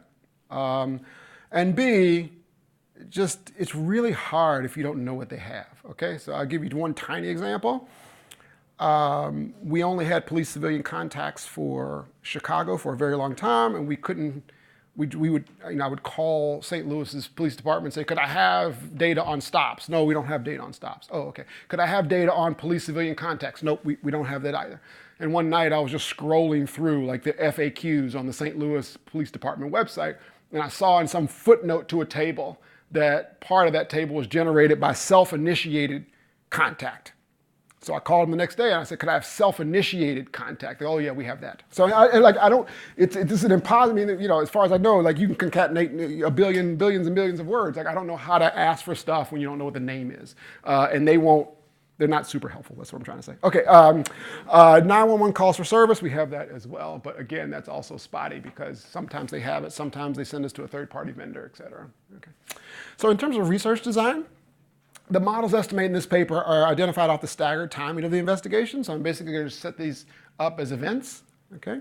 And for each investigation, I'm going to construct an event window of length mu1, mu2 around the event where our typical specification is going to have 28 months before the event and 19 after. Now, I'm going to have a balanced design, meaning every city is going to have exactly negative 28 and 19, although some of them, obviously, we could go forward more or back more, but I wanted to have a balanced design, right? And these constraints are only data constraints. You know, there's nothing magic about negative 28 and positive 19. Obviously, the units of mu I are arbitrary. Alex Moss, in his kind of famous paper about police contracts, uses monthly data. Ayers and Levitt, when they look at LoJack, use yearly data. I'm going to use monthly data, but as a robustness check, I also estimate level breaks with biweekly, weekly, and even daily for total crimes. Daily's too hard for homicide. Fortunately, there are not so many homicides per day that in Chicago there is. But in most places there's not, where you can actually find significant variation at the daily level. So I'm going to begin like in the most simple. I was very intimidated by these great papers today because there's lots going on. I'm going to start with like just unprocessed data, okay? And I hope that convinces you. And then I will tighten the screws as we go along to get stuff like standard errors. But I'm going to start by just showing you the unprocessed data, okay? After I show you the unprocessed data, you should be worried that like, hey, Roland, aren't you not dealing with this thing called a Ferguson effect? Didn't crime go up in all cities because of, the stuff that happened in the riots in Ferguson? And so to account for potential changes in national trends, I'm going to do a synthetic control kind of approach. So we're going to compare the average difference in felony crime rates in the investigated cities with average differences in felony crime rates with a synthetic constructed city using the approach developed in Abedi et al. Obviously, a synthetic city is a weighted combination of cities leaving out the one that's considered, and we're going to, so we basically going to construct these donor pools. And we constructed the donor pools, and we went out and got all this data. And so it's kind of hard to, one issue here is, it's hard to do robustness around the synthetic city donor pool, because for every different donor pool you want, you got to go out then and get all the data from 2016 and 2017. So we've done that for the kind of pre-2013 period where we have all the data, and nothing seems to change that much, but just to let you know, okay? And so we're going to do that, and that will give us an estimate relative to a synthetic control. And so this is very straightforward. It's just a regression adjusted equation here that shows you precisely what we're estimating. Crime is going to be demeaned to take out the kind of cyclical nature of it by the average number of crimes in the calendar month of the city in the pre-event period, so those 28 months. If you didn't demean crime and you added a post dummy instead of month away from investigation dummies, you get the same type of results that I get. So if you use the kind of MOS specification, you get the same kind of things. Because there's autocorrelation of monthly crime levels within cities, standard errors are going to be clustered at the city times investigation level. We're going to do more with the standard errors in just a second to try to convince you that they're reasonable. I was going to say right, but that might be too ambitious. Okay, in order to conduct inference, I'm going to estimate the cumulative effect of investigations on crime rates, okay, over each of the post-investigation announcement months. So basically what I'm going to do, you'll see it very easily in the graphs. I'll have a 28-month pre-period, and the investigated cities and the synthetic controls will, hopefully be close to each other. Then there'll be an event, yeah? And then they may or may not diverge. And if they diverge, I want to count the amount of homicide or total crime that is attributable to the announcement of that investigation relative to a synthetic control, okay? And so that's essentially what I'm going to do. Now, as you all know better than I do, or at least Magna does, because he beat me up on this when I was in Chicago, getting standard errors out of this kind of synthetic control approach is not obvious, okay? So we're going to conduct the placebo test that they recommend in their paper. So we're going to permute treatment assignment randomly across each unit in the donor pool and apply the synthetic control method to estimate placebo treatment effects. And what I'm going to show you then is kind of a plot of our treatment effect relative to a distribution of treatment effects estimated through this through these placebo tests. Okay?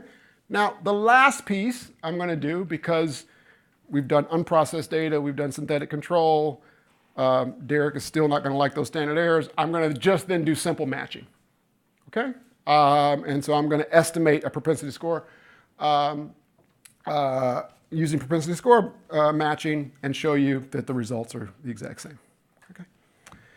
All right, so let's just deal with the pre-processed data. That's more fun to me. Okay, so this is all investigations. And what you see is not a lot, right? Oh, okay. It is trickier than, okay. So you see that the crime rates are going down. This is the investigation period. Again, just to make things super obvious, like we have whatever it is, we have 44 of those 69 investigations with valid data. We've lined those all up on 0. Each one of them has 28 months before, 19 months after. Yeah, of course. So the investigation takes a while through time? Yes, it does. How long do they go on for? The average is 12 months.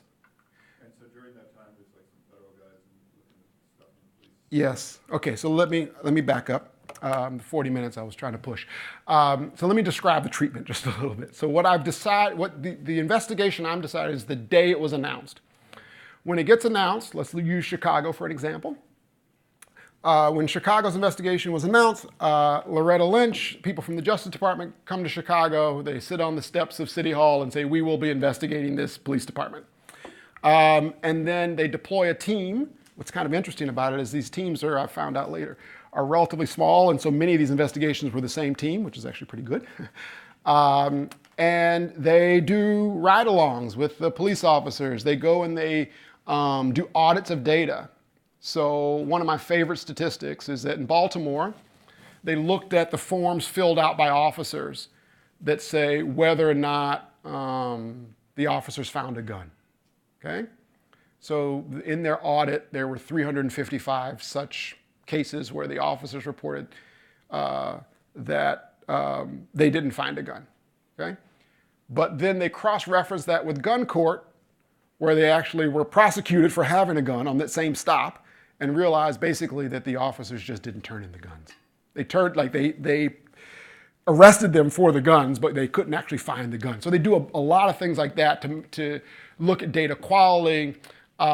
They interview people in the communities. They interview victims of police violence. They interview police officers. Some people say they try to pit police officers against each other. So it's a, what you might imagine. It's a kind of full-scale investigation of a police department that includes looking at data collection, the types of data that is collected, going to ride-alongs with police officers, and lots of interviews with police officers and community leaders. So I'm defining treatment as the day the investigation is announced, not the day that the decision, the results are announced. Okay. The story you have in mind is that, I mean, I'm not sure what the story is, but the story I have is that they announced the investigation and the police kind of stopped policing and crime goes up. Is that, so you're saying it's really less policing that's causing this more increase in crime? It's not the investigation itself. Yeah. It's just like this investigation is a way of identifying a change in policing? Is that kind of the idea? I think that's the mechanism I have in mind. Yeah. Yeah, that's the mechanism I have in mind. But also, too, I mean, given that, I guess this other metric we're looking at is these police-civilian contacts, is another potential mechanism, is there kind of a change in perceptions of police at the time of the announcement by actual citizens in terms of... So I'm going to argue that I don't know perceptions because I don't have survey data on perceptions. What I have is like 911 calls, and no 911 calls don't change at all. So it's, and most 911 calls aren't my house is burning. It's many of them are, could you get this cat out of the tree? Okay. Or at least when I embedded myself in the police a couple years ago, and those are the 911 calls they gave me. I rescued a lot of cats. Okay, so you're going to see what's going on here. In terms of homicides, it's a little noisy, but basically relatively downward trending. You see a little, so there's no, there's no level break here. The p-values are, 0.35 and on a level break and 0.38 on a trend break. If you look at total crime, you see a little jump here in total crime on the month of the investigation. That's driven all by things that happened after 2013. Okay, now this is kind of fun. So these are estimates of the impact of investigations on both total crime and homicide separately. Yeah, jeez, I keep forgetting that that's the one. Okay, sorry, I'm screwing up because I think the green button is the laser. It's not. Okay, so you see before 2013, a couple of them, I think there were 40 or so investigations here, and roughly 3 of them are significant, which is what you'd expect by random chance. Okay. Now, after 2013, all 3 of those are significant. Now, you should be saying, Roland, there's only 3. Why don't you have more? And the answer is, because there are no more. Okay? Same thing in total crime. And what we've done here, just as a little bit of a permutation test, is we've asked ourselves the question, like, is this significant? So what's the exact p-value of obtaining discontinuities as large or larger than the post-2013 summary discontinuities? And the answer is those p-values are very small. Okay, so there is something going on here, I believe, even though there are only 3 data points, meaning 3 cities. There's a lot more homicide, a lot more crime, but 3 cities. Okay, and so that's what I really want to explore. And by the way, I don't have time to go into it, but every other source of heterogeneity we find, there's no significant difference. So if you were to say, oh, maybe that's just large cities rolling versus small cities, or maybe it's cities with high education versus low education. We've looked at all other things we have in the data, and we can't find any differences, any other heterogeneous treatment effects. It is literally in time, okay, 2013. So one of those must be Chicago. Yes, one of them is Chicago. The timing of that announcement versus the Laquan McDonald video coming out? 1 month after the Laquan McDonald video came out. Do we think of the timing of the announcement? Is it something that was just the wheels were grinding in justice, or was this a response? Great question, Rob. So the way this happens is the Justice Department, the way I think it happens, the way they describe it to me as happening, is the Justice Department is kind of keeping cases on cities continuously, okay? Because citizen complaints, they're looking at data on use of force sometimes, and when they always say nothing's triggered by one event, but my sense is many cities are sitting at the margin and an event like Laquan McDonald can trigger an investigation. And that's what I think happened there. The other one is Baltimore. The third one is Ferguson. Those are the three after 2013. So they're disentangling that from breakdown of trust between citizens and police that happened around the further breakdown. I mean, we'll get to this because I have the 911 calls, but I believe that people in these neighborhoods didn't learn anything from the announcement of a federal investigation. Because I'm going to show you stuff like unarmed shootings in Chicago, post-Ferguson, pre the investigation, crime doesn't change. No, but it could be in a different direction. The police are policing protests on Michigan Avenue, and then they think, well, why should we do the hard work back in the... Could very well be. That's consistent with my results. That's more consistent. But the community lost trust because Loretta Lynch came to town, I don't think is consistent with the results. Okay, so what happened between March 2013 and summer 2004 and September 2014? That summer, like what happened such that the investigation that got started in March 2013 had no significant effects, or all of them that happened, or most of them that happened, relative to the ones afterwards. Okay? And so some argue that the relationship between minority communities and police have fundamentally changed since that summer. That's after the killing of Trayvon Martin by George Zimmerman, who the police want to tell me every time I talk about this paper, he was not a police officer. Fine. And the birth of the Black Lives Matter movement. So yeah, unless you've been in a hole, you get that. All right, so let's move on. I kind of like this slide. One of them is from the 1960s. The scary part is it's hard to tell which one at a quick glance. Okay, so let's estimate level and trend breaks pre-summer 2013. That's pretty smooth. I mean, the p-values on the level and trend break are high. Total crime, same thing. Nothing significant going on pre-2013. Okay? This is what it looks like post summer 2013. Trends are going up relative to the investigation. You have a discrete jump up, no kind of trend break, but a level break. And it still has not come down, by the way. Okay. Total crime, you see the same exact thing happen. Okay? And again, this is just the unprocessed data. I've done nothing. If Magna were here, he would say there's no econometrics going on. This is just literally just putting the data in your lap. All right? Now, if I do that, I'm going to keep the black lines the same. I'm going to add in these gray lines, which is the synthetic control. Now, for the 2013 investigations, given there's been roughly 44 of them, the real benefit of doing the synthetic control method is to do each one of these by treated unit. I'm going to spare you the 44 graphs here, and I'm going to aggregate them, although that's not quite kosher, I believe. So you see the pre-period looks pretty good for the synthetic control and the treatment. And afterwards, they look very similar. I'm going to show you the cumulative graphs in just a second so we can get standard errors on that. Total crime, you see pretty much the same thing. If anything, the treated unit kind of is less crime than the other. Same thing here. If anything, the homicides seem to be a little less in the cities that were investigated. And you see that here, okay? So these are the standard errors. They're really large because the number of units is small, but what you see is a trend downward in the homicides. This is the total cumulative amount of homicides 19 months after. Okay, if you go here, it'd be 10 months after. And for homicides, it's actually statistically significant at the 19th month that we've had fewer homicides in cities that were investigated pre-2013. Total crime, there's a little bit of a downward trend, which you saw in the plots before, but it's not statistically significant. Okay? So if I were to say pre-2013, it just looks like, people get investigated, maybe the price is low, maybe they don't know the price, who knows, but not a lot going on, okay? In terms of outcomes. And I'm going to show you in terms of inputs too. I don't think the policing changes that much either. Now, here's Baltimore. I'm going to do these by city. I'm pretty proud of that. That's pretty good.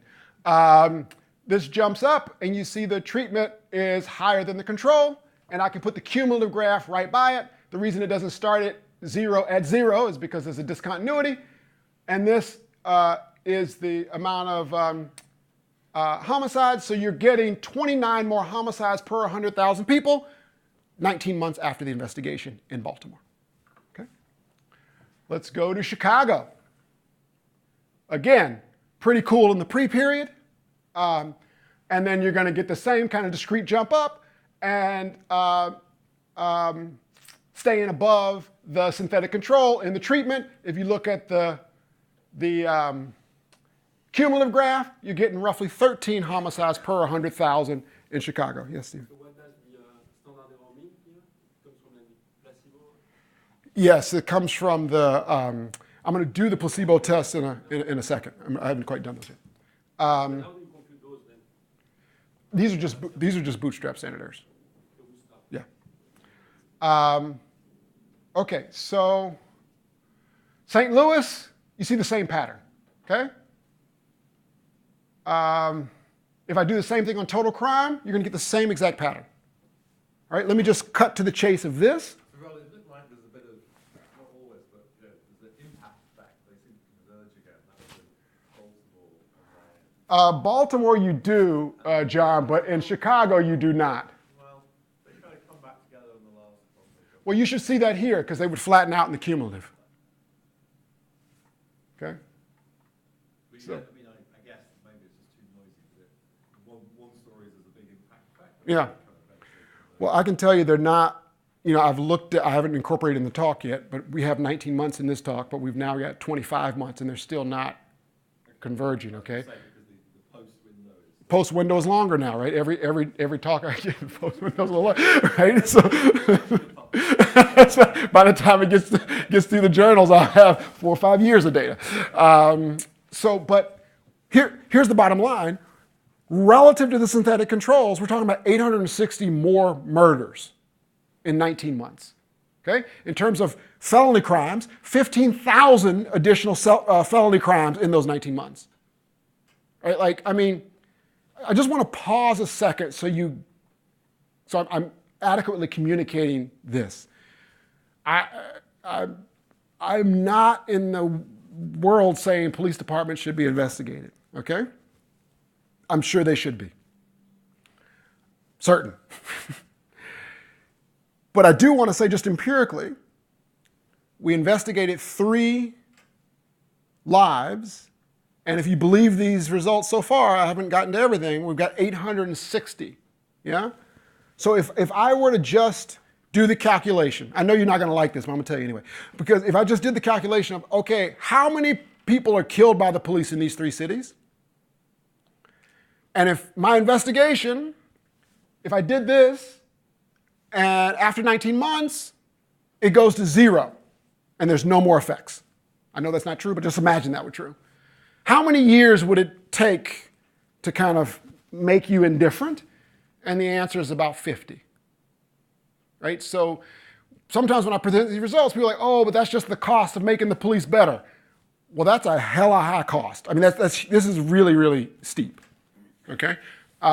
So we just need to think through that. I don't know if it's, I'm doing zero welfare analysis here. I'm just saying it's just something to think about. Okay? All right, let's keep going. Okay, that was St. Louis. Okay, we got Baltimore. This is our total crimes. That's fine. You get the point. Okay, so the placebo test. Oh, I can't click on, seriously? Okay, I can't click on this, unfortunately. Oh, can you click on it? Thank you, that's awesome. Look how cool these are. Okay, so these are the placebo tests. These are my estimates. And here's the distribution of what you get out of the placebo test. Okay, so that's fun. All right, can we go back to where we were? Thank you so much. All right, also done for all 3 investigations, we've calculated with, okay, we did all that. Okay, good.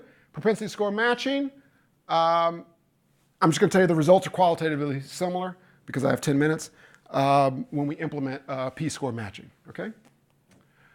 All right, subsamples, as I said before, we've done subsamples on percent of population, 4-year college degree, high school graduates, segregation index, we use isolation, income, racial composition, you name it, whether or not the party of the president was Democrat or Republican at the time of the investigation. I was just curious. All subsamples of the data yield insignificant results. Once you correct for the number of hypotheses you're actually testing, except for when you split it by pre-post 2013. Okay. Now, I'm going to spend 5 minutes on this and 5 minutes on policing strategies. A really key identification assumption here is that any crime changes in the post-investigation month is caused due to the investigation only. This is what others have been getting at. The investigation dummy has to be uncorrelated with the error term in our main specification. Okay? So there are two ways that are obvious ways for this to break down. Okay? One is, what if it's a controversial shooting, not the investigation, in a sensitive period in American history that impacts crime? Okay? So you could say, hey, Roland, this has nothing to do with the investigations. This has all to do with if you shoot an unarmed person after 2013, just tensions boil over and crime erupts. I'm totally sensitive to that. Okay, we're going to test that. And so what we're going to do to that is we're going to look at the impact of viral shootings that happened post-2013 but didn't come with an investigation. Okay? Now, Philando Castile is one of them. Right? So I happened to be in the White House like 2 days after the riots that happened here in Minneapolis. And that was a shooting that went viral, meaning my definition, 2 million people viewed it on YouTube. But there was no DOJ investigation. I'm going to show you that crime didn't move in these types of places. Okay? Second critique is investigations are not randomly assigned, and there's something special about those post-2013 cities. So you could be saying, look, Roland, it's a controversial shooting in a racist city. Look, this is Minnesota. Everyone loves everyone. But in Chicago, it's different. And so that's a different kind of object, right? And so I'm going to look at the impact of shooting unarmed black people post-Ferguson in cities that will be investigated but have not been investigated yet. And I'm going to try to convince you that crime doesn't move. It is literally the investigation. Okay? All right, so let me just show you quickly the viral stuff. So here are the viral cities. So this is Arlington, Texas. I don't know if you remember Arlington, Texas. Remember Arlington? Arlington was a shooting where a kid broke into a car dealership, was taking the car out or something like that, maybe even just sitting on the car, who knows, and was killed by an Arlington police officer. Very noisy. Here are the pre-trends. Here it is afterwards. If you just look at the actual cumulative estimates, they contain 0. Cleveland, Ohio is another one. It's Tamir Rice playing with a toy gun, gunned down by police. Again, noisy, but you can't reject the null that a crime changed, didn't change at all. North Charleston, that's one of the worst in my view. This is Walter Scott, where the police officer actually was prosecuted. Okay, shot him I think 8 or 9 times in the back as he was running away. Here you are. Pre-trans look pretty good. Post, you're getting something that is very much contained in 0. This is just total crime instead of homicide, so it's a little smoother. All right,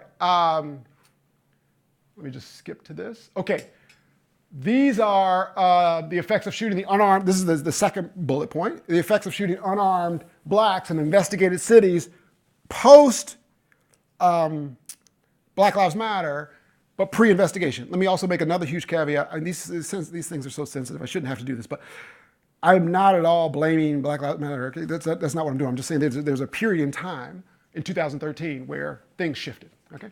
In fact, if you graph out like Black Lives Matter protests where they were and shootings, it doesn't. The effect seems to be 0. Okay. So here, I don't have synthetic controls because my event windows are very small here. These are weeks, not months. Okay. So here, this is Baltimore. Okay, there's a shooting of an unarmed black person that happened here. This is D-mean total crime. Okay, you just see it kind of going down. Seems to pop up here, and then continue to go down. This is Chicago, and you just really see no pattern in the data.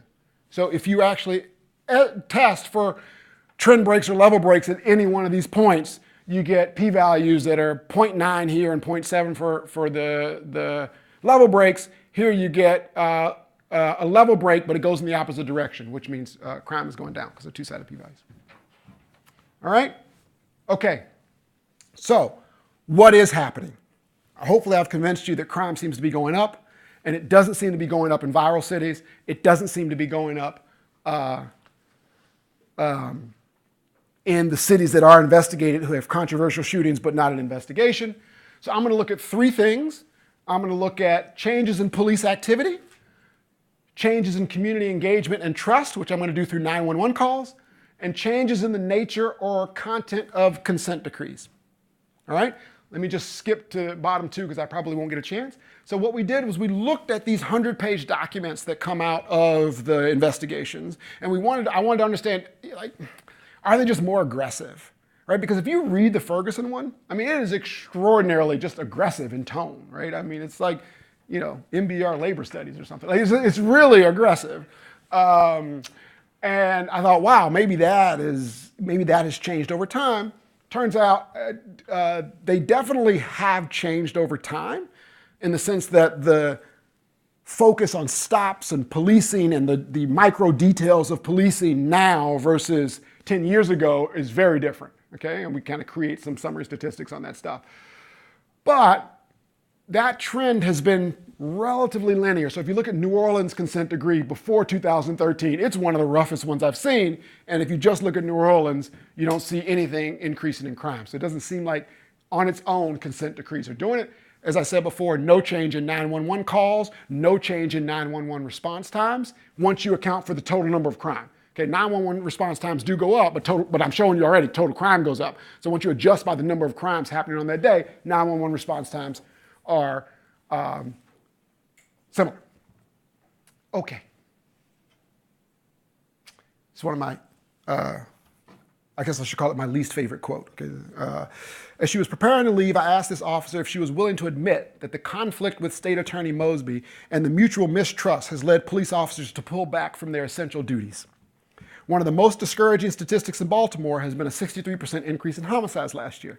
Absolutely, she said, this is the police officer, you should get used to 300 murders a year.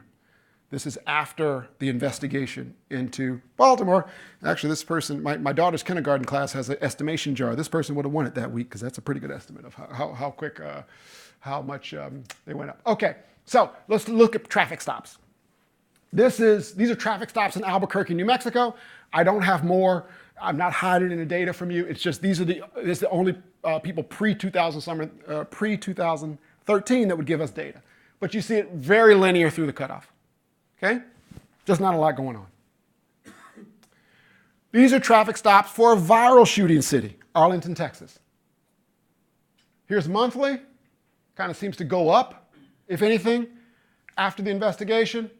The daily kind of plops down a little bit. The test for the level break is like 0.05 here. A little bit of something going on, not a lot. This is the best figure I'm ever going to give. Well, the second one is the next best figure.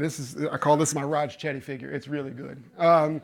So these are monthly contacts in Chicago. So Chicago police, when they have a contact with civilian, they write it on a 3x5 card. They're supposed to write it on a 3x5 card.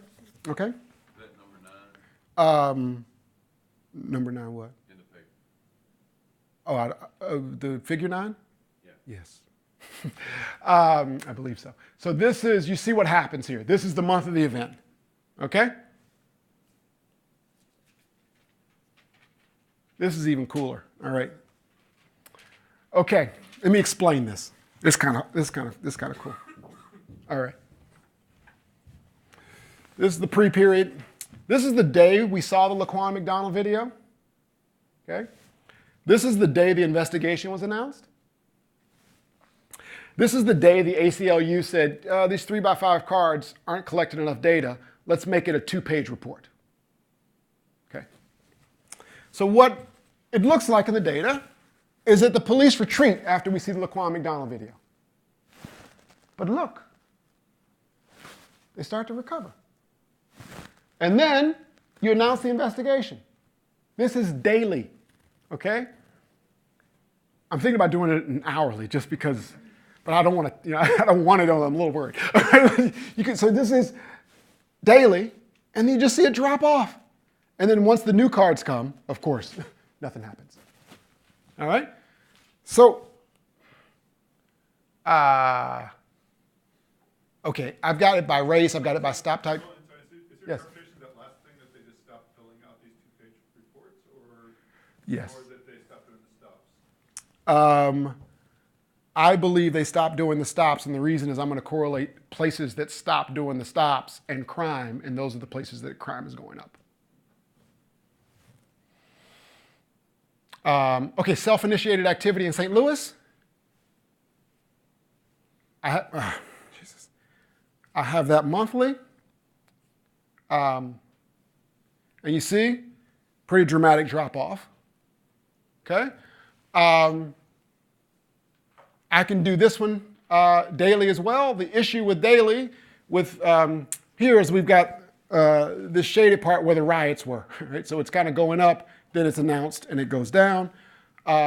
Baltimore is really hard to know what to make out of. I only have 2 minutes, but let me just tell you that, like, even in their internal audit, they found that officers completed reports for only 37 out of a sample of 123 stops. Okay, and let me show you what happens in Baltimore. Here's the daily in Baltimore. This is the day Freddie Gray dies. These are the riots. Here's shaded part. This goes to 0, right? And, you know, I'm not an econometrician, but I don't think you can do, I think stops are bounded below by 0. I mean, I don't think you can go like give pats on the back and that's a negative stop. So, so The back in Minneapolis are a positive. positive stop. Oh, see, there you go. Okay, but it's not a negative stop. So that's you can't go any further than that. So I don't know what to make out of Baltimore because this is very much clouded it. Okay, I have to stop here. Okay, I'll stop there because the circles. Well, you're good. You have some. I can take your time. That's what I'm saying. Take 2 minutes. Show them the one with the big circles. Okay. It's got to be at the end because you just talked about. I think it's here. If we can click on these, I think. Where is it? That's the one that does by the district. The last one here. Yeah. Yeah. All right. So this is changes in homicides and changes in person crimes by how big the difference in stops was month pre, month post. Okay.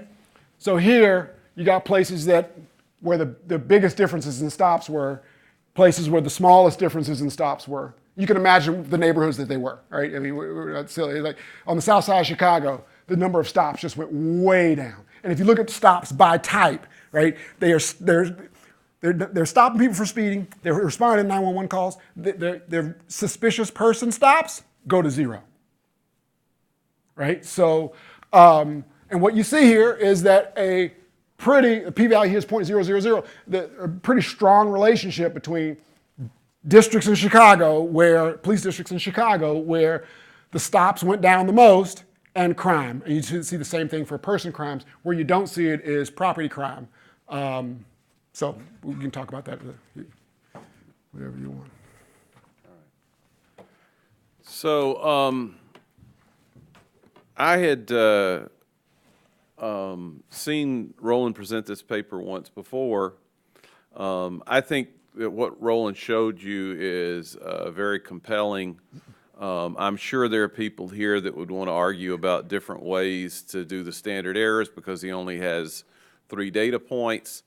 But when you go in Chicago, for example, from 400 to 900 murders almost in a very short period of time, and you have the last picture he showed you with the circles, I think he has a pretty compelling case that something about the announcement of the investigation led to the police pulling back on how aggressively they policed, and this had a terrible effect on violent crime rates in disadvantaged communities.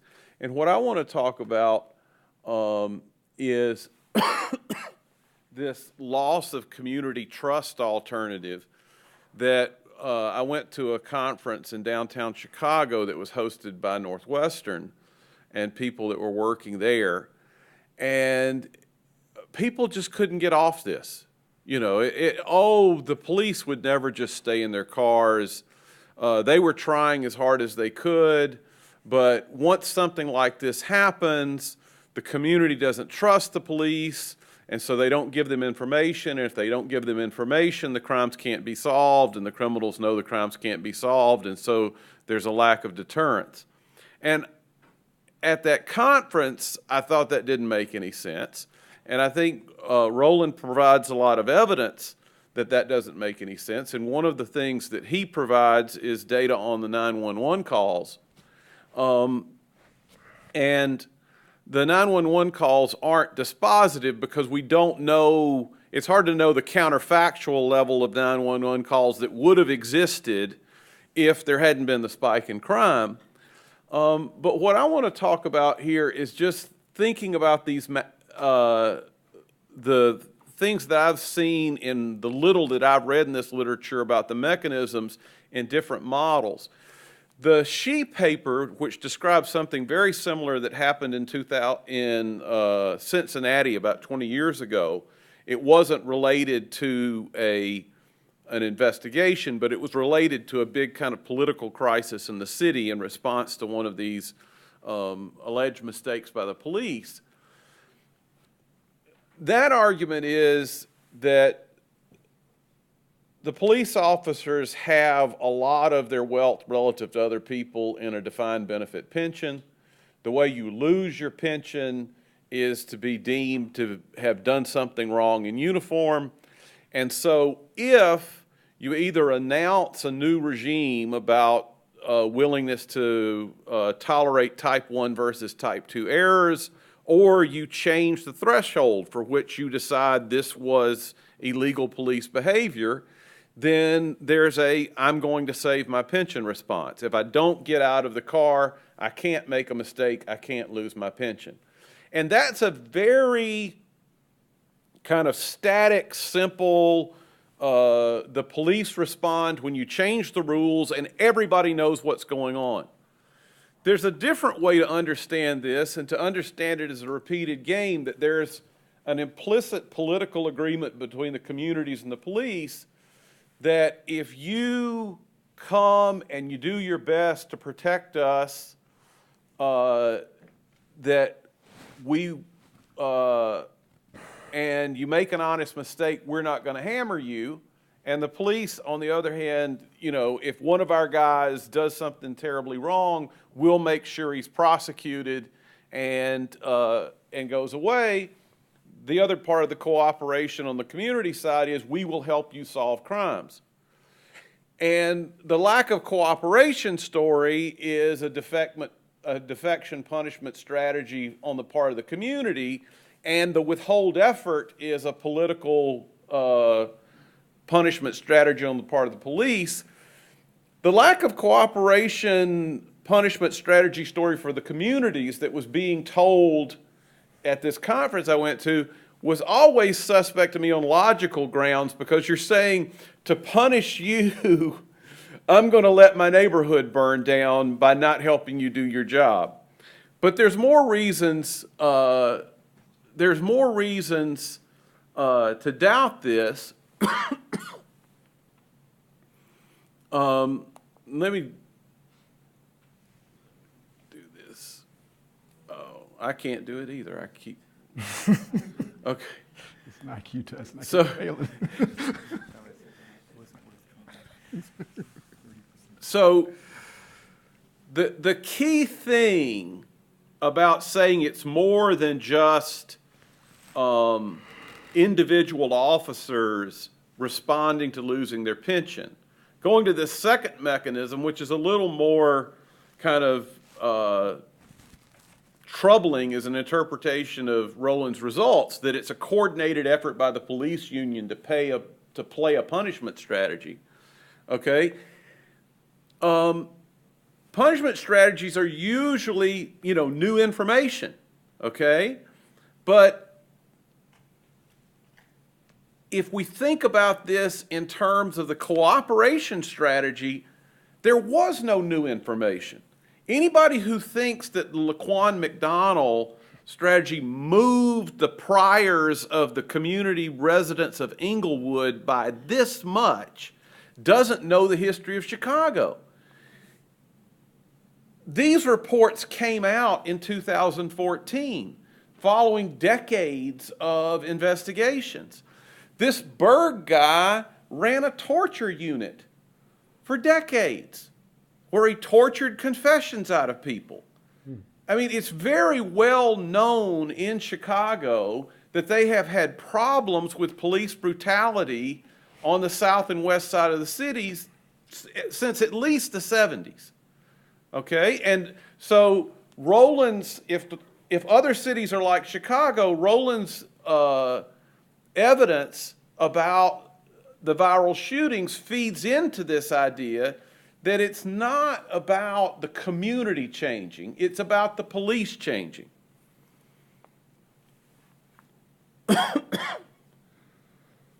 So, if we assume that it's the police that are changing, they're either individual police trying to save their pension, or this is a coordinated effort to punish the community for protesting. And then the question that Rowland's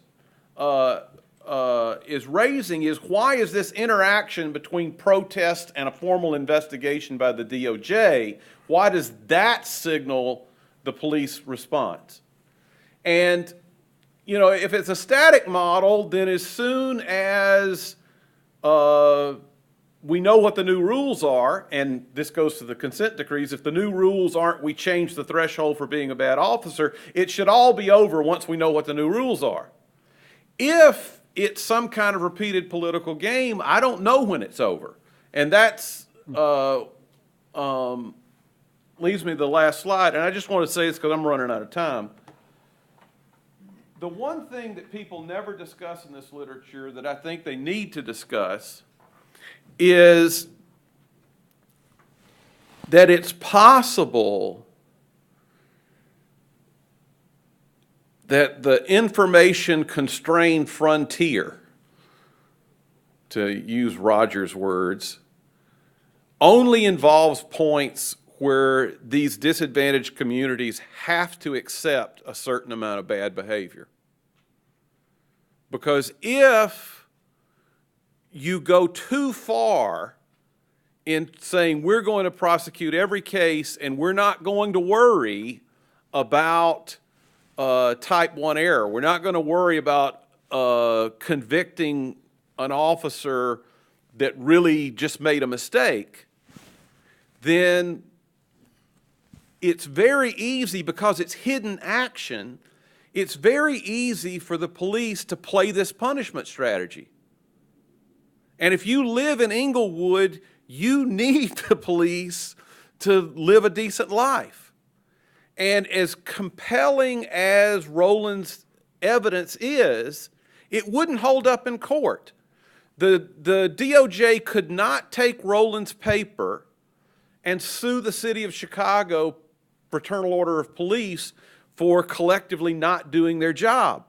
Although that picture with the circle certainly makes it look like that's what happened. And so there's a big research agenda here that says, given the information rents that the police have, that their actions are hidden in terms of these decisions about how aggressive they police, and given that in the communities where it's a problem, they desperately need them to live a decent life, what's the optimal way to run the Civilian Review Board? I mean, I've never seen anybody in information economics, you know, work on questions like this, but what's the optimal way? You know, as Bob Givens says, it's not going to be the details of that consent decree. It's going to be the mechanism that evaluates what's done relative to the terms of the consent decree. And somehow the community has to have assurance that if it's real abuse, they're going to be taken care of, and the police have to have assurance that they're not going to lose their pension or lose their liberty for making an honest mistake.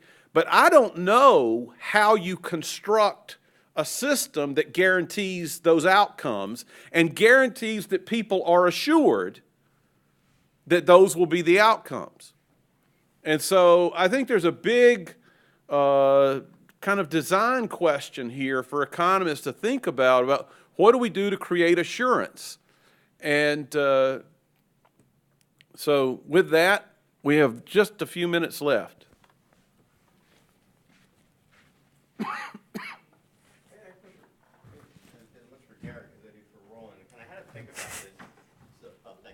So my question is kind of how to think about the framework Derek's put together, because Derek's put together very much kind of almost a game theoretic type setup between the interactions between the community and police. And I'm wondering how important is to think how important it is to differentiate that potentially from another one I have in mind, and kind of almost kind of a risk versus insurance type way of thinking about how cops engage in engage, or go about in engagement.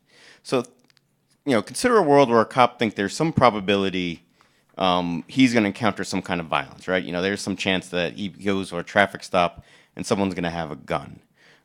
Given the trust story Derek's telling, you can think of the cop thinking of kind of some type 2 errors, like, he's going to overreact in some way, something bad's going to happen.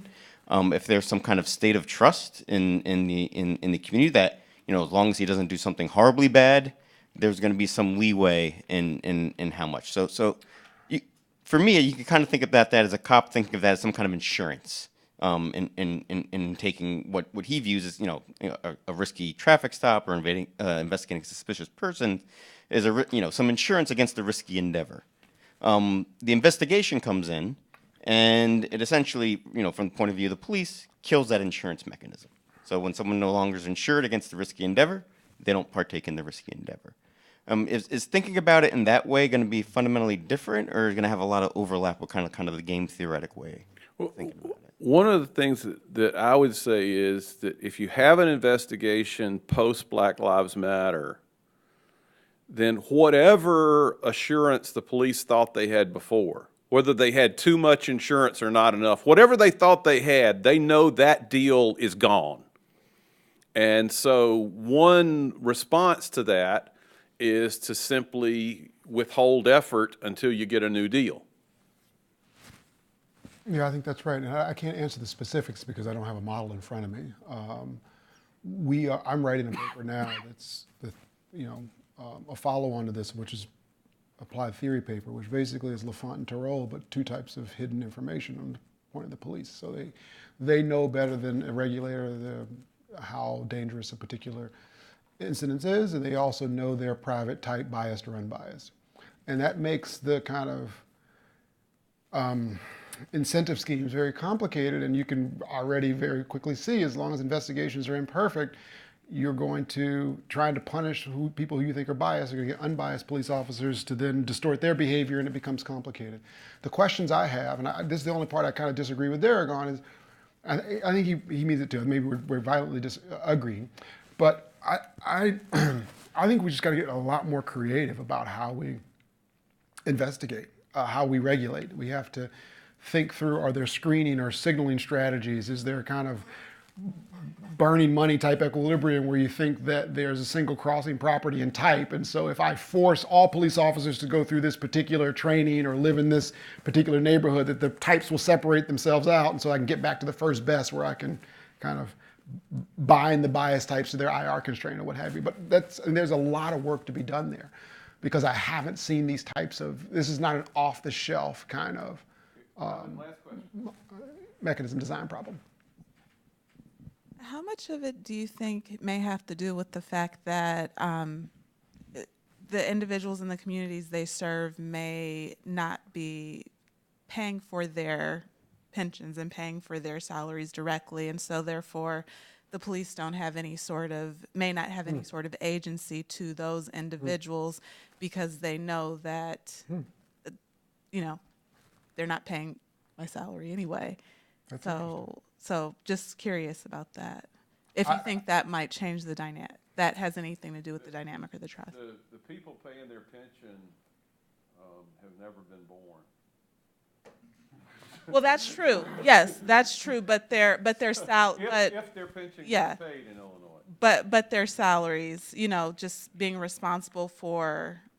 No, I get what you're saying. I think yeah. it's a really interesting idea about somehow tying it to, you know, school funding is tied to local areas in ways that, you know, police pensions aren't or something like that. I mean, I don't know. I mean, I thought of a different type of mechanism that wasn't quite what you're talking about, but was, you know, Chicago recently published their, you know, kind of complaints and the deals they made with people, so you could see the kind of cost of use of force, the settlements that they made with people.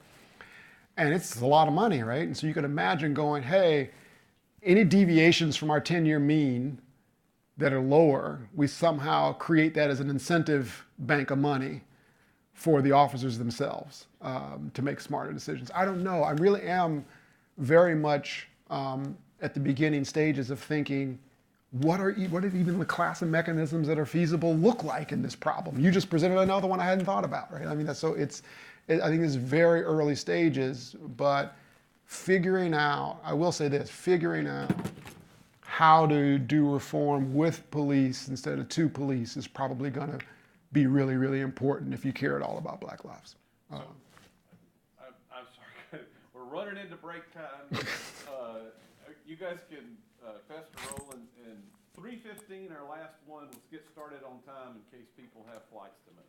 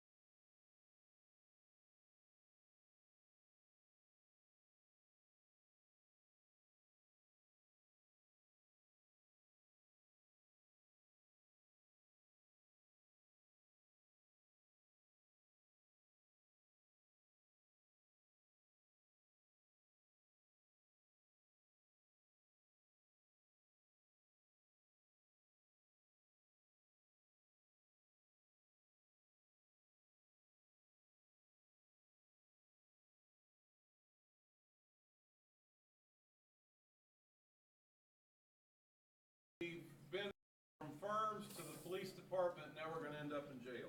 Yeah. Thanks. First, let me take the opportunity to thank Derek for organizing this and whoever else organized it. It was fun. This is joint work with Mandip, Gordon, and Katrine. So Derek asked me to present the first paper.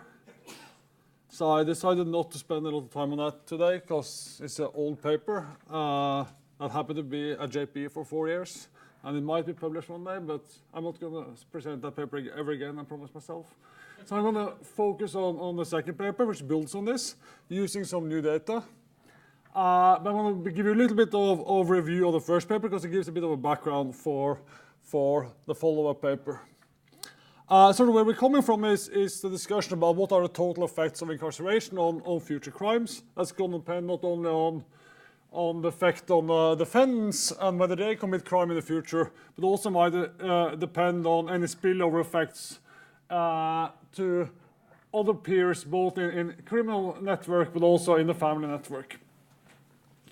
So of course, the total effect of any sort of policy change, making the system stricter or more lenient, is going to depend on both of these sort of mechanisms. And that's sort of the goal today, is to talk about these spillover effects and how they matter for thinking about policy.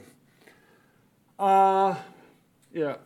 So it's not straightforward to estimate neither the effect of incarceration on defendants or the spillover effects. You have the standard issues about correlating observables. People who go to jail are probably more likely to commit crime in any way. So you're probably going to have a upward bias in OLS. So you need somehow to shift people in and out of jail more or less randomly.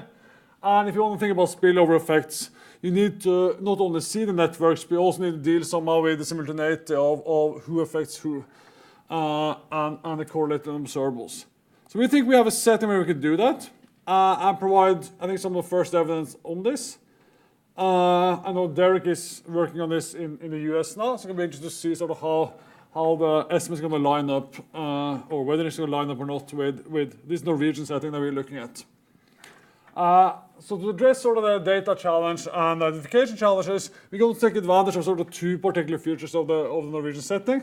I'm going to talk a little bit about how Norway and Europe more broadly differ from the US in terms of both incarceration and sort of the type of policies that people face, or the type of programs that people face in jail. And it's actually pretty different, and it's kind of interesting. And it may help sort of think more broadly about the results and the generalizability. Then we're going to exploiting that we can follow both people incarcerated and people not incarcerated pre and post incarceration or decision in the judicial system. We can follow them throughout the judicial system, and we can do that for all criminal court cases in Norway. On top of this, and that's why we wrote the second paper, is that finally we were able to get access to the police records on suspected gang members. So they have records on everyone they suspect have done or likely to do crimes together. And we're going to use that in terms of getting at these spillover effects, in addition to thinking about family network. So that's in terms of data. Then in terms of identification, we're going to exploit sort of what many people have done following Joe's work, using the random assignment of cases to examiners or judges. This random assignment is useful for two things. It allows us to consistently estimate the leniency of the judge by looking at the decisions in all of the cases. Why? Because on average you're going to get the same kind of cases because of random assignment.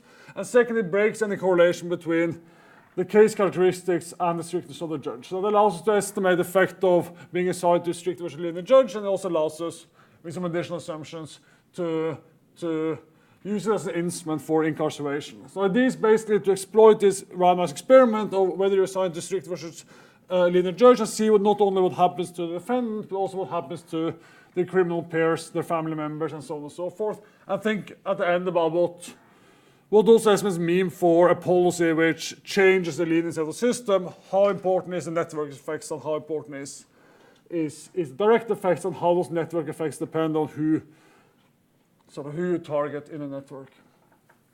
Okay, so let me first review, as a bit of a background, what we find in the first paper. Using the same design, we find that imprisonment discourages future criminal behavior, part of this is just incapacitation. You send people to jail, they do less crime, but actually the effects persist much after people are released. And incapacitation seems to be a pretty small part of the total reduction in crime. The second we find is that OLS is going to be very misleading.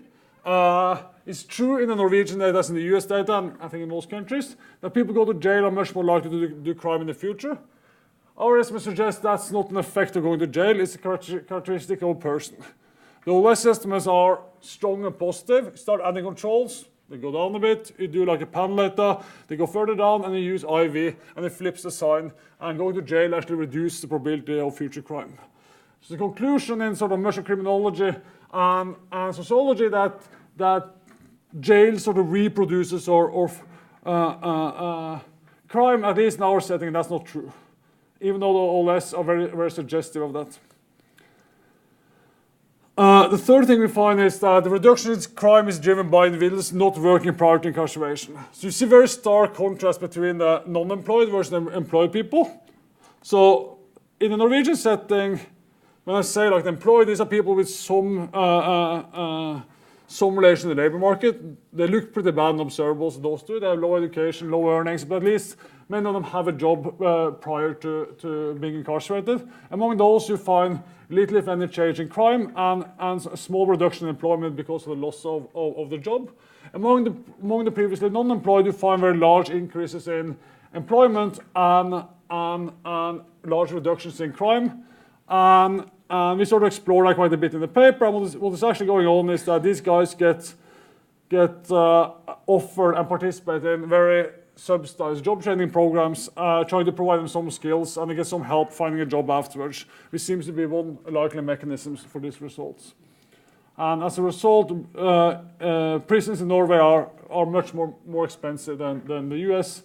But if you do some cost-benefit on that, it seems that the reduction in future welfare payments and the increase in taxes offset most of the increase in the cost. Okay, so that's the first paper, which we think about as a proof of concept that time spent in prison can, at least in a setting where we try to rehabilitate people, reduce future crime. If that's true for other countries, who knows? But it sort of goes against this nothing work slogan that has been sort of important in the US context, at least over the last few decades, in terms of thinking about prisons and prison conditions. So in the rest of the talk, I want to focus on some new work, taking advantage of the new data and looking at how these incarceration effects whether they spill over in criminal networks and in family networks, and how that matters for policy. Okay, so let me be in the papers, we kind of have a long discussion about, especially in these times where it's like US first, we have a long discussion about how Norway differs, how Europe differs, and how the US is kind of outlier in this setting. So let me walk through kind of briefly the Norwegian context, and maybe show a bit on these cross-country differences to give some institutional context. But this is sort of a key slide for understanding a little bit at least how the system works. So, because it's kind of different. So this is sort of the first step in the judicial process. The police report is filed, and the police look into the case. So they sort of make at the end of this investigation, they sort of have two possible conclusions. Either they can conclude that there is a suspected offender, they may not be absolutely sure, but they sort of conclude that they think they know the people who committed this crime. If they conclude that, then it's up to the prosecutor to charge people or not. About half of the cases where they conclude there is a suspected offender, then people are charged. In that case, there are sort of three decisions the prosecutor can make. He can dismiss the case. He can give a direct fine. He can be some mediation, or he can go to trial. There are two sort of options there. If you confess, it's going to be like a summary trial. It's all about the length of sentencing. If they don't confess, it's going to be a real trial, and the judge is going to decide on incarceration too. So mandatory sentencing is important in Norway. There's very little variation across judges in terms of sentencing. It's all about the decisions of incarcerate or not, or whether they give probation, whether they give community service or fine. So this is the point at which you have randomization by law.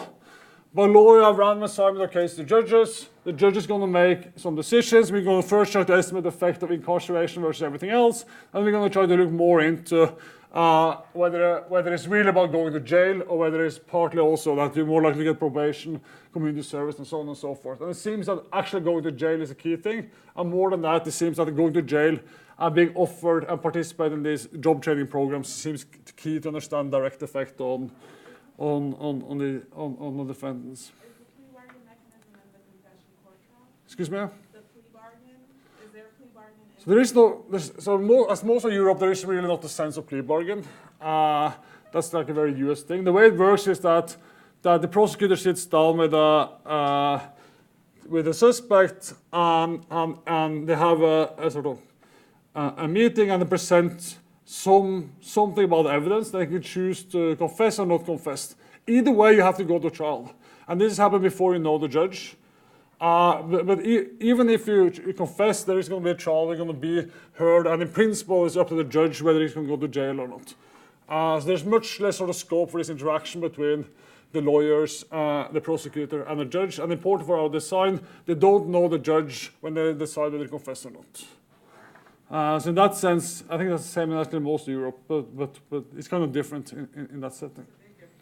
Yeah, it's kind of interesting. As I said, the law dictates assignment using the principle of randomization. There are a few exceptions, which we know because they're going to be flagged in our data. One is child abuse, in which case they specialize in terms of the judges. There are also some white-collar crime where the judges specialize. We know that, we're not going to look at those. Instead, we're going to look at the sample of randomly assigned cases. We're going to look at these regular judges that don't specialize.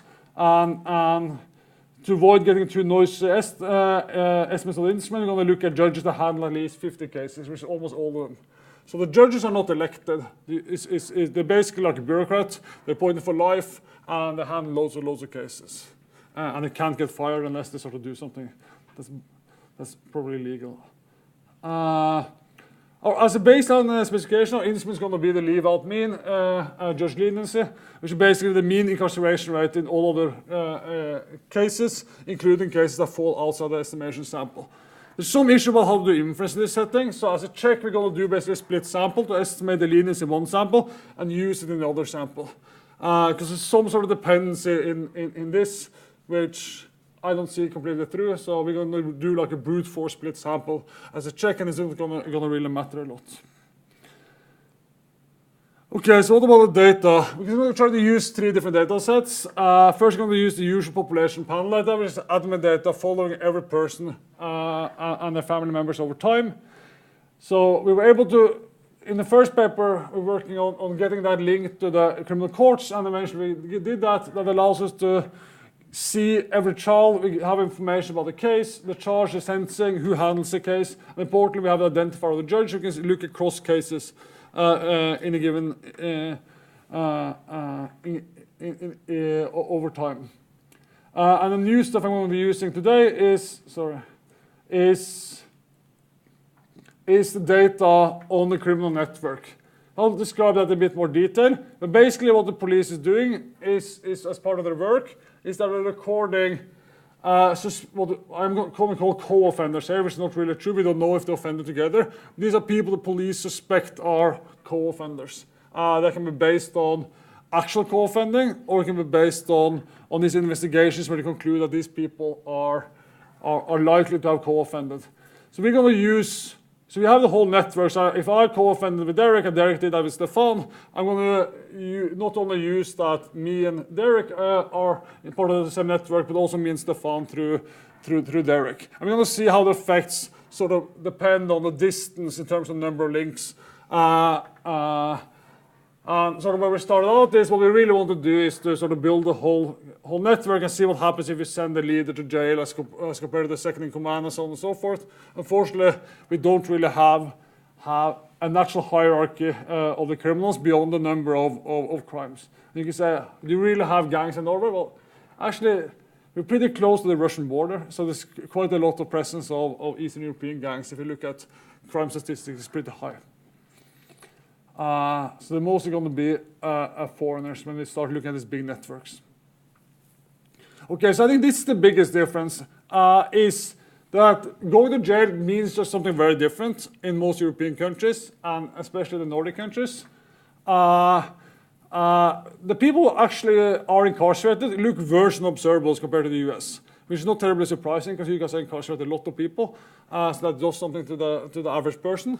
But if you look at like labor market outcomes, number of crimes, education, people incarcerated in Europe look very bad on observables, or as bad if not worse. But the big difference is that going to jail is just very different. There are relatively short sentences. In our data, the average prison spell is going to be 6 months, which is much, much less than in the US. Also, there's extensive use of open prisons, at least before they're released. All prisons offer education, mental health, and training programs. Substance abuse programs is mandatory now. During this period, it wasn't. So they're very heavily investing in trying to rehabilitate the prisoners. If you don't believe me, that's sort of like, Derek has done a lot of work on this. I find this kind of interesting. This is the US incarceration rate, and here's Norway, and here's the rest of Europe. Or if you want to do it like by GDP per capita, then here's the US, and here's like most civilized world's countries, and then it's even worse than Turkmenistan. I mean, it really is an outlier by any metric, both when it comes to spending per prisoner and when it comes to statistics like this. So probably these results are not going to carry over to the US. Maybe Derek is going to show us. I think that I don't worry so much about that because I think actually the US is the outlier here and not necessarily Norway. Okay, so let me show you a little bit about the instrument. The first is sort of testing the random assignment. So how do we do that? Well, we're basically regressing the leniency measure on first regression the probability of being incarcerated on a bunch of observables. They're jointly strong predictors of the probability of being incarcerated. So this is not garbage. The stuff we're throwing in do predict the outcome in the first stage. If you do the same for the instrument, you see that both individually and jointly, they're not able to predict the instrument. So this is as good as a random design. This is true in the full data, is true in the two networks we're going to be looking at. So that's kind of reassuring that they actually seem to comply with the random assignment. And actually during this period we're looking at now, we kind of know the random assignment is basically a random number generator. So we sort of know exactly how they're assigned, at least most of this period. So what are we going to be doing? We're going to be estimating two simple equations, at least I'm going to present you that today. Given the instrument, you can also estimate the marginal treatment effects and think about like how strict or how lenient you want the system to be. We're doing that in the previous paper, we haven't done that yet. But these are sort of the two equations I'm going to be estimating. The first is like the first stage, looking at what happens to, how does the being assigned to a strict versus lenient judge, Z1, the level of mean instrument, affect the probability of the defendant being incarcerated. Condition on X, what's X? X is going to be the full set of controls for court times district fixed effects. Why? That's the level at which the randomization occurs. What's basically going on is that at a given court, at a given quarter, the guy in charge randomly assigns cases to the available judges. So we need to make sure that the pool of available judges are kept fixed, and that's why we have the fixed effects in there. The second stage is going to be what happens, how the incarceration decision for the defendant affect the behavior of his peers. So, for example, C2 could be future crimes, it can be labor supply or something like that. It's kind of a simple peer effect model where we have a shock to the behavior of one person and see how that affects the other person. Okay, so what does the data look like? What I'm showing you here is the leniency of the judge. It's the average incarceration rate in our data across the different judges. And remember, these judges handle a lot of cases. So as you're going to see, as you're going to get a hint of from the confidence band here, but also going to see from the standard errors, this is not just sampling variability. So what I'm showing you, on this axis I have the probability of being incarcerated for the defendant. Here I have the density of the judges, the histogram here, and here's the leniency of each of those judges. So what this is showing me is the average probability of incarcerating, so the fraction incarcerated, of these different judges. So basically, you see the average is something like, I don't know, incarcerating 46%, some are really lenient, strict, some are really lenient. So this is the variability we're going to be using. We're not going to be able to say what happens if we don't incarcerate anyone, because we don't see any judges like that. And we're not going to be able to say what happens if we incarcerate everyone. Well, this is the variation we're going to be living off, and we can think about changing the leniency of the judges by shifting who they happen to be assigned to. The linear model is just going to be this linear approximation. What is it telling me? It's telling me that if I randomly assign you to a judge that's 10 percentage points stricter, then you are 4% more likely to be incarcerated. Okay, so that's true in strong first stage, blah, blah, blah. It's true in all our samples. Okay, so we seem to have a first stage. We seem to be able to shift people randomly in and out of jail. So now we can look at what's the effect on these people and what's the effect on their peers. Okay, so in the paper, I don't want to bore you with a lot of this, but in the paper we go through sort of the assumptions we need to go from the reduced form to the IV.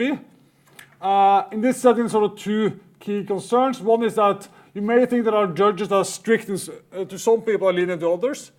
For example, maybe the people who are strict towards blacks are going to be lenient towards whites. So we can't sort of test directly that, but it has some testable implications. The assumption that if you lean towards some people, you're going to be lenient also to other people. For example, one thing you can do is you can compute the lenience measure for blacks and see if it's predictive for whites. So we do that for all possible combinations of observables, and we always find a strong first stage. That's kind of reassuring. Another sort of concern that comes up in this setting is that judges make more than one decision. Okay, so that can create some bias in the IV. Sort of two sources of bias. One is that if you're strict, say, in incarceration, you may also be strict when it comes to, I don't know, fees or something else.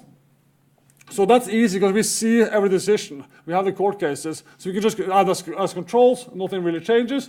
Or if you want to know the effect of incarceration relative to, say, probation or relative to fee, we can just add that as another endogenous variable using the leniency in those dimensions as additional instruments. So we do both of those things, and it seems that the real sort of effect is being incarcerated versus not incarcerated, and that fees and probation matters less.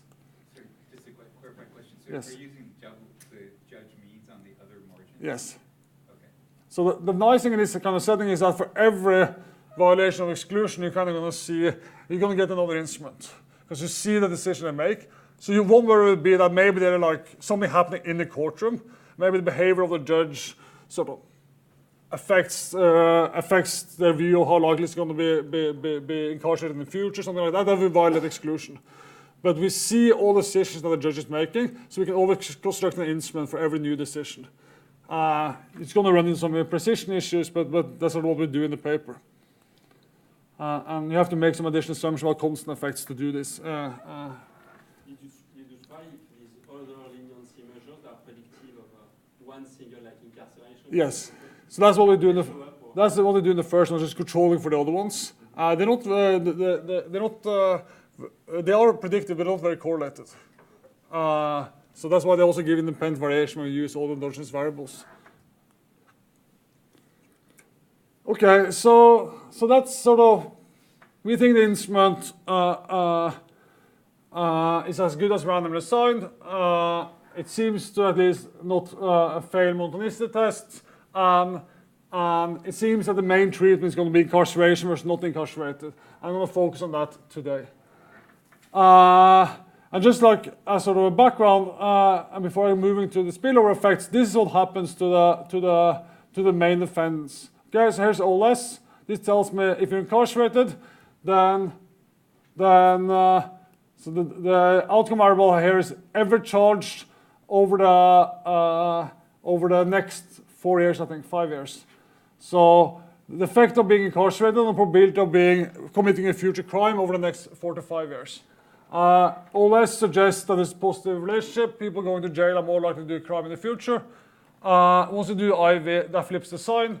And going to jail makes you less likely to be incarcerated. So that's sort of the background. Now we want to think about this as being like the treatment and then see what happens to their peers. Okay.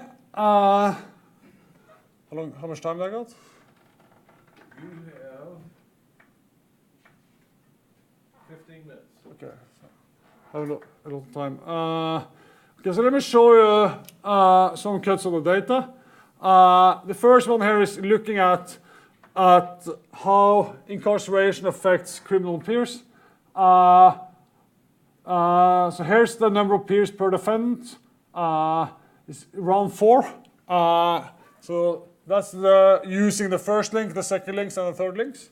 All this is telling me if here's the OLS suggesting that there's little if any spillover effects.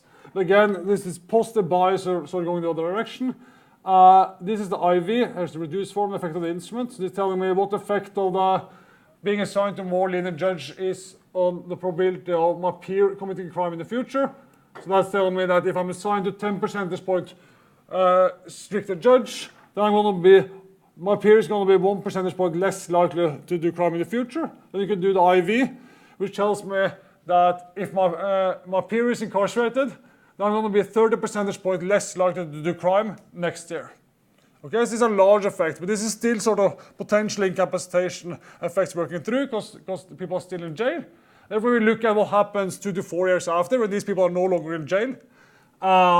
In that case, you see similarly that if my peer was incarcerated because it was assigned to strict judge instead of a lenient judge, then I'm 50 percentage point less likely to commit a crime or be charged with a crime.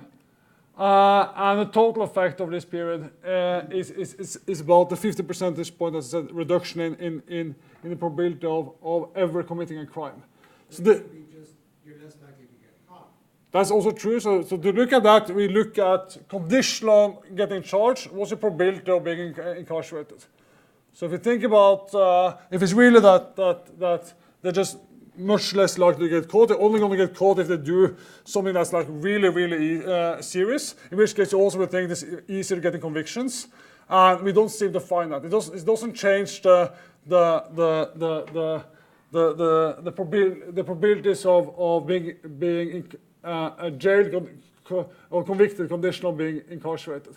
This is true for all of this data. We don't know the underlying crimes. All we see is the people where the police suspect them of being an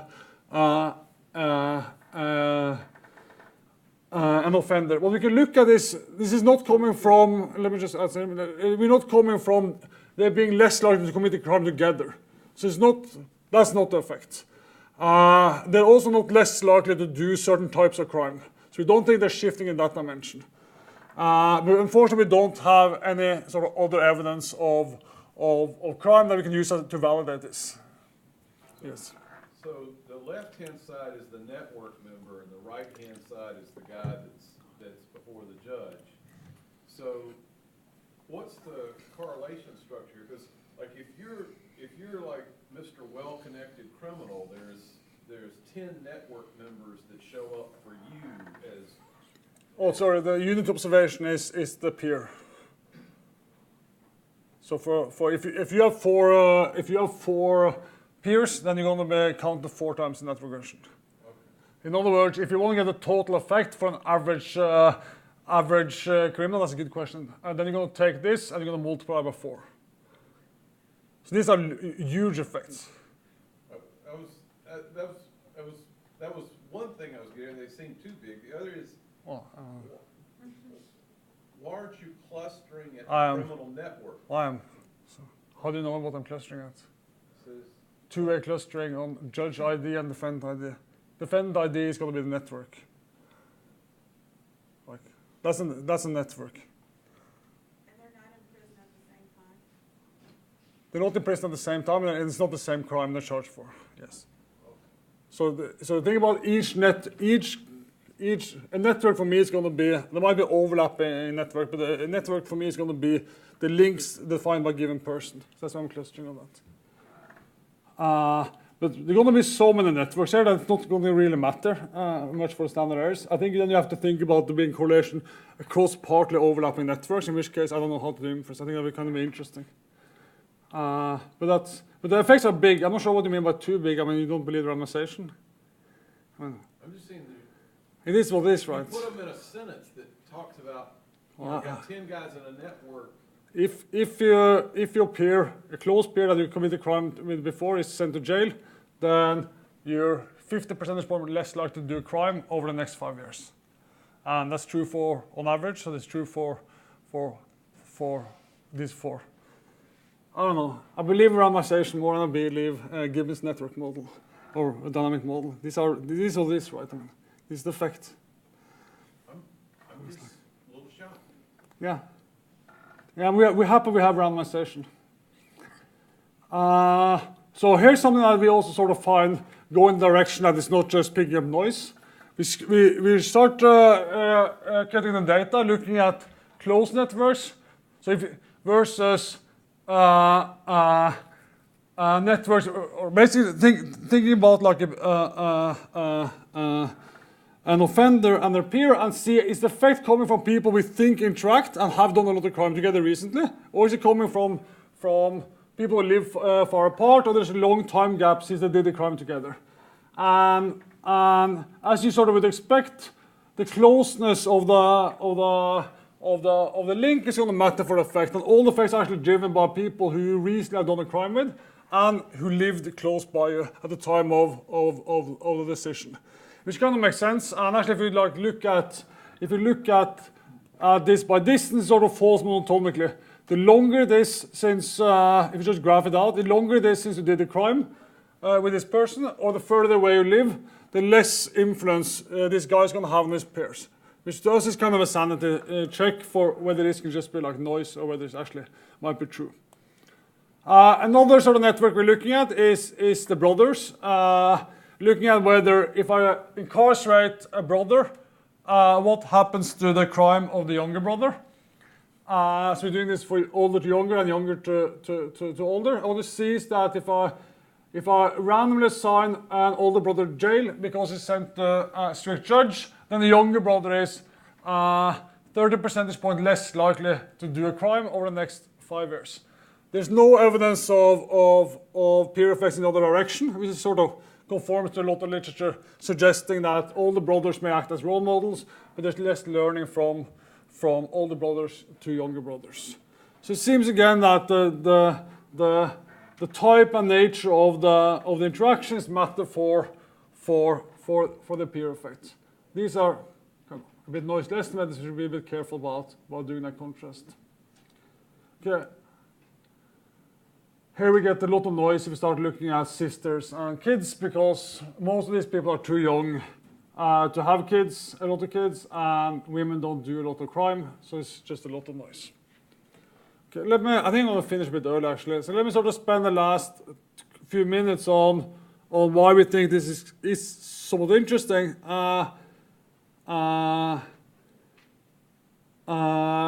So where we're coming from is if you don't think about the effect of a policy that, say, changes the leniency of the system, or in some other ways change incentives of doing crime, then you don't not only want to incorporate direct effects, but also the indirect effects through the network.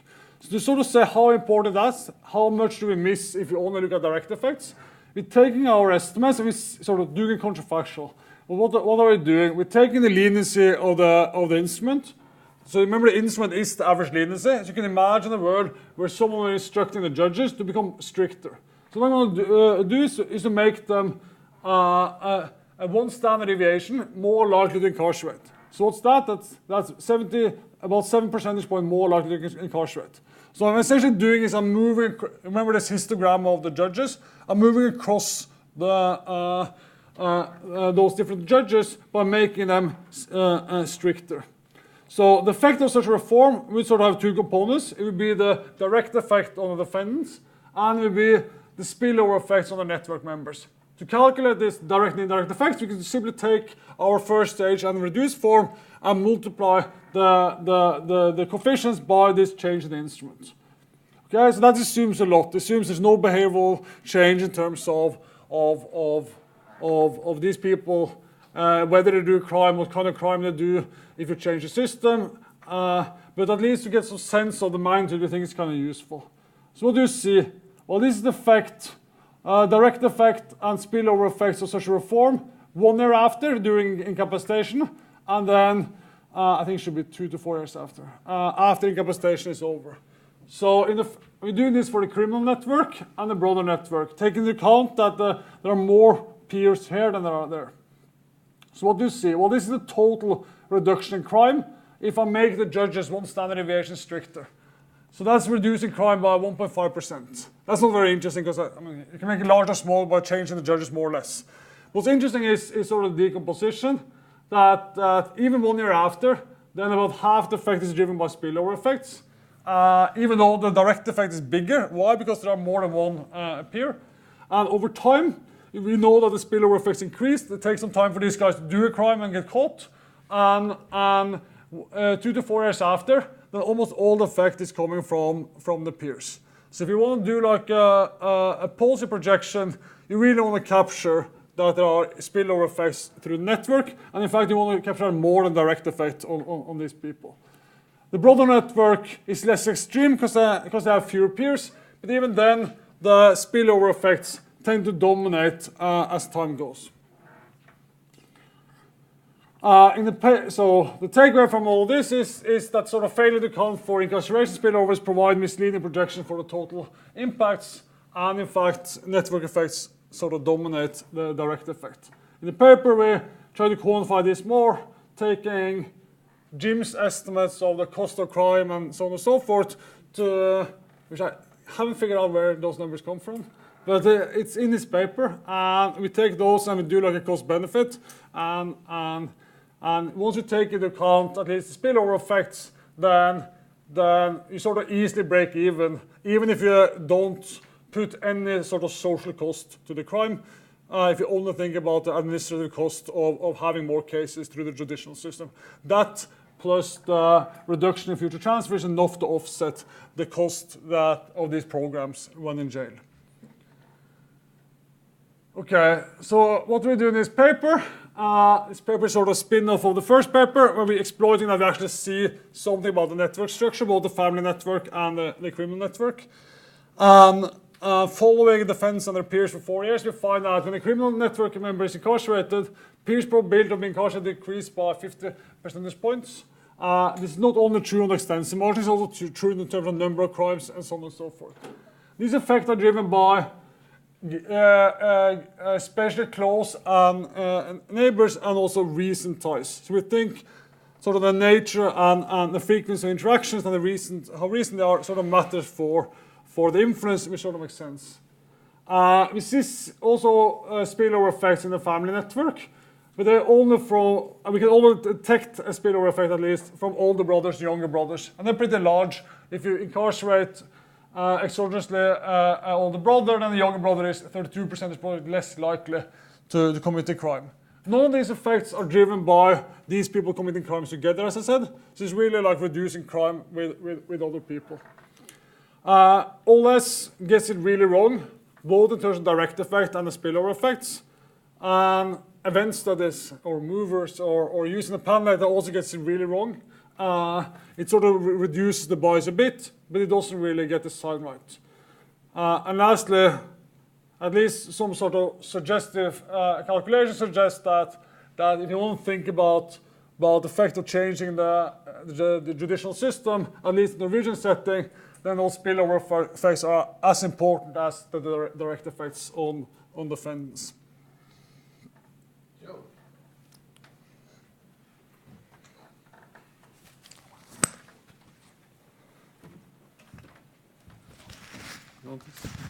Yeah, I'll use this one. Thanks. Oh, as long as it's here. All right, last talk of the day. I'm standing between you and your flights. I do want to thank Derek and the Federal Reserve for organizing the conference. I think it's been a great day. And the Fed has a soft spot in my heart because my first job out of undergrad before I went to study with Derek at Chicago was at the Federal Reserve Bank of New York. Shout out to District 2. So I really enjoy working in this environment of collegial environment. So here we are, last talk of the day, thinking about Magnus' paper on incarceration, recidivism, and employment. I love these papers for a couple reasons. One is it's a very important question. incarcerating someone is a major intervention in their life, so we have to understand the effects. And it's fantastic to try to estimate these effects in multiple jurisdictions so we can start to unpack where the effects come from, because we get different effects in different locations and different time periods, different age groups, and so on. Second, amazing data, as you might expect with Scandinavian data. And then third is a credible identification strategy. So here we go. So the main findings of the original paper are that incarceration can be a blessing in disguise for those in Norway, with a 30 percentage point lower reoffending over the following 5 years, and higher employment for those without a job going into incarceration. So if they didn't have a job before they were sentenced, it was actually great for them to get incarcerated. So maybe we should, cheerlead more. We should lock up more people. I guess that would jive with our incarceration policy in the U.S. But so why would that be?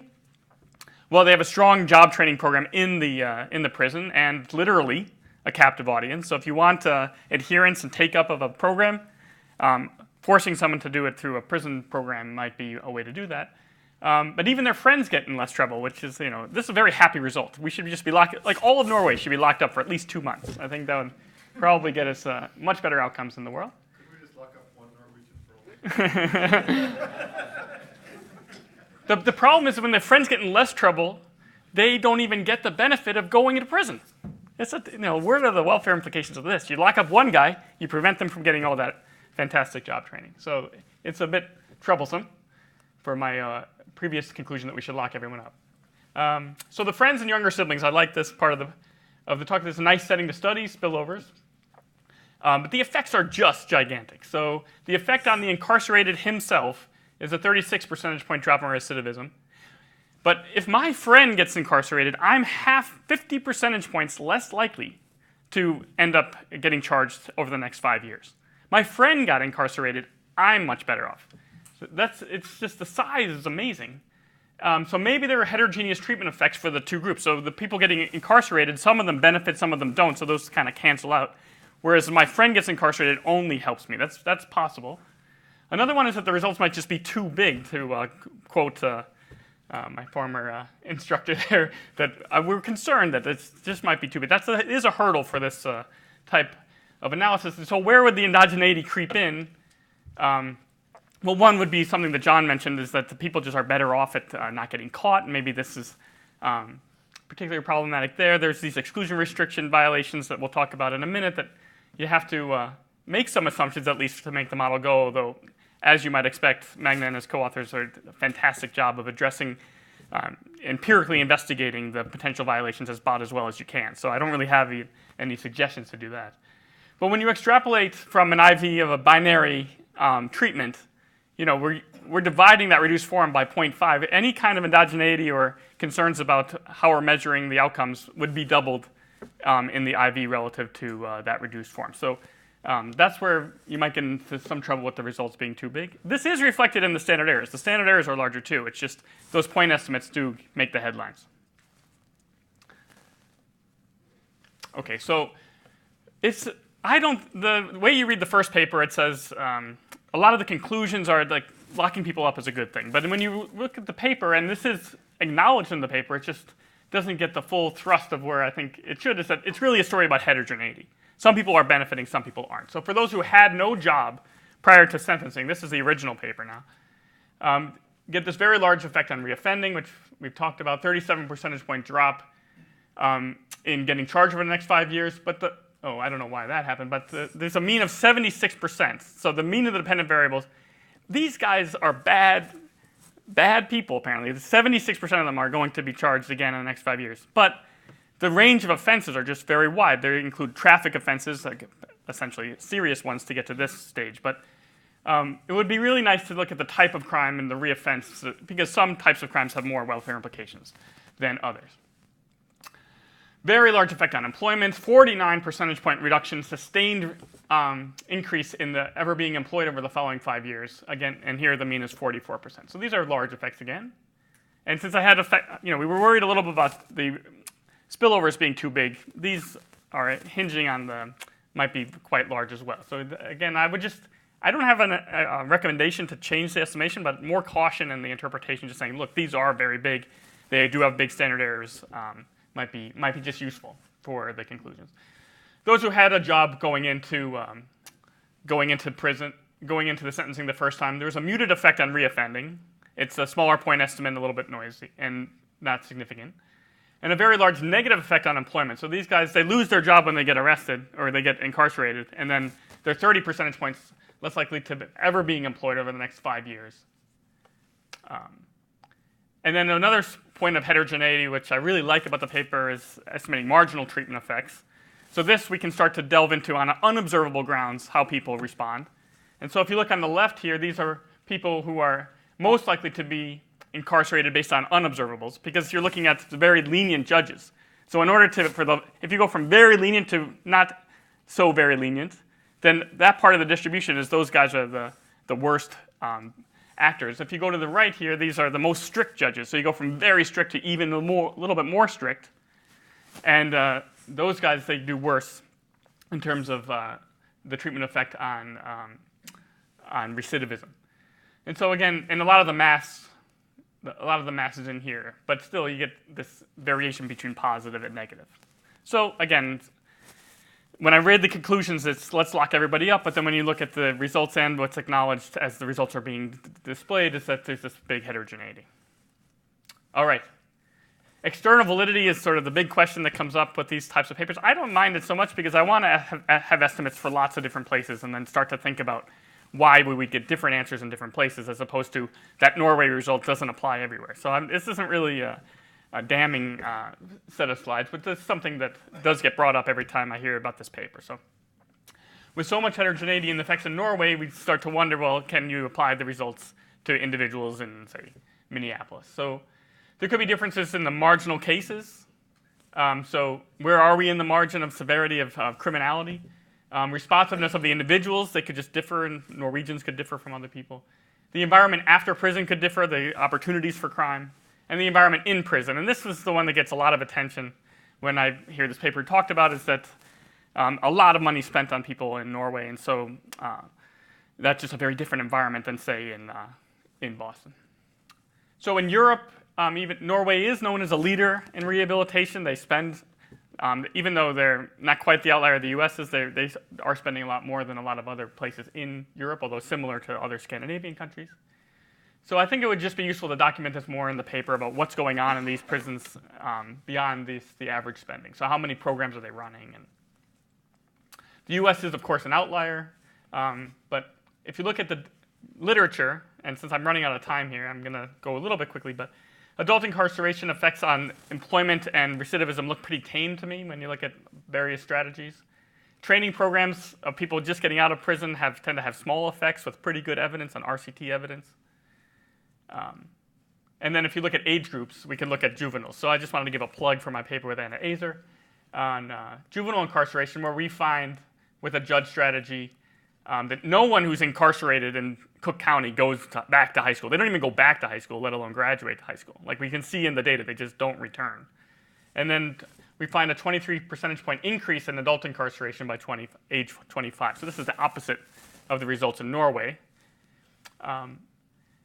And so I have extrapolation concerns here as well in terms of these results might be too big. So I caution you on that. But if you look at siblings, and this is a bonus slide. This is not in the original paper. Sorry for taking up a minute here. The OLS says if my older brother gets incarcerated, I'm less likely to graduate high school. But in the IV, it's this huge effects, 20 percentage point reduction compared to a mean of 30%. So my brother gets incarcerated, I'm less likely to graduate high school. If you look at if I'm arrested by age 25, 13 percentage points more likely compared to a mean of 12%. Again, huge effects, maybe too big, but they equal and opposite reaction compared to Norway in Cook County. Now, the US is an outlier. This is in juvenile incarceration, and I'm sure we could throw up results for adult incarceration. But when you just look at these, this is just crazy. In Sweden, you get 4.1 per their incarceration rate per 100,000 youth.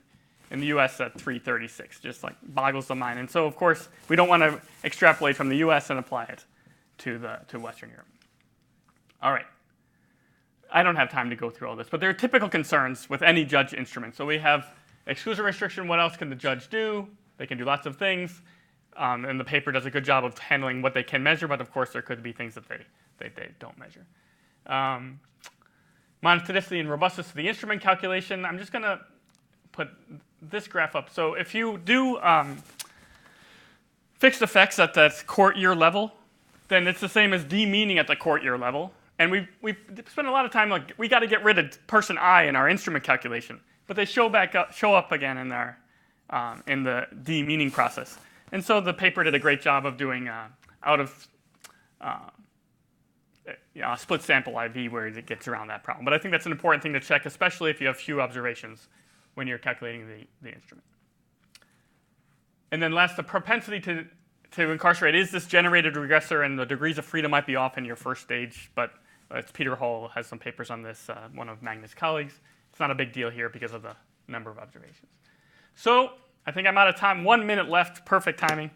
I conclude it's a great paper showing that prison rehabilitation can work, but the takeaway I get from the results is that there's just a lot of heterogeneity. Some people seem to be really well off from it. Some people look like they're harmed by it.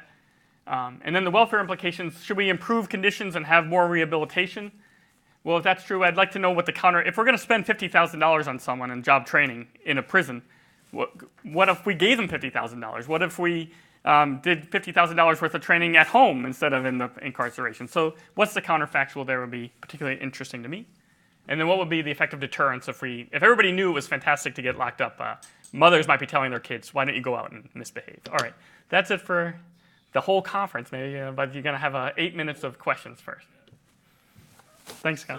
So, obviously, Joe did not listen to Prairie Home Companion growing up, or he'd know that everybody in Minnesota is a Norwegian immigrant.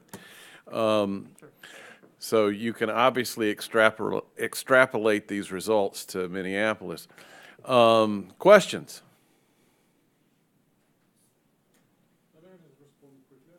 Go right ahead. Well, that was great. I mean, you sort of touched on many of the same issues. A couple of things is, I agree with the IV estimates being big and noisy, and possibly due to violation of exclusion. But I really only care about reduced form estimates.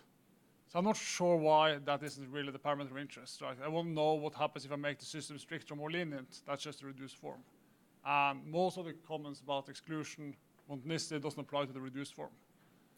So to me, like, maybe we should re-emphasize the paper more on the reduced form, because that's really the policy. To me, that's the parameter of interest, more than the IV. And I think many other comments, many concerns don't apply. So we also worry quite a bit about heterogeneity and also about like what exactly is going on. So what we're doing now is a big RCT in 2 other jails with the programs, so randomizing access to the training programs and to substance abuse programs to try to understand and unpack what's going on and how costly it is and stuff like that, and for who. Because it's kind of a black box. I mean, they get inside and they get all this stuff, and we don't really know what's going on and for who. So I think that's sort of the way we think about generalizing this instead of speculating whether it's true or not in the US, then rather try to unpack those effects and try to make sense of them. So that's what we're doing now. Thanks. Joe. So two questions. The first one is just about the reduced form. I guess, sorry. If there weren't controls in the second stage, then the only reason the first stage coefficient wouldn't be 1 is because you only have samples of decisions for the judges. So what happens, of course, is the standard deviation kind of is bigger than the actual variation. It's partly reflected in the coefficient, but I don't think that completely cancels out. So it's interesting to think about what the actual distribution of leniency is, accounting for essentially random variation because of the number of cases, and then thinking about what the reduced form coefficient actually really is. The second one is really, I mean, the US literature on training programs is, and I'm sure we have hardly any that we actually think really work. Now, in Norway, are there training programs outside of jails that are really, seem to be effective for? And what is it about the jail programs? Okay, I'm not sure I got the reduced form question. I mean, we do split samples. I can first estimate the leniency of the judge, and I can use that. Just if there were no controls in the second stage, and you had infinite samples Not with the split sample, because then you estimate in one and you use the other. There's no mechanical link whatsoever. So I don't think that applies. About the other one, question about the training programs. I mean, we don't really have any training programs targeting these kind of people. These are really people outside the labor market to a large extent, or in and out of the labor market. And even the people having a job, they don't look very good in observables. And it's often combined with like drug addiction and other stuff. So at least in Norway, I'm not aware about any public program targeting this very low-skilled part of the population. Yeah, I don't know the US literature. I mean, Jim says there's no effect. I think other people claim there are effects.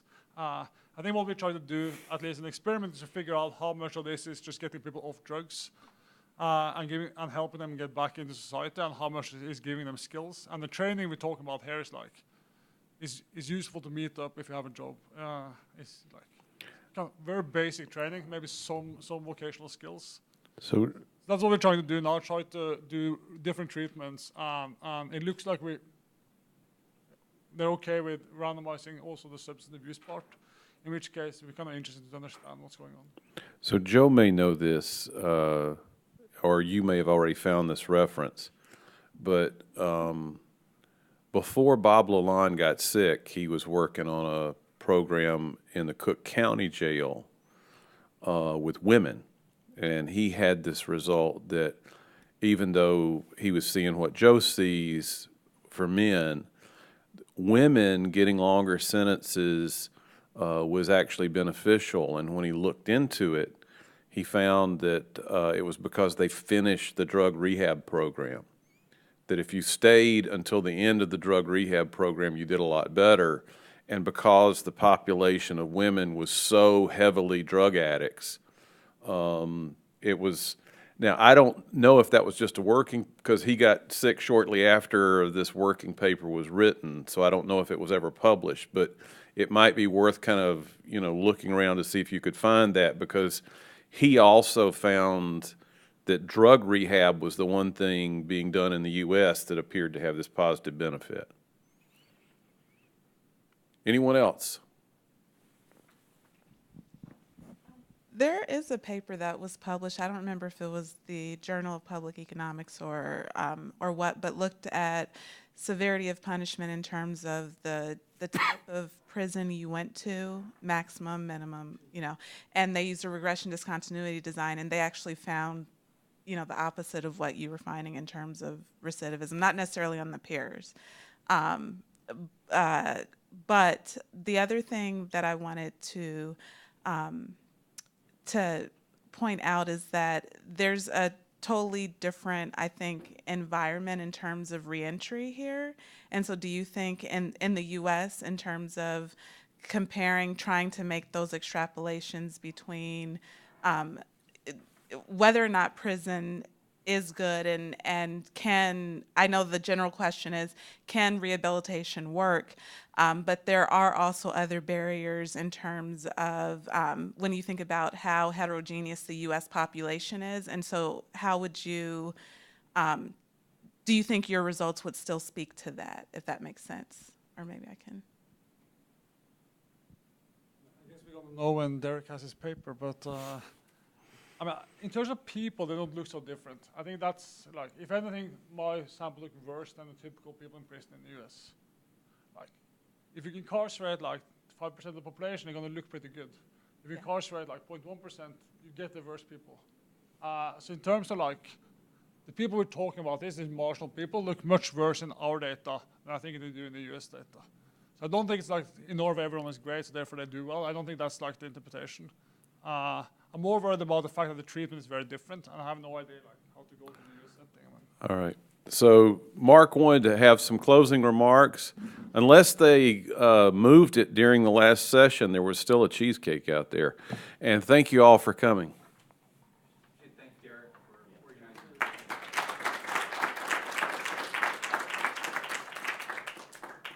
Really, all I want to do is add a few thanks. As with any conference, there's a lot of people behind the scenes who make everything happen. So if you could thank Danita and Ray, Margaret and Sarah, who've been running around with the mics, Scott, Brad, Ashley, some of whom have already gone, Chris is up working the video at the back, and Chris's colleague, whose name I don't know, sitting behind the AV board.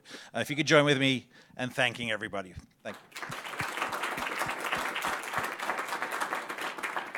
And then just lastly, this is being held under the auspices of the Opportunity and Inclusive Growth Institute, which is in its second year of operation here. It's a well-resourced institute with the capacity to run several conferences like this a year. So if you have an interest, if a topic you'd like to help run a conference and you need some resources and some space to do it in, please do let us know. Also keep in mind that we do have a visiting scholar program that is announced every year in, I think, November, where we can support you for a couple of weeks to an entire year in what we hope is a very conducive research environment. So please look for that and consider applying in future. And thank you. Safe travels.